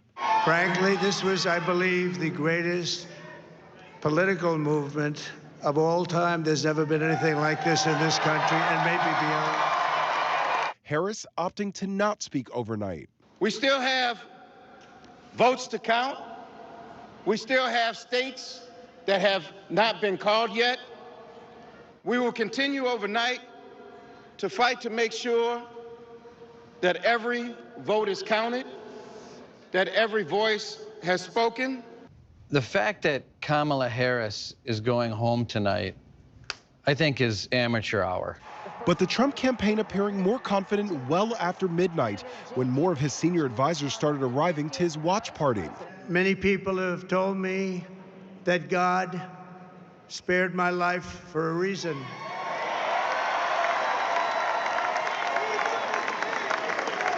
And that reason was to save our country and to restore America to greatness. What you are seeing is potentially Donald Trump on the precipice of the greatest comeback in American political history. A president who left the White House the way he left, impeached for the second time, 7 members of his own party voting to convict him in the Senate, facing multiple criminal trials, indictments in 4 separate cases, convictions in the case in New York, and to face all of that, come back, recapture the Republican nomination, and be on the precipice of potentially getting back into the White House is something unlike anything we have ever seen. I will not rest until we have delivered the strong, safe, and prosperous America that our children deserve and that you deserve. This will truly be the golden age of America. That's what we have to have. And that's the latest. Our coverage continues. Your voice, your vote. The race for the White House. Election night 2024 continues. Here again, David Muir. Did they just say election night? 2024? Because I think we need to update that announce to election morning, 5:30 here in the East. The whole team is here, and we're glad you're with us at home. I want to get right back over to Rick Klein at the big board, our political director, Washington bureau chief. And Rick, obviously, we've been saying this throughout the night for our viewers. We're waiting for the decision desk to do the final math here, just to be absolutely sure of where we all see that this is headed. Can you take us through? You have Wisconsin up there right now. Yeah. What are we looking at in Wisconsin? Yeah, well, Wisconsin would be the clinching state for Donald Trump. So would Michigan, so would Arizona, so would Nevada, so would a combination of Alaska and the one congressional district in Maine, or an upset in New Hampshire. But the place that we are focused in on at this hour, this very early morning hour, is Wisconsin. We're now down to a vanishingly small amount of the vote left, probably less than 9,000 votes in Milwaukee. The system is estimating 99% of the vote is in, but the margin is down. Stand by, Rick. We're just going to pause here to project. And we can project that Donald Trump has won the state of Wisconsin, the key battleground state of Wisconsin. It's 10 electoral votes. I believe that then makes Donald Trump now, ABC News can project that the former President Donald Trump will be the 47th President of the United States. That takes him to 276 electoral votes. There are still states on the map to be counted. Not since Grover Cleveland has someone served non-consecutive presidential terms. John Carl was talking about that earlier in the night. It's now become a reality. Again, the breaking news at 5:31 here in the East, former President Donald Trump, ABC News now projecting, will be the next president of the United States, and part of the path that he built along the electoral map is this blue wall that the Democrats were convinced would be Kamala Harris's best route to the presidency. Donald Trump winning Pennsylvania, and now he has won Wisconsin. He won North Carolina and Georgia, and a number of other battlegrounds are still being counted where he holds leads. Significant, even though we've been reporting on this and the analysis has been excellent and careful from the whole team here all night long, but we are here, and Mary Bruce, John Carl, your first reaction here to the official news. Donald Trump is headed back to the White House. Look, we said it as we had approached this point. This is just an unbelievable comeback, the greatest political comeback in the history of the United States. And this is a victory unlike his 2016 victory, certainly unlike his loss in 2020. Donald Trump not only wins the Electoral College, but it looks like he has a very good chance of winning the popular vote. He comes back to the White House, rising like a phoenix from the ashes after having left in disgrace, twice impeached, facing multiple indictments, convictions here in New York, and he captures the White House in a way that he didn't even do the first time, and with the strength of a significant majority in the United States Senate as well. Mary Bruce, you cover the White House, and you know part of the calculation for so long, President Biden believed that he was best positioned to keep Donald Trump from returning to the White House, ultimately deciding after that debate performance in June that he needed to step aside. He quickly endorsed Vice President Kamala Harris. There's going to be a lot of discussion, obviously, in so many Democratic circles right there in the White House about the timing, the decision, when the decision was made, the fact that they didn't do a primary or some version of a primary, if there was a better way for Democrats to be better prepared to sort of take on Donald Trump, and those questions now begin. 107-day sprint. That was what Kamala Harris had and what she tried to pull off here. It was the shortest campaign in modern American political history. The party coalesced around her quickly. They thought and felt extremely confident, cautiously confident, but confident nonetheless, many hours ago when this day began yesterday morning, that they were going to be able to pull this off because they felt that they had built such a broad coalition, that she had reached out to all of those key demographics, that she was going to expand beyond her base in a way that they argued Donald Trump simply could not do. And yet we have seen really the opposite, that she wasn't able to turn out her own base in some ways in those big urban centers in the way that she needed. And despite painting such a dire picture of a second Trump term, ultimately it was that question of whether you are better off now than you were 4 years ago that Donald Trump hammered throughout this campaign that seems to have resonated most with voters. We're going to pause here so that the rest of the network can join us for breaking news coverage here of our projection and yet another state to call. Let's pause here for a moment.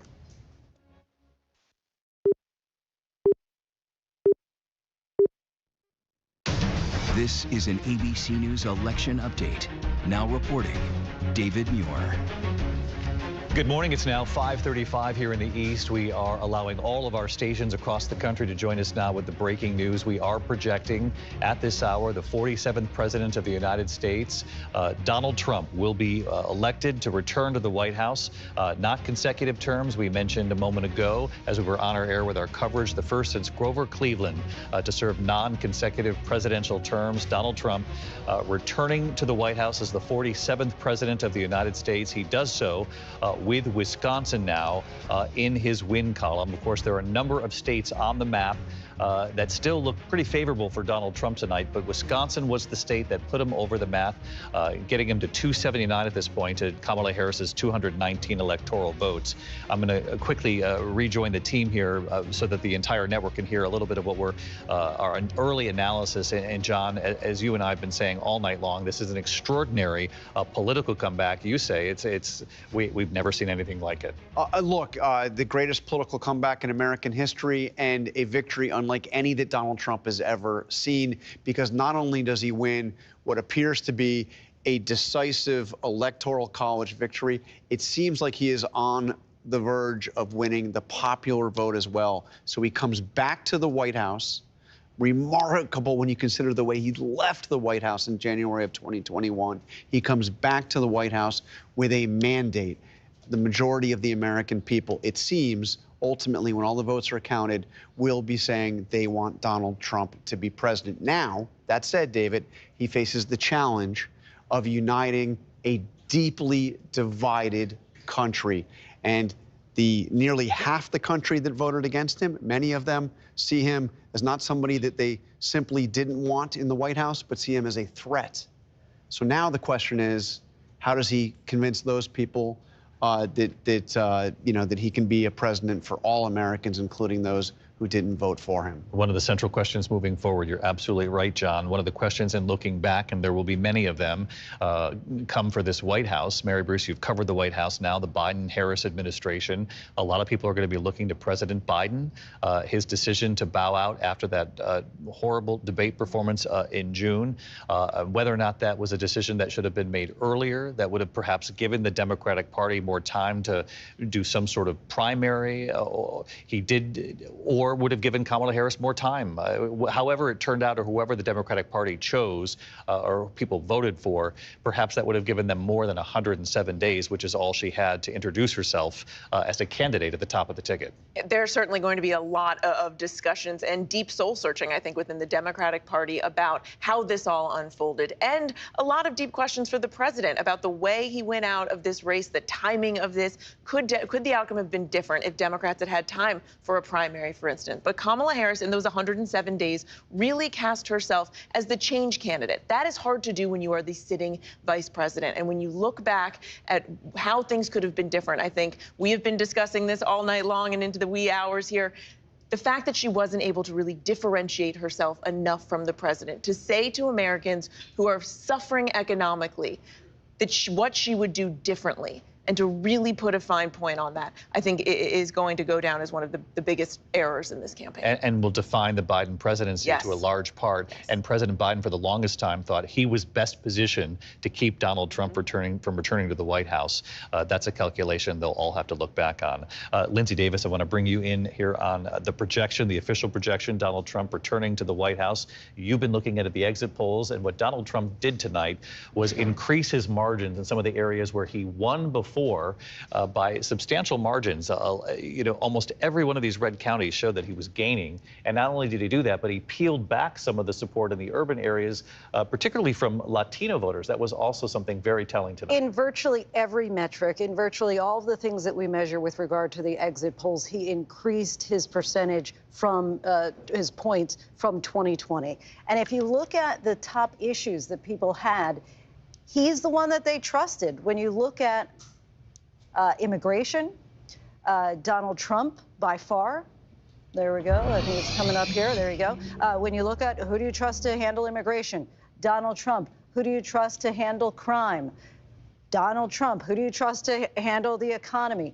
Donald Trump. And so these were very significant issues that people said that when they were going to the polls today, that they felt were very important in their decision. You know, we talked to Frank Luntz earlier for our special coverage here, Martha, of election night. He said he did last-minute focus groups. Many of them had favorable things to say about Kamala Harris in the focus groups, but they said they didn't know enough about her, didn't trust her on the key issues, and many of them didn't like Donald Trump, but still trusted him more on the economy and on border security. And that's what I have found talking to voters over the last year and over the last few months when Kamala Harris has been in the race, that they didn't really know her. And say what you will about Donald Trump is authentic.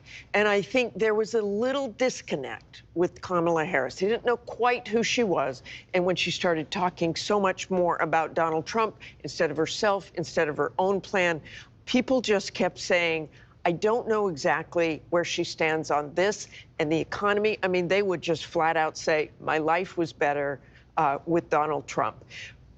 I was listening to you say, we have never seen anything like it. We're all saying that. We said that almost every day when Donald Trump was president, and I'm sure we'll be saying it as we go ahead. But I want to say one thing. Donald Trump, in 2016, his inaugural speech, talking about division in the country. The Bible tells us how good and pleasant it is when God's people live together in unity. We must speak our minds openly, debate our disagreements honestly, but always pursue solidarity. When America is united, America is totally unstoppable. As we've all said tonight, that is going to be a very, very tall order. A very tall order for the president as he enters his second term in the White House, though not consecutive, as we pointed out, part of the history of this night. Rachel Scott, he returns to the White House with considerable power, not only given the Supreme Court ruling on immunity that we've reported plenty on here, but also emboldened with a very good turnout for Republicans in the Senate. They were lifted by Donald Trump being at the top of the ticket. He's not only going to have a majority in the Senate, it looks like he's going to have a couple of seats that give him a majority. It's not a slim one, I should say. Yes, that's exactly right, David. The former president will be returning back to the White House, back to Washington, and he will have a majority in the Senate. Of course, it is the Senate that confirms cabinet picks. This is what the former president is going to have before him. And by the way, several of the people that won tonight were people that former President Donald Trump endorsed in the primaries as well. David, this has been a remarkable campaign, unlike any other in American history. I've been covering Donald Trump now for 591 days since his very first rally of this campaign cycle in Waco, Texas. A twice impeached former president of the United States, who at one point during this campaign was spending more time in a courtroom than out on the campaign trail. He ran this race his own way. He didn't even participate in any of the primary debates. Republicans rallying behind the former president and voters too. And all I can think about tonight is how the former president continued to start his rallies, asking his voters, his supporters, if they're better off now than they were 4 years ago. The question now for Donald Trump is how he's going to unite this nation. Thank you, Rachel. And I guess as we always knew that half the country would not be happy with the result, the other half would be pleased, and both sort of portrayed it as a real threat to the country, the other side. But one of the things that I think that everyone can sort of agree on tonight, if we're looking for consensus for people at home, and this would take it back to Pierre and Aaron, because we had a fairly safe election day, actually election day that was quite safe, quite successful. There were a lot of safeguards in place, and we got through it just fine, Pierre. Indeed, David. The key here there were some issues that popped up with bomb threats, but the American public resilient. They went out and voted. Law enforcement said these were all hoaxes. Don't worry about it. Move ahead. But it was interesting that they did believe that in several states, including Wisconsin and Georgia, that Russia was involved in putting forth some of these hoax bomb threats. But Pierre, David, this has to be a triumph of safety and security over deep skepticism about the integrity of the vote and a lot of disinformation. And David, I would add one thing. At the end of the day, as someone who grew up in a working class family, economics mean a lot to people. And I remember my mom often going to the grocery store and looking at the prices with a furrowed brow. At the end of the day, we don't elect saints. It's about the economy. It always is, and we say that every time, and it's cliche for a reason because it's true.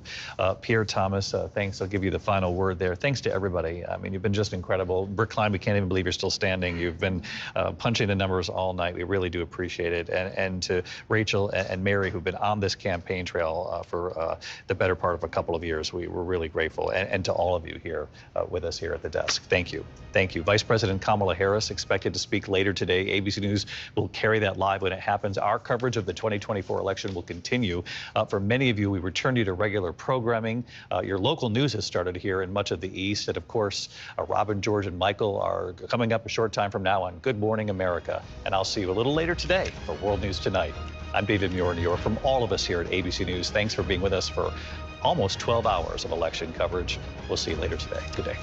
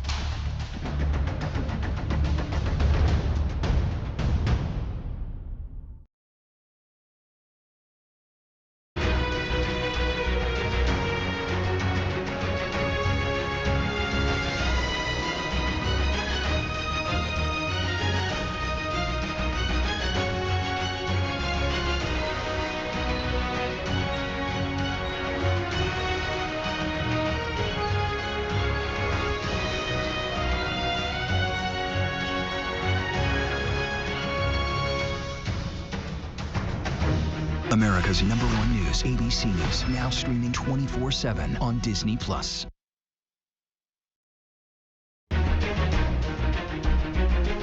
Welcome back to ABC News Election Headquarters. I'm Andrew Dimberg. And I'm Rhiannon Alley. ABC News is now projecting Donald Trump will be the 47th president of the United States.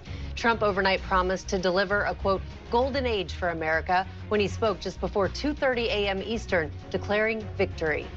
All after winning Wisconsin and following his victory in Pennsylvania. This morning, former President Trump declaring victory in the election. It's a political victory that our country has never seen before, nothing like this. Trump maintaining leads in major battleground states overnight, taking an early win in North Carolina. Exit polls showing Trump overperformed among young voters and Latinos nationally. Trump, now the first Republican presidential candidate to win Miami-Dade County since 1988, after a large number of Latino voters shifted right. ABC's Martha Raddatz spoke to Latino voters on the campaign trail. I think what I heard was surprising in some ways. I mean, you think, oh, the Latino vote is going to go to the Democrats. Absolutely not. It all came back to the voters I spoke to the economy. Exit polls also show college-educated voters leaning toward Harris, but predictably blue states like Virginia, New Hampshire, and even New Jersey did not come in as early as expected. But Trump easily winning where he was expected to, including Iowa. By midnight, both campaigns laser-focused on the so-called blue wall, Wisconsin, Michigan, and Pennsylvania. When you tick through these blue wall states, Pennsylvania, 67% of voters saying the condition of the nation's economy is not so good or poor. More of the same in Michigan, 63%, not so good or poor. Wisconsin, more of the same, 66% not so good or poor.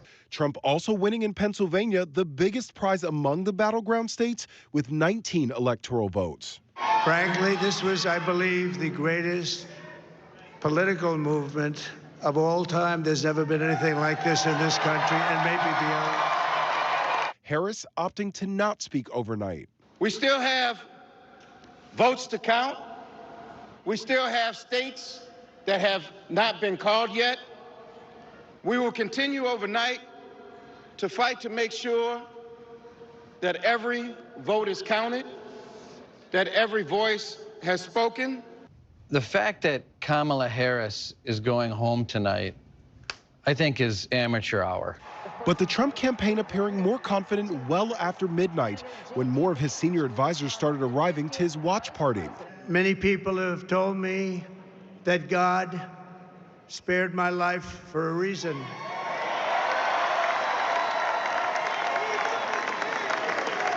And that reason was to save our country and to restore America to greatness. What you are seeing is potentially Donald Trump on the precipice of the greatest comeback in American political history. A president who left the White House the way he left, impeached for the second time, 7 members of his own party voting to convict him in the Senate, facing multiple criminal trials, indictments in 4 separate cases, convictions in the case in New York, and to face all of that, come back, recapture the Republican nomination, and be on the precipice of potentially getting back into the White House is something unlike anything we have ever seen. I will not rest until we have delivered the strong, safe, and prosperous America that our children deserve and that you deserve. This will truly be the golden age of America. That's what we have to have. The darkness of bipolar depression made me feel like life was moving on without me. Then I found a chance to let in the light.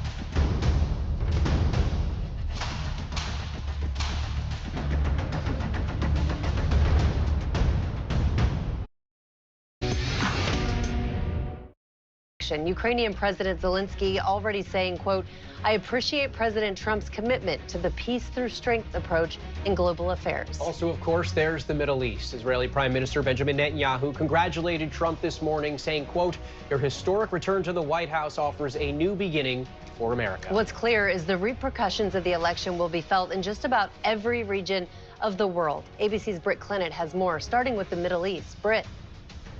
Yeah, there's no question that the stakes are high for this election overseas. We've seen international affairs as a priority on the campaign trail, but of course, it's being closely watched by the international community. Here in the Middle East, everyone is watching who will be in the White House. In Israel, Trump broadly is a popular figure, but it isn't lost on Israelis that the Biden-Harris administration have been Israel's biggest supporters overseas at a critical time after the October 7th attacks. Palestinians, as we understand it, are really more worried about the potential of a Trump presidency. But for Israel and its rival in the region, Iran, it's all about how a new president will respond to the conflict here, with Iran very much poised to strike back at Israel and a hostage and ceasefire deal currently dead in the water. Meanwhile, China, it doesn't really have an official position on who it wants to be leader. But what we do know about China is that it prefers stability. And for them, Trump is the more unpredictable option. And on the looming issue of a potential Chinese invasion of Taiwan, which we know is the reddest of reddest lines for China, there's a sense in Asia that a Trump presidency would really bring about more uncertainty. As for Ukraine, you know, that's where the anxiety has been most palpable. Ukraine has received huge amounts of military aid as it fights against Russia's invasion. But for former President Trump, he's been very critical of Ukraine and the amount of aid that's been flowing in. It's been a huge hot campaign topic, and there are very real fears that a change in U.S. support will lead to one of two things: Russian firepower overrunning Ukraine, or a deal that would favor Vladimir Putin. So while the respective campaigns, of course, are focused on domestic issues, really the world is waiting and watching for who exactly they will be dealing with in the White House. Rhiannon, Andrew? Our thanks there to Britt Clennett. Again, ABC News is projecting Donald J. Trump will be the 47th president of the United States. This after breaking that so-called blue wall, first winning Pennsylvania and then Wisconsin to tip the scales. He becomes the first president since Grover Cleveland to serve 2 non-consecutive terms as president. Also winning the popular vote as well. Our election coverage continues right here on ABC. Make sure you stay with us for more. Hank used to suffer from what felt like a cold.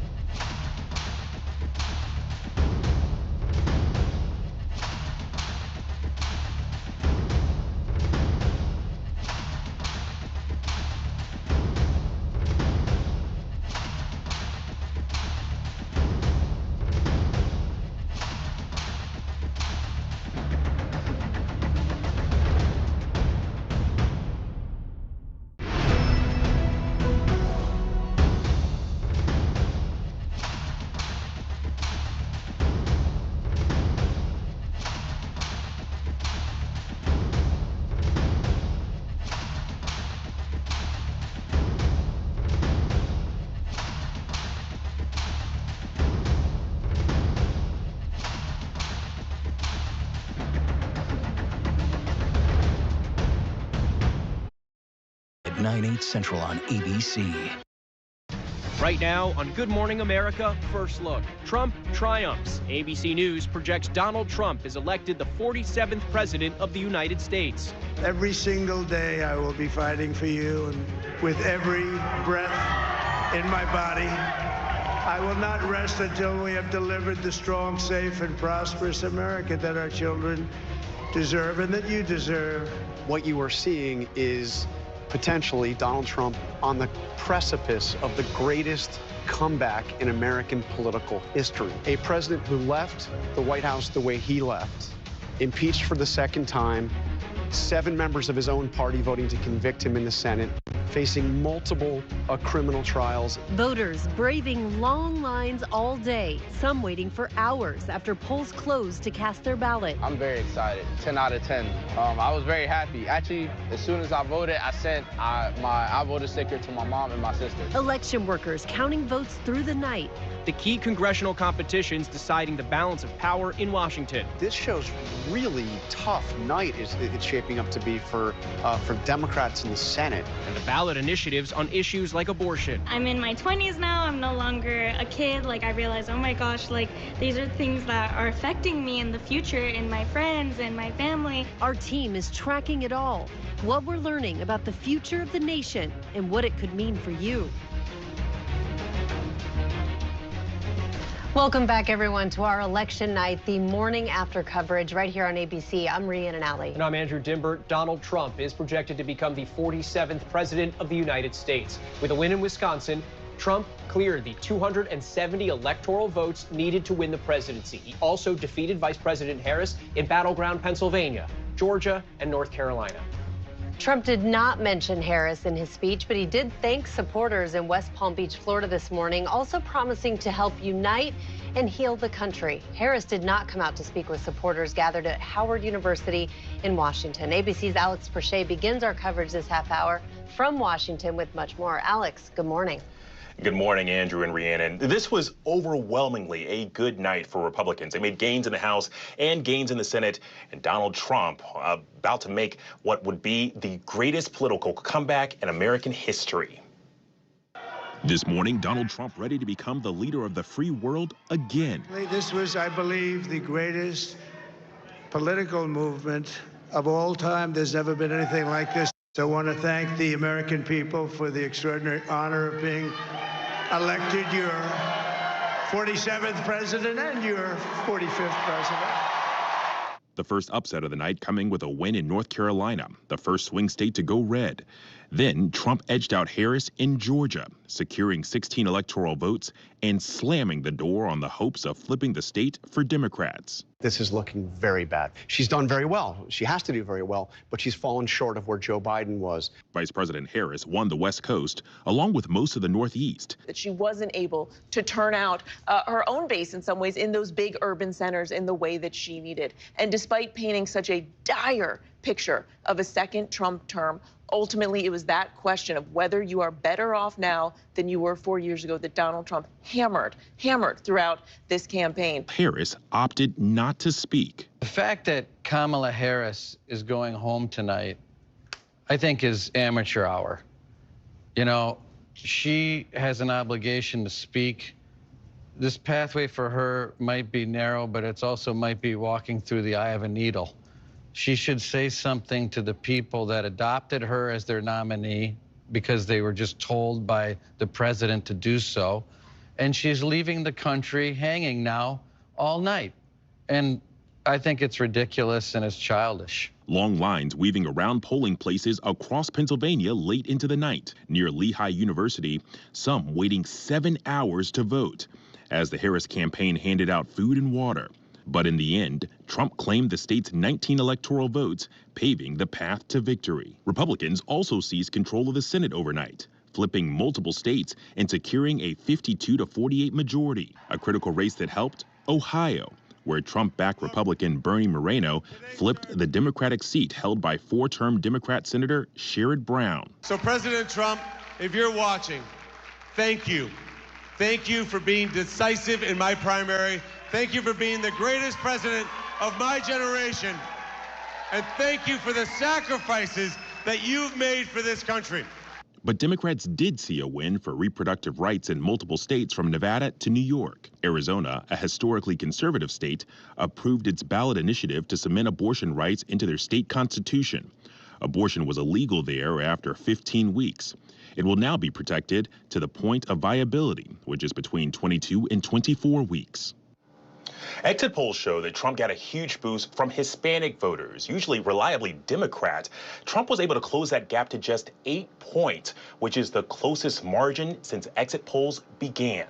Rhiannon? All right, our thanks there to Alex Perche live for us in Washington. Now, one of the top pollsters in the entire country, Frank Luntz, is talking about this morning's results, saying Vice President Harris failed to define herself and saying she pushed away men. Frank spoke to us just a short time ago. When she turned on Trump, started to call him a fascist, started to use her most vicious terminology for him, is when she started to fall. And the fact is, this race was winnable for her, that she could have done it based on what she would have done in the first day, the first week, the first month, the first year. But she never communicated that, at least to the level that the public wanted her to do so. And in the end, they chose the candidate they didn't like but agreed with on affordability and security against the candidate who they liked, Vice President Harris. And in the end, they had to know where she stood. She never crossed the threshold. And this is going to be the conversation we're going to have for days and weeks. She never crossed the threshold of credibility, why she changed her position on certain issues, what she would do when she got the chance to do the job. And the fact is, she should have challenged the president. She should have challenged Joe Biden. And she should have separated herself, differentiated herself, and she didn't do it. Our thanks there to Frank. Now, history was made overnight, so let's get some historical perspective on Trump's projected win. ABC's presidential historian Mark Updegrove joins us. Mark, have we ever seen a political comeback like this in presidential history? Andrew, we've heard it twice in the broadcast now, but it bears repeating. We have never seen anything remotely like this. This is a spectacular comeback on the part of Donald Trump, and I'm not sure anyone could have predicted this. We've seen other people come back in history. We've heard about Grover Cleveland being a non-consecutive president, being both the 22nd and 24th president. Donald Trump obviously becomes the 45th and 47th president. But look at what he came back from. 2 impeachments, a defeat at the polls in 2020, January 6th, 34 felony accounts, and so many other things.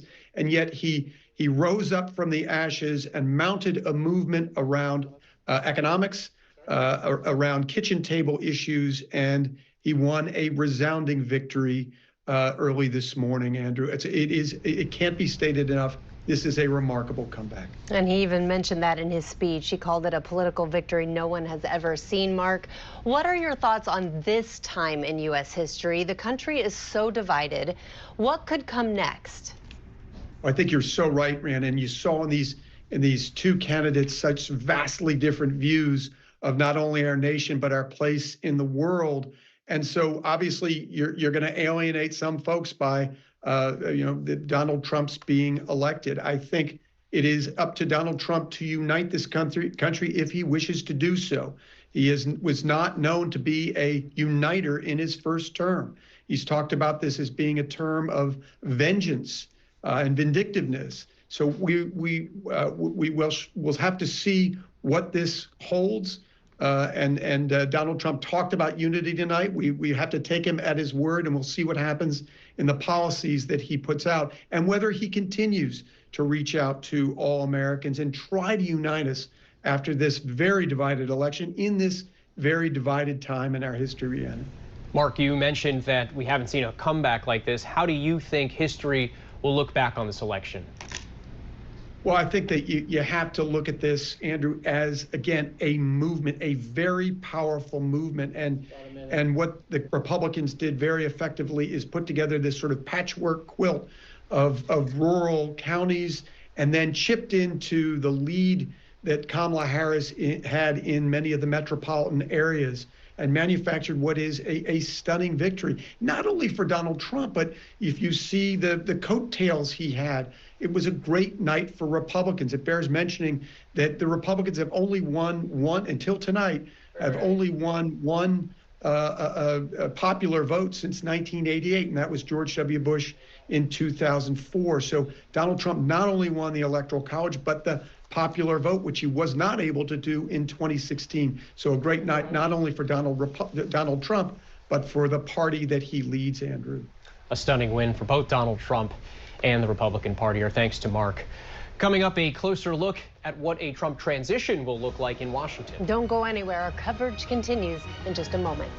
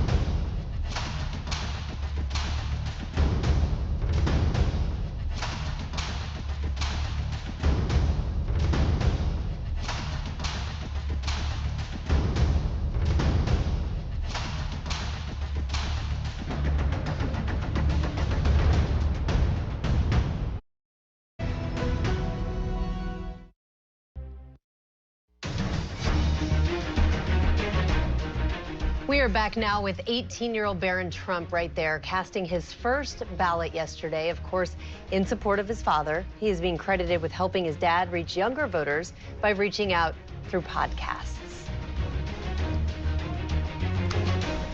President Biden did not comment on the election results overnight. We expect Vice President Harris to speak for the first time about these results coming up a little later this morning. ABC's Mary Bruce and Jonathan Karl spoke to us about what the Trump transition could look like in these next coming months. I was in the White House when President Trump came after he won in 2016 and was welcomed in by Barack Obama. And Barack Obama made it clear to the White House staff, he said, we are going to have a smooth transition. Donald Trump has won the presidency. It is our job to ensure there is a smooth transition. There were people in that White House that were distraught. They wanted nothing to do with that. They thought Donald Trump was a threat. It's exactly what you're going to have right now in the Joe Biden White House. I think it'll be very interesting to see Biden's actions in the coming days. There's obviously been zero relationship there of any constructive form. Does, what kind of what does this transition look like, and how does Biden facilitate it? As far as Robert F. Kennedy Jr. is concerned, if I were him, I wouldn't take that promise and try to borrow money on it. Okay, when he starts to get vetted by the press, by Capitol Hill, for whatever role he's going to have, it's going to be some very interesting stuff that's going to come up. And Donald Trump doesn't like those kind of problems and having to deal with them. It will be something to see this handoff. I would expect, given the focus and importance that this administration, that Kamala Harris's campaign put on sort of maintaining these core, principles of democracy that we would see a handoff. I do think about the ceremonial role that Kamala Harris will have to play in certifying any election results, which will be pretty remarkable to see. And I do think a lot about Joe Biden's legacy. I mean, we've talked a little bit about that tonight. There'll be a lot of questions about the decisions Joe Biden made, the timing of his decisions. I think when he decided to step down and step away from this race, he made clear he was doing so and passing the batons that Kamala Harris could continue the work, could keep his agenda going forward and finish the job. That was his campaign phrase. Now, instead, the exact opposite is likely to happen. I mean, Donald Trump has made it pretty clear he's going to eviscerate much of Joe Biden's agenda and accomplishments, everything from the Inflation Reduction Act to foreign policy, as we've discussed, to climate change and healthcare policy. You are about to see likely, if Donald Trump, and it does certainly seem that's where we are headed, if he is once again in the White House, that he will reverse and undo a lot of what Joe Biden has done. Yeah. Joe Biden insisted until the very end. I mean, just a few weeks ago, he was saying that he still thought he could have won. It was a very bittersweet and difficult decision for him. And you do have to wonder if he is thinking, and many others in the party are thinking, he needed to make that decision a lot sooner. All right, thank you to our team of analysts. Coming up, a closer look at how Trump performed among young voters. Plus, the other races making history on this election day yesterday. Next.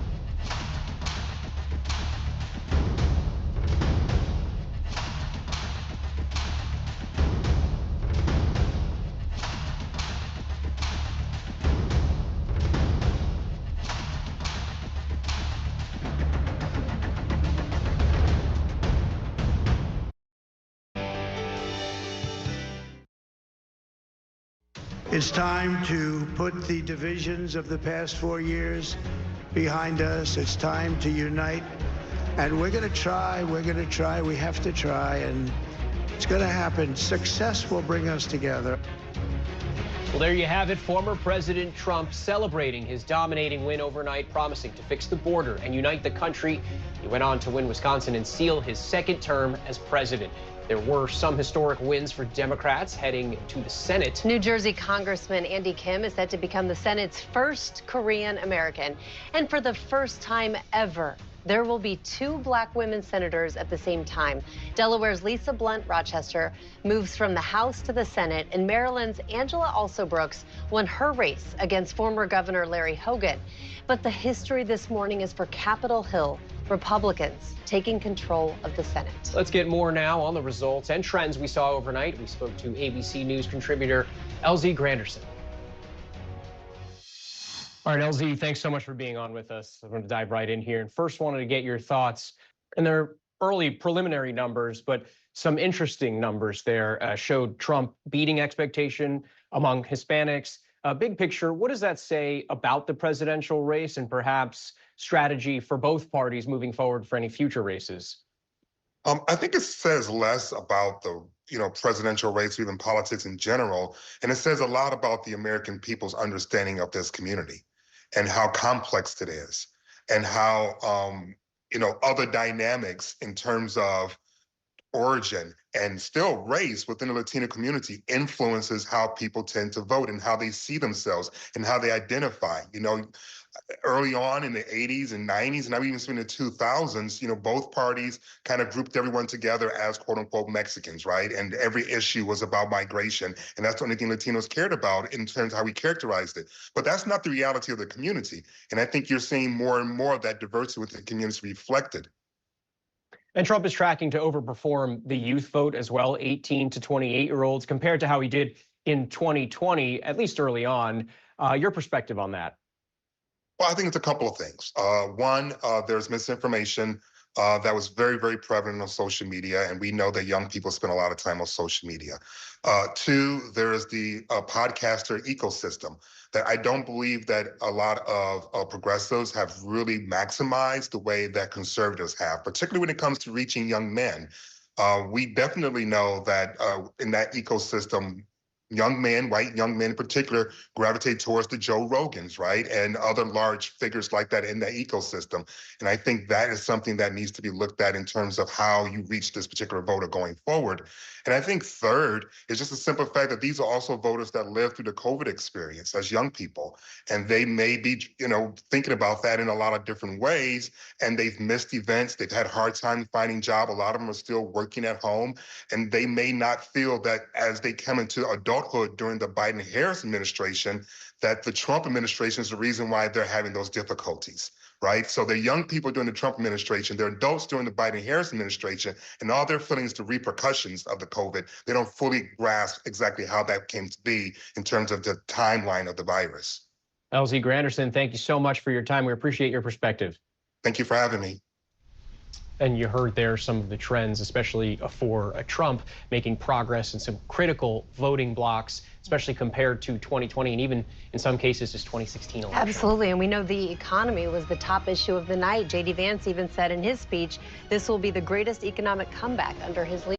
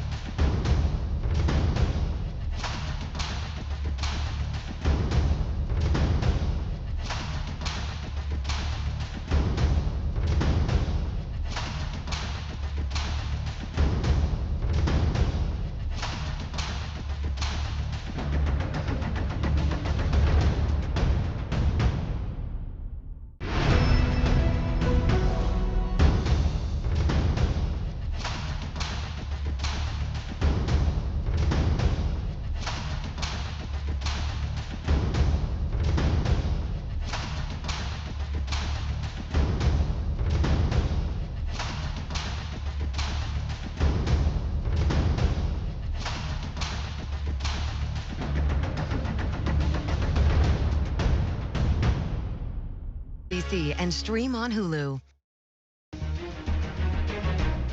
Here's a live look at the White House as Donald Trump prepares to return to power.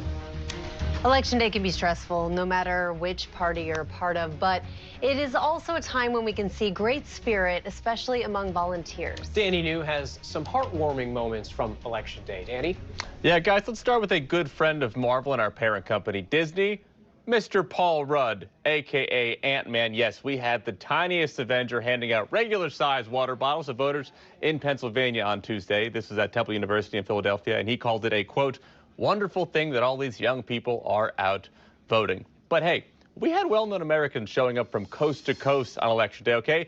Shout out to reporter Joel Moreno at our affiliate in Seattle, who snapped this picture of Lady Liberty herself thanking each voter as they dropped off their ballot in the Seattle area. Okay, one voter probably feeling extra special this week is 84-year-old Joyce Bolin. There she is, our ABC station in Lynchburg, Virginia. Shared this photo today of Joyce casting her first ever ballot. Congrats to Joyce. They said she really wanted to have her vote count this election. But hey, if you want your vote to count in any election, don't forget to concentrate on your penmanship, apparently, because early on in the count, Nevada Secretary of State Cisco Aguilar told ABC News that more than 13,000 ballots in this key swing state needed to be fixed because he believed many young people don't have an actual signature. Aguilar said since so much is digital these days, working with young folk to cure their ballot is a, quote, little bit of an effort. Remember, we all had to learn cursive in school? That feels so long ago now. All right, now transitioning from young people to a super centenarian during a powerful moment. Here is 110-year-old Viola Fletcher, the oldest living survivor of the Tulsa Race Massacre in 1921, casting her ballot Tuesday in Oklahoma. Thank you to our station in Tulsa for capturing this historic moment. And by the way, the only other known survivor of that massacre also cast her ballot in the last few days. You're looking at her here. This is Leslie Benningfield Randall, also known as Mother Randall, who, guys, is 109 years old. Just incredible. They are still exercising their civic duty. Love to see that. Danny, by the way, did you learn cursive when you were in school? I was probably the last class to do it. I know. How are kids supposed to have a signature without learning cursive? So 109 years old, you had that voter there. It's never too late to vote. Sometimes it can be too early if you're 17, but a lot of first-time voters in this election, no matter which way you voted, voting always important. Thank you, Danny, so much.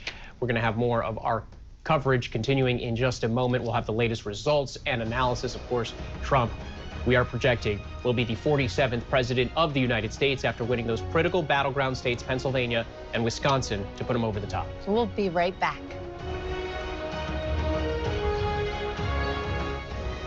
America's #1 news, ABC News, now streaming 24/7.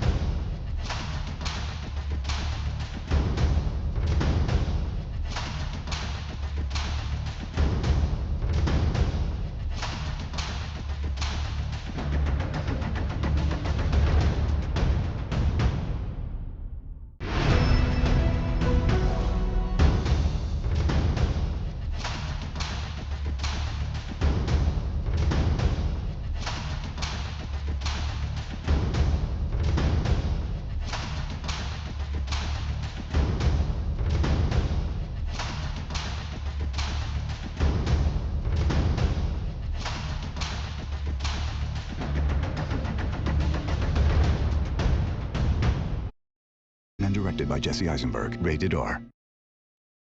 Right now on Good Morning America, First Look. Trump triumphs. ABC News projects Donald Trump is elected the 47th president of the United States. Every single day I will be fighting for you, and with every breath in my body, I will not rest until we have delivered the strong, safe, and prosperous America that our children deserve and that you deserve.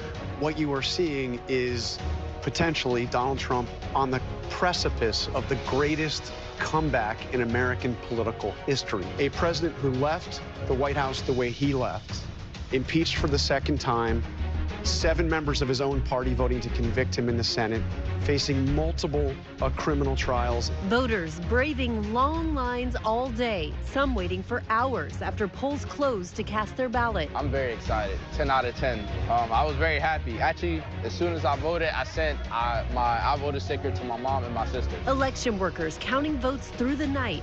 The key congressional competitions deciding the balance of power in Washington. This show's really tough night it's shaping up to be for Democrats in the Senate. And the ballot initiatives on issues like abortion. I'm in my 20s now. I'm no longer a kid. Like, I realize, oh my gosh, like, these are things that are affecting me in the future, in my friends and my family. Our team is tracking it all.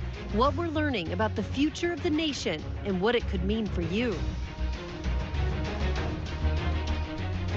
Welcome back to ABC News Election Headquarters. I'm Andrew Dimber. And I'm Rhiannon Alley. Donald Trump will be the 47th president of the United States. Trump overnight promising to deliver a golden age for America. That was when he spoke around 2:30 a.m. Eastern. Wisconsin's electoral votes put Trump over the top following his victory in Pennsylvania. Trump tore down that so-called blue wall. Trump won every state that he was expected to win, making huge gains among Latino voters and men. Republicans have not won the popular vote in a presidential election since George W. Bush.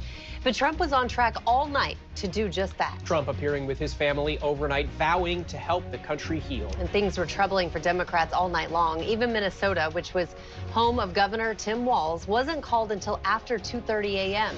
ABC's Lena Moise begins our coverage this half hour. This morning, former President Trump declaring victory in the election. It is now clear that we've achieved the most incredible political thing. Look what happened. Is this crazy? But it's a political victory that our country has never seen before, nothing like this. I want to thank the American people for the extraordinary honor of being elected your 47th president and your 45th president. Trump maintaining leads in major battleground states overnight, taking an early win in North Carolina. We're going to make you very happy. We're going to make you very proud of your vote. Exit polls showing Trump overperformed among young voters and Latinos nationally. Trump, now the first Republican presidential candidate to win Miami-Dade County since 1988, after a large number of Latino voters shifted right. ABC's Martha Raddatz spoke to Latino voters on the campaign trail. I think what I heard was surprising in some ways. I mean, you think, oh, the Latino vote is going to go to the Democrats. Absolutely not. I mean, that's not the impression you got on the ground. You had unions out there canvassing for Kamala Harris, but it all came back to the voters I spoke to the economy. Exit polls also show college-educated voters leaning toward Harris, but predictably blue states like Virginia, New Hampshire, and even New Jersey did not come in as early as expected. But Trump easily winning where he was expected to, including Iowa. By midnight, both campaigns laser-focused on the so-called blue wall, Wisconsin, Michigan, and Pennsylvania. This is a magnificent victory for the American people that will allow us to make America great again. Trump also winning in Pennsylvania, the biggest prize among the battleground states, with 19 electoral votes. Frankly, this was, I believe, the greatest political movement of all time. There's never been anything like this in this country and maybe beyond. Harris opting to not speak overnight. The fact that Kamala Harris is going home tonight, I think, is amateur hour. But the Trump campaign appearing more confident well after midnight, when more of his senior advisors started arriving to his watch party. Many people have told me that God spared my life for a reason.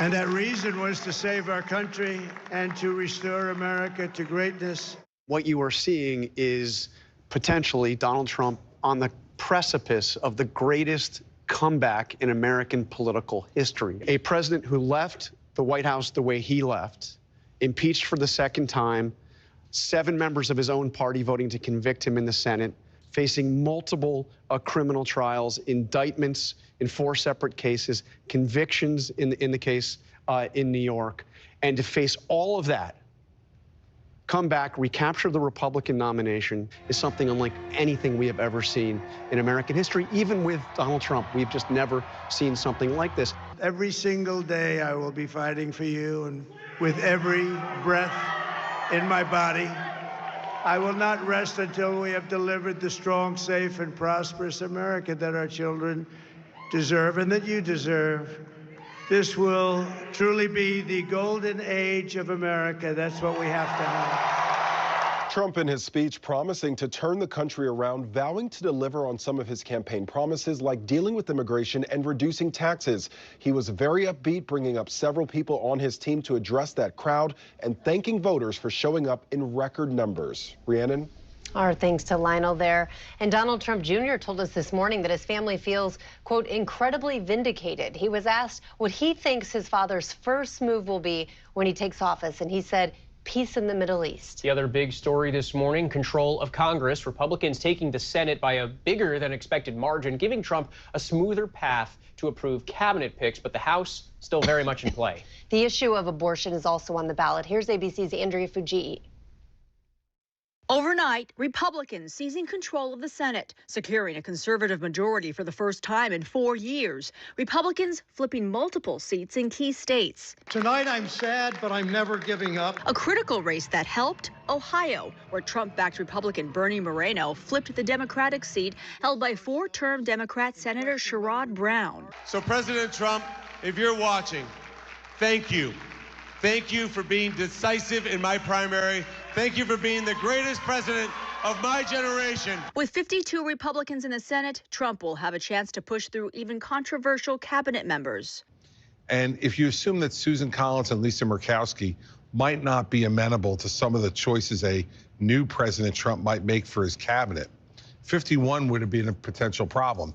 52, even if he loses both of them, he gets to 50, and J.D. Vance can break the tie. Still, Democrats did manage to hold on to a few contested seats. Virginia's Democratic Senator Tim Kaine will keep his seat, while California Representative Adam Schiff, a staunch anti-Donald Trumper, won in a special election. It comes as all 435 seats are up for grabs in the Republican-controlled House. Democrats need just 4 seats to flip the House. Meanwhile, another big issue for voters, abortion. I have 3 daughters, and they will have children, I think, someday, and I fear for what may happen to them. This is my first time voting. What really attracted me to Donald Trump is I'm a Christian, and he really aligns with a lot of my values as a Christian in America, and I like that he openly promotes Christianity in America. Florida has voted to keep its 6-week abortion ban in place, failing to get the 60% needed to extend abortion rights. It's one of 10 states voting on abortion measures. Arizona, a historically conservative state, has approved its ballot initiative to cement abortions into their state constitution. Abortion was illegal there after 15 weeks. It will now be protected to the point of viability, which is between 22 and 24 weeks. Maryland, Missouri, Colorado, Nevada, and New York also adding abortion to their state's constitution. Andrew, Rhiannon. All right, Andrea, thank you for that. Donald Trump will become one of the most powerful presidents in modern history in the wake of a recent Supreme Court ruling on presidential immunity. Many expect Trump will fire FBI Director Christopher Wray, and the top lawyers who represented Trump are being considered for positions in the Justice Department. So the big question is what happens now to the legal cases against Trump. Our legal analyst Dan Abrams is following those cases, including Trump's sentencing in one case later this month, the so-called hush money case in New York. The one in New York where he's already been convicted, there's a sentencing scheduled for the end of November. Think about that. The president-elect would be sentenced for a New York State crime at the end of November. It is hard to imagine a judge even considering at that point jail time. The Georgia case would at the very least get delayed until 2029, if disappear altogether. As for the Trump family, our sources say Ivanka Trump and her husband Jared Kushner will not return to Washington, but Donald Trump Jr., who helped choose J.D. Vance as a running mate, will likely play a big role in his father's second term.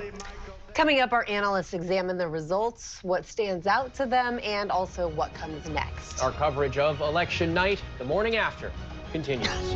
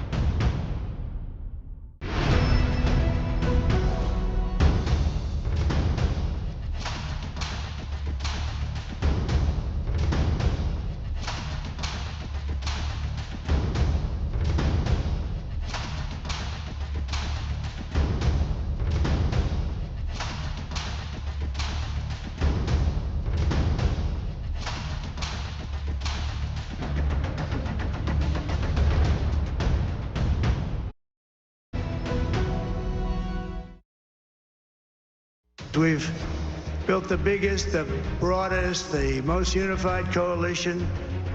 They've never seen anything like it in all of American history. They've never seen it. Young and old, men and women, rural and urban. And we had them all helping us tonight.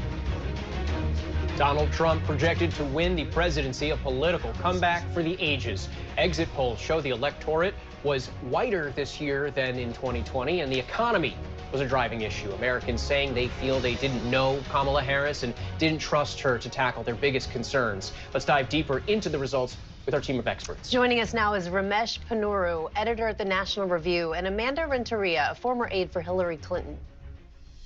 Thank you both so much for joining us. Ramesh, I want to begin with you. The exit poll shows many voters believe that they were worse off now than they were in 2020, and this seemed to really hurt the Democrats. What do you make of all this? Can you break it down for us? I think the story here is that inflation is a great generator of conservatism and an enemy of incumbents. That was true in the U.S. in the late 1970s. It's been true worldwide during our recent bout of inflation. There's been a backlash to incumbent parties everywhere, and we're seeing it in the United States now. I'll agree with Ramesh here in terms of the economy was a big point that everyone made, that communities made, and the Latino community specifically. This was always and has been one of the top issues over and over again. And I think this is also the year where you began to see the differences in the Latino community, and for the first time, you saw the Republican Party really reach into the Latino community and talk with them. I think there was a lot more work done, and I think that's a message to anyone that runs in the country, that it's important to understand the differences among the Latino community and speak to them in a targeted kind of way is going to be really important going forward in this country. Former President Trump seemed to outperform expectations in many areas. What do you think the key factors there were? Was it just the economy? Were there other factors as well? I think second to the economy and inflation was the issue of immigration, which was a vulnerability that the Democrats, I think, going into this year really understood, and it motivated some changes in border policy from the Biden administration. But I think it was too little too late, and they never really were able to get off the defensive on that issue. They also thought that they were going to be able to count on sympathy from immigrant communities to people who want to come to this country. And that didn't turn out to be the case in quite the numbers that they wanted it to. And Amanda, lastly, there was so much talk about the gender gap going into this election. Harris's support from women was actually off a slim 3 points from Biden's back in 2020. What does that tell us about the gender gap? Was it as big of a factor here as we thought it was going to be? I think this is the big surprise of last night, is that women, while there was a gender gap in voting, not as many voted for Kamala Harris. But what you are seeing across the country is there's still an appetite for making sure that women have rights in the different states. But that too was off. Even in the state of Florida, you see some of these ballot initiatives that were expected to pass really missed the margin by a little bit.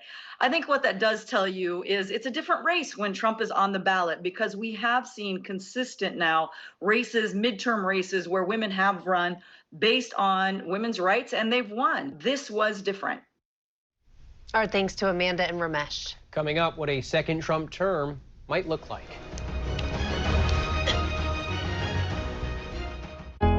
Known for sharing.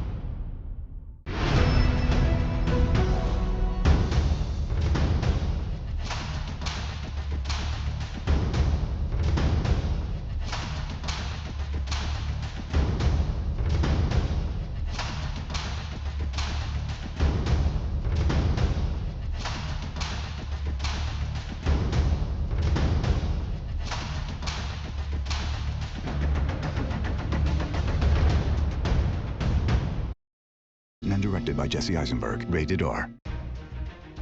Back now with President-elect Donald Trump earning that title for the second time just after 5:30 a.m. Eastern Time. That was when Wisconsin was called for Trump, putting him over the 270 electoral votes needed to reclaim the presidency. Speaking earlier this morning in Florida, Trump told his supporters he would heal the country. Yeah, he spoke just about 2:30 a.m. His whole family was there as well. His VP, J.D. Vance, also spoke. Republicans also regained control of the Senate. Now, the House is too close to call right now, but we do know Republicans have made gains there. And another big question this morning, what will a second Trump term look like? So we already know that billionaire Elon Musk and former environmental lawyer Robert Kennedy Jr. will likely play big roles in the Trump administration beginning next January. Trump vowing to close the southern border on his first day back in office. Number one, we're closing our border. And he promised mass deportations. I will rescue every city and town that has been invaded and conquered, and we will put these vicious and bloodthirsty criminals in jail. We're going to kick them the hell out of our country as fast as possible. To do so, Trump said he would use local law enforcement and the National Guard to find migrants living in the U.S. We are now going to see put in place something we've never seen in this country, which is the details of what that actually means. And many of his supporters are now going to expect it. One of the first things he's also pledged to do, fire special counsel Jack Smith. It's so easy. I would fire him within 2 seconds. Smith is prosecuting Trump for allegedly trying to overthrow the results of the last election. If he goes in and fires the FBI director, if he fires the special counsel, if he clears out people at the Justice Department and starts doing this, deporting everybody, you are going to have huge, uproar really across the country, a lot of destabilization. Trump has also said of his first acts, once elected to a second term, would be to free some people convicted for their roles in the January 6th attack on the U.S. Capitol, whom he has continued to claim are, quote, wrongfully imprisoned. I can't say for every single one because a couple of them probably they got out of control. Trump raised new alarms last year when he referred to himself as a dictator. That sounds to me like you're going back to the policies when you were president. All right, take a break. Just getting started. We're in beautiful Davenport, Iowa. Donald Trump with us for the hour as later walking that statement back. Now, that was said in jest. But the big question, who will Trump bring into his second White House? Take over, Elijah. Take over. Possibly billionaire Elon Musk, who's been campaigning for him in some of the battleground states. We have seen throughout the campaign, Trump talk about the fact that he's going to bring in new and different people. We have seen his former cabinet actually move to Harris. That's going to mean something in this new cabinet. That means it's going to be an unusual set of people that we have never seen in the kind of numbers at that cabinet level. Another issue weighing in the balance for Trump. I want to protect the people. I want to protect the women of our country. Trump cast himself as a protector of women, claiming that American women won't be thinking about abortion if he was elected. The Supreme Court struck down Roe v. Wade, making it a hot topic issue throughout the campaign after Trump appointed 3 conservative justices during his first term, tilting the makeup of the court.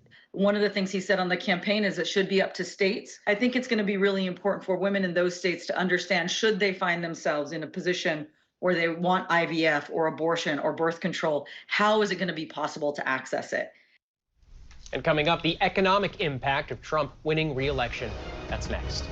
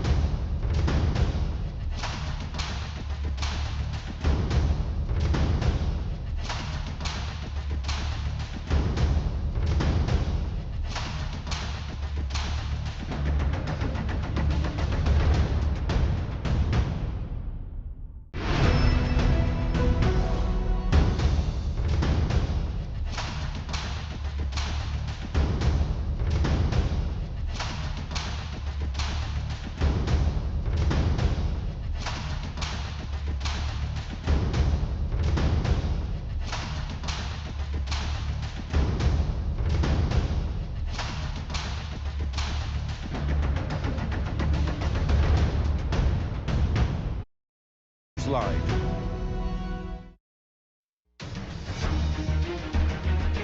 Back now with fighting in Ukraine, just one of the conflicts that will be affected by the results of the U.S. election. Ukrainian President Zelensky saying, quote, "I appreciate President Trump's commitment to peace through strength." Approach in global affairs. And there's the Middle East, of course. Israeli Prime Minister Benjamin Netanyahu congratulated Trump this morning, saying, quote, "Your historic return to the White House offers a new beginning for America." What's clear is the repercussions of the election that will be felt abroad and, of course, here at home, including the financial markets. This morning, the stock markets open with a new outlook as now President-elect Trump prepares to set his economic plan in motion. Overarching theme of President Trump's economic proposals on the campaign trail are isolationism, meaning higher tariffs and much more restrictive immigration, particularly deportations of unauthorized immigrants in the country, and just broad-based tax cuts. Another part of the plan, levying a 20% blanket tariff on all imported goods and higher tariffs on items imported from China. That's going to lead to more inflation because those tariffs are taxes that have to be paid by people importing those goods, and they're going to pass that through to you and I. Critics claim the move could spark a trade war with allies, while some experts warn those tariffs could force prices up for buyers here at home. The economy is not going to grow nearly as quickly. And depending on how high the tariffs go and how broad-based they are and what other countries do in response, will they retaliate? Yes, they will, but to what degree? All those things will determine how much damage it does to the economy. Even Elon Musk, who Trump says will run a government efficiency committee to cut excess spending, agrees with some of the criticisms. Musk predicting we will see some economic pain as Trump's plan takes effect, but he believes once the market settles, we'll see a financial rebound followed by growth. It's just a matter to the extent that he actually does it, right? Whether or not it actually comes through, that does take time to see it actually play out, and that's not something that's going to happen right after election night. Despite short-term uncertainties, experts say that for the average investor, the election results should not change your long-term saving plans. The one thing I stress, and for individuals, people that are worrying about their portfolios or their 401ks or their retirement, there's always a reason to sell. There's always something in the headlines that's going to cause you to think, I need to change something. And we really say stick to a plan and really focus on what your needs are and what the time frame for those needs are before you make a portfolio change.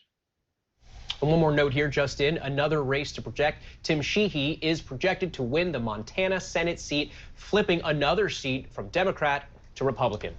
We want to thank all of you for watching our special edition of Good Morning America First Look. Our election coverage continues throughout the day here on ABC. Have a great day, everyone.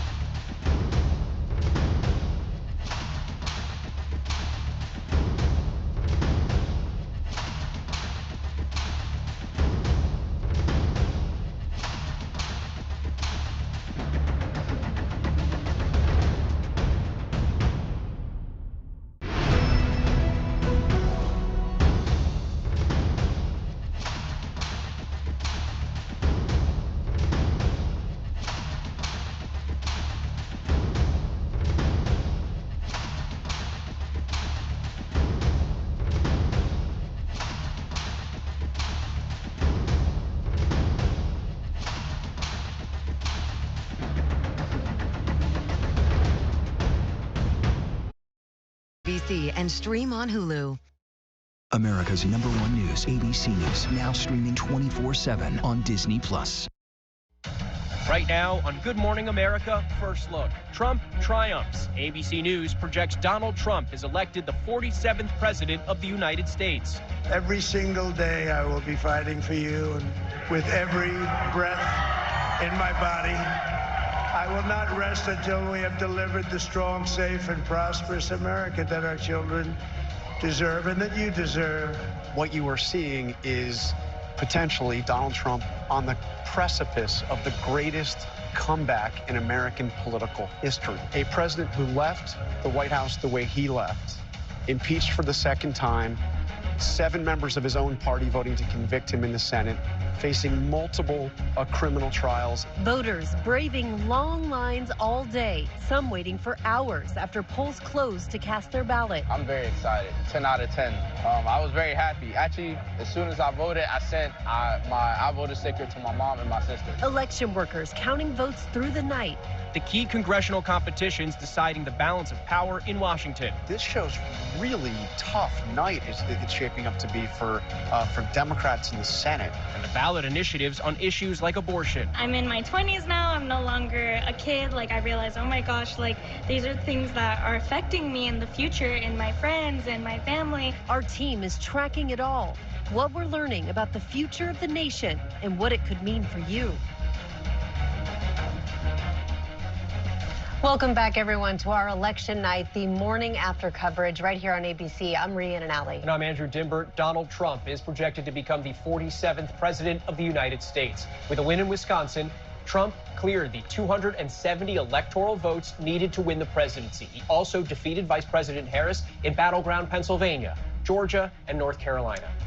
Trump did not mention Harris in his speech, but he did thank supporters in West Palm Beach, Florida this morning, also promising to help unite and heal the country. Harris did not come out to speak with supporters gathered at Howard University in Washington. ABC's Alex Perche begins our coverage this half hour from Washington with much more. Alex, good morning. Good morning, Andrew and Rhiannon. This was overwhelmingly a good night for Republicans. They made gains in the House and gains in the Senate, and Donald Trump about to make what would be the greatest political comeback in American history. This morning, Donald Trump ready to become the leader of the free world again. This was, I believe, the greatest political movement of all time. There's never been anything like this. So I want to thank the American people for the extraordinary honor of being elected your 47th president and your 45th president. The first upset of the night coming with a win in North Carolina, the first swing state to go red. Then Trump edged out Harris in Georgia, securing 16 electoral votes and slamming the door on the hopes of flipping the state for Democrats. This is looking very bad. She's done very well. She has to do very well, but she's fallen short of where Joe Biden was. Vice President Harris won the West Coast, along with most of the Northeast. That she wasn't able to turn out her own base in some ways in those big urban centers in the way that she needed. And despite painting such a dire picture of a second Trump term, ultimately, it was that question of whether you are better off now than you were 4 years ago that Donald Trump hammered throughout this campaign. Harris opted not to speak. The fact that Kamala Harris is going home tonight, I think, is amateur hour. You know, she has an obligation to speak. This pathway for her might be narrow, but it's also might be walking through the eye of a needle. She should say something to the people that adopted her as their nominee because they were just told by the president to do so. And she's leaving the country hanging now all night. And I think it's ridiculous and it's childish. Long lines weaving around polling places across Pennsylvania late into the night. Near Lehigh University, some waiting 7 hours to vote as the Harris campaign handed out food and water.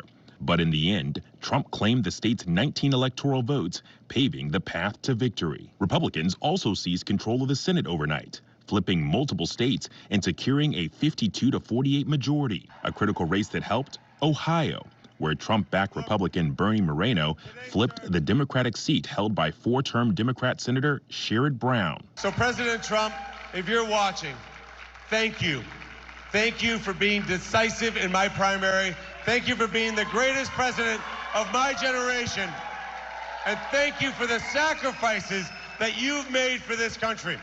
But Democrats did see a win for reproductive rights in multiple states from Nevada to New York. Arizona, a historically conservative state, approved its ballot initiative to cement abortion rights into their state constitution.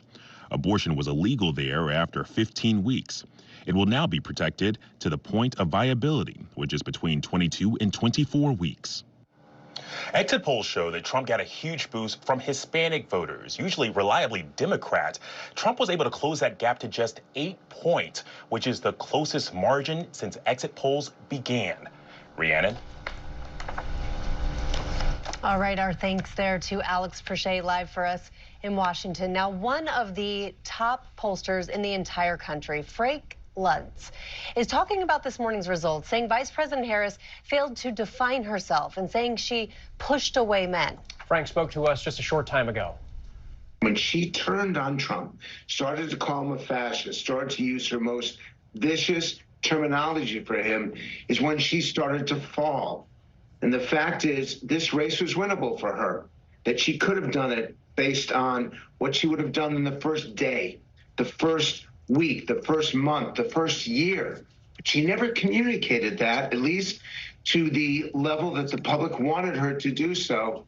And in the end, they chose the candidate they didn't like but agreed with on affordability and security against the candidate who they liked, Vice President Harris. And in the end, they had to know where she stood. She never crossed the threshold.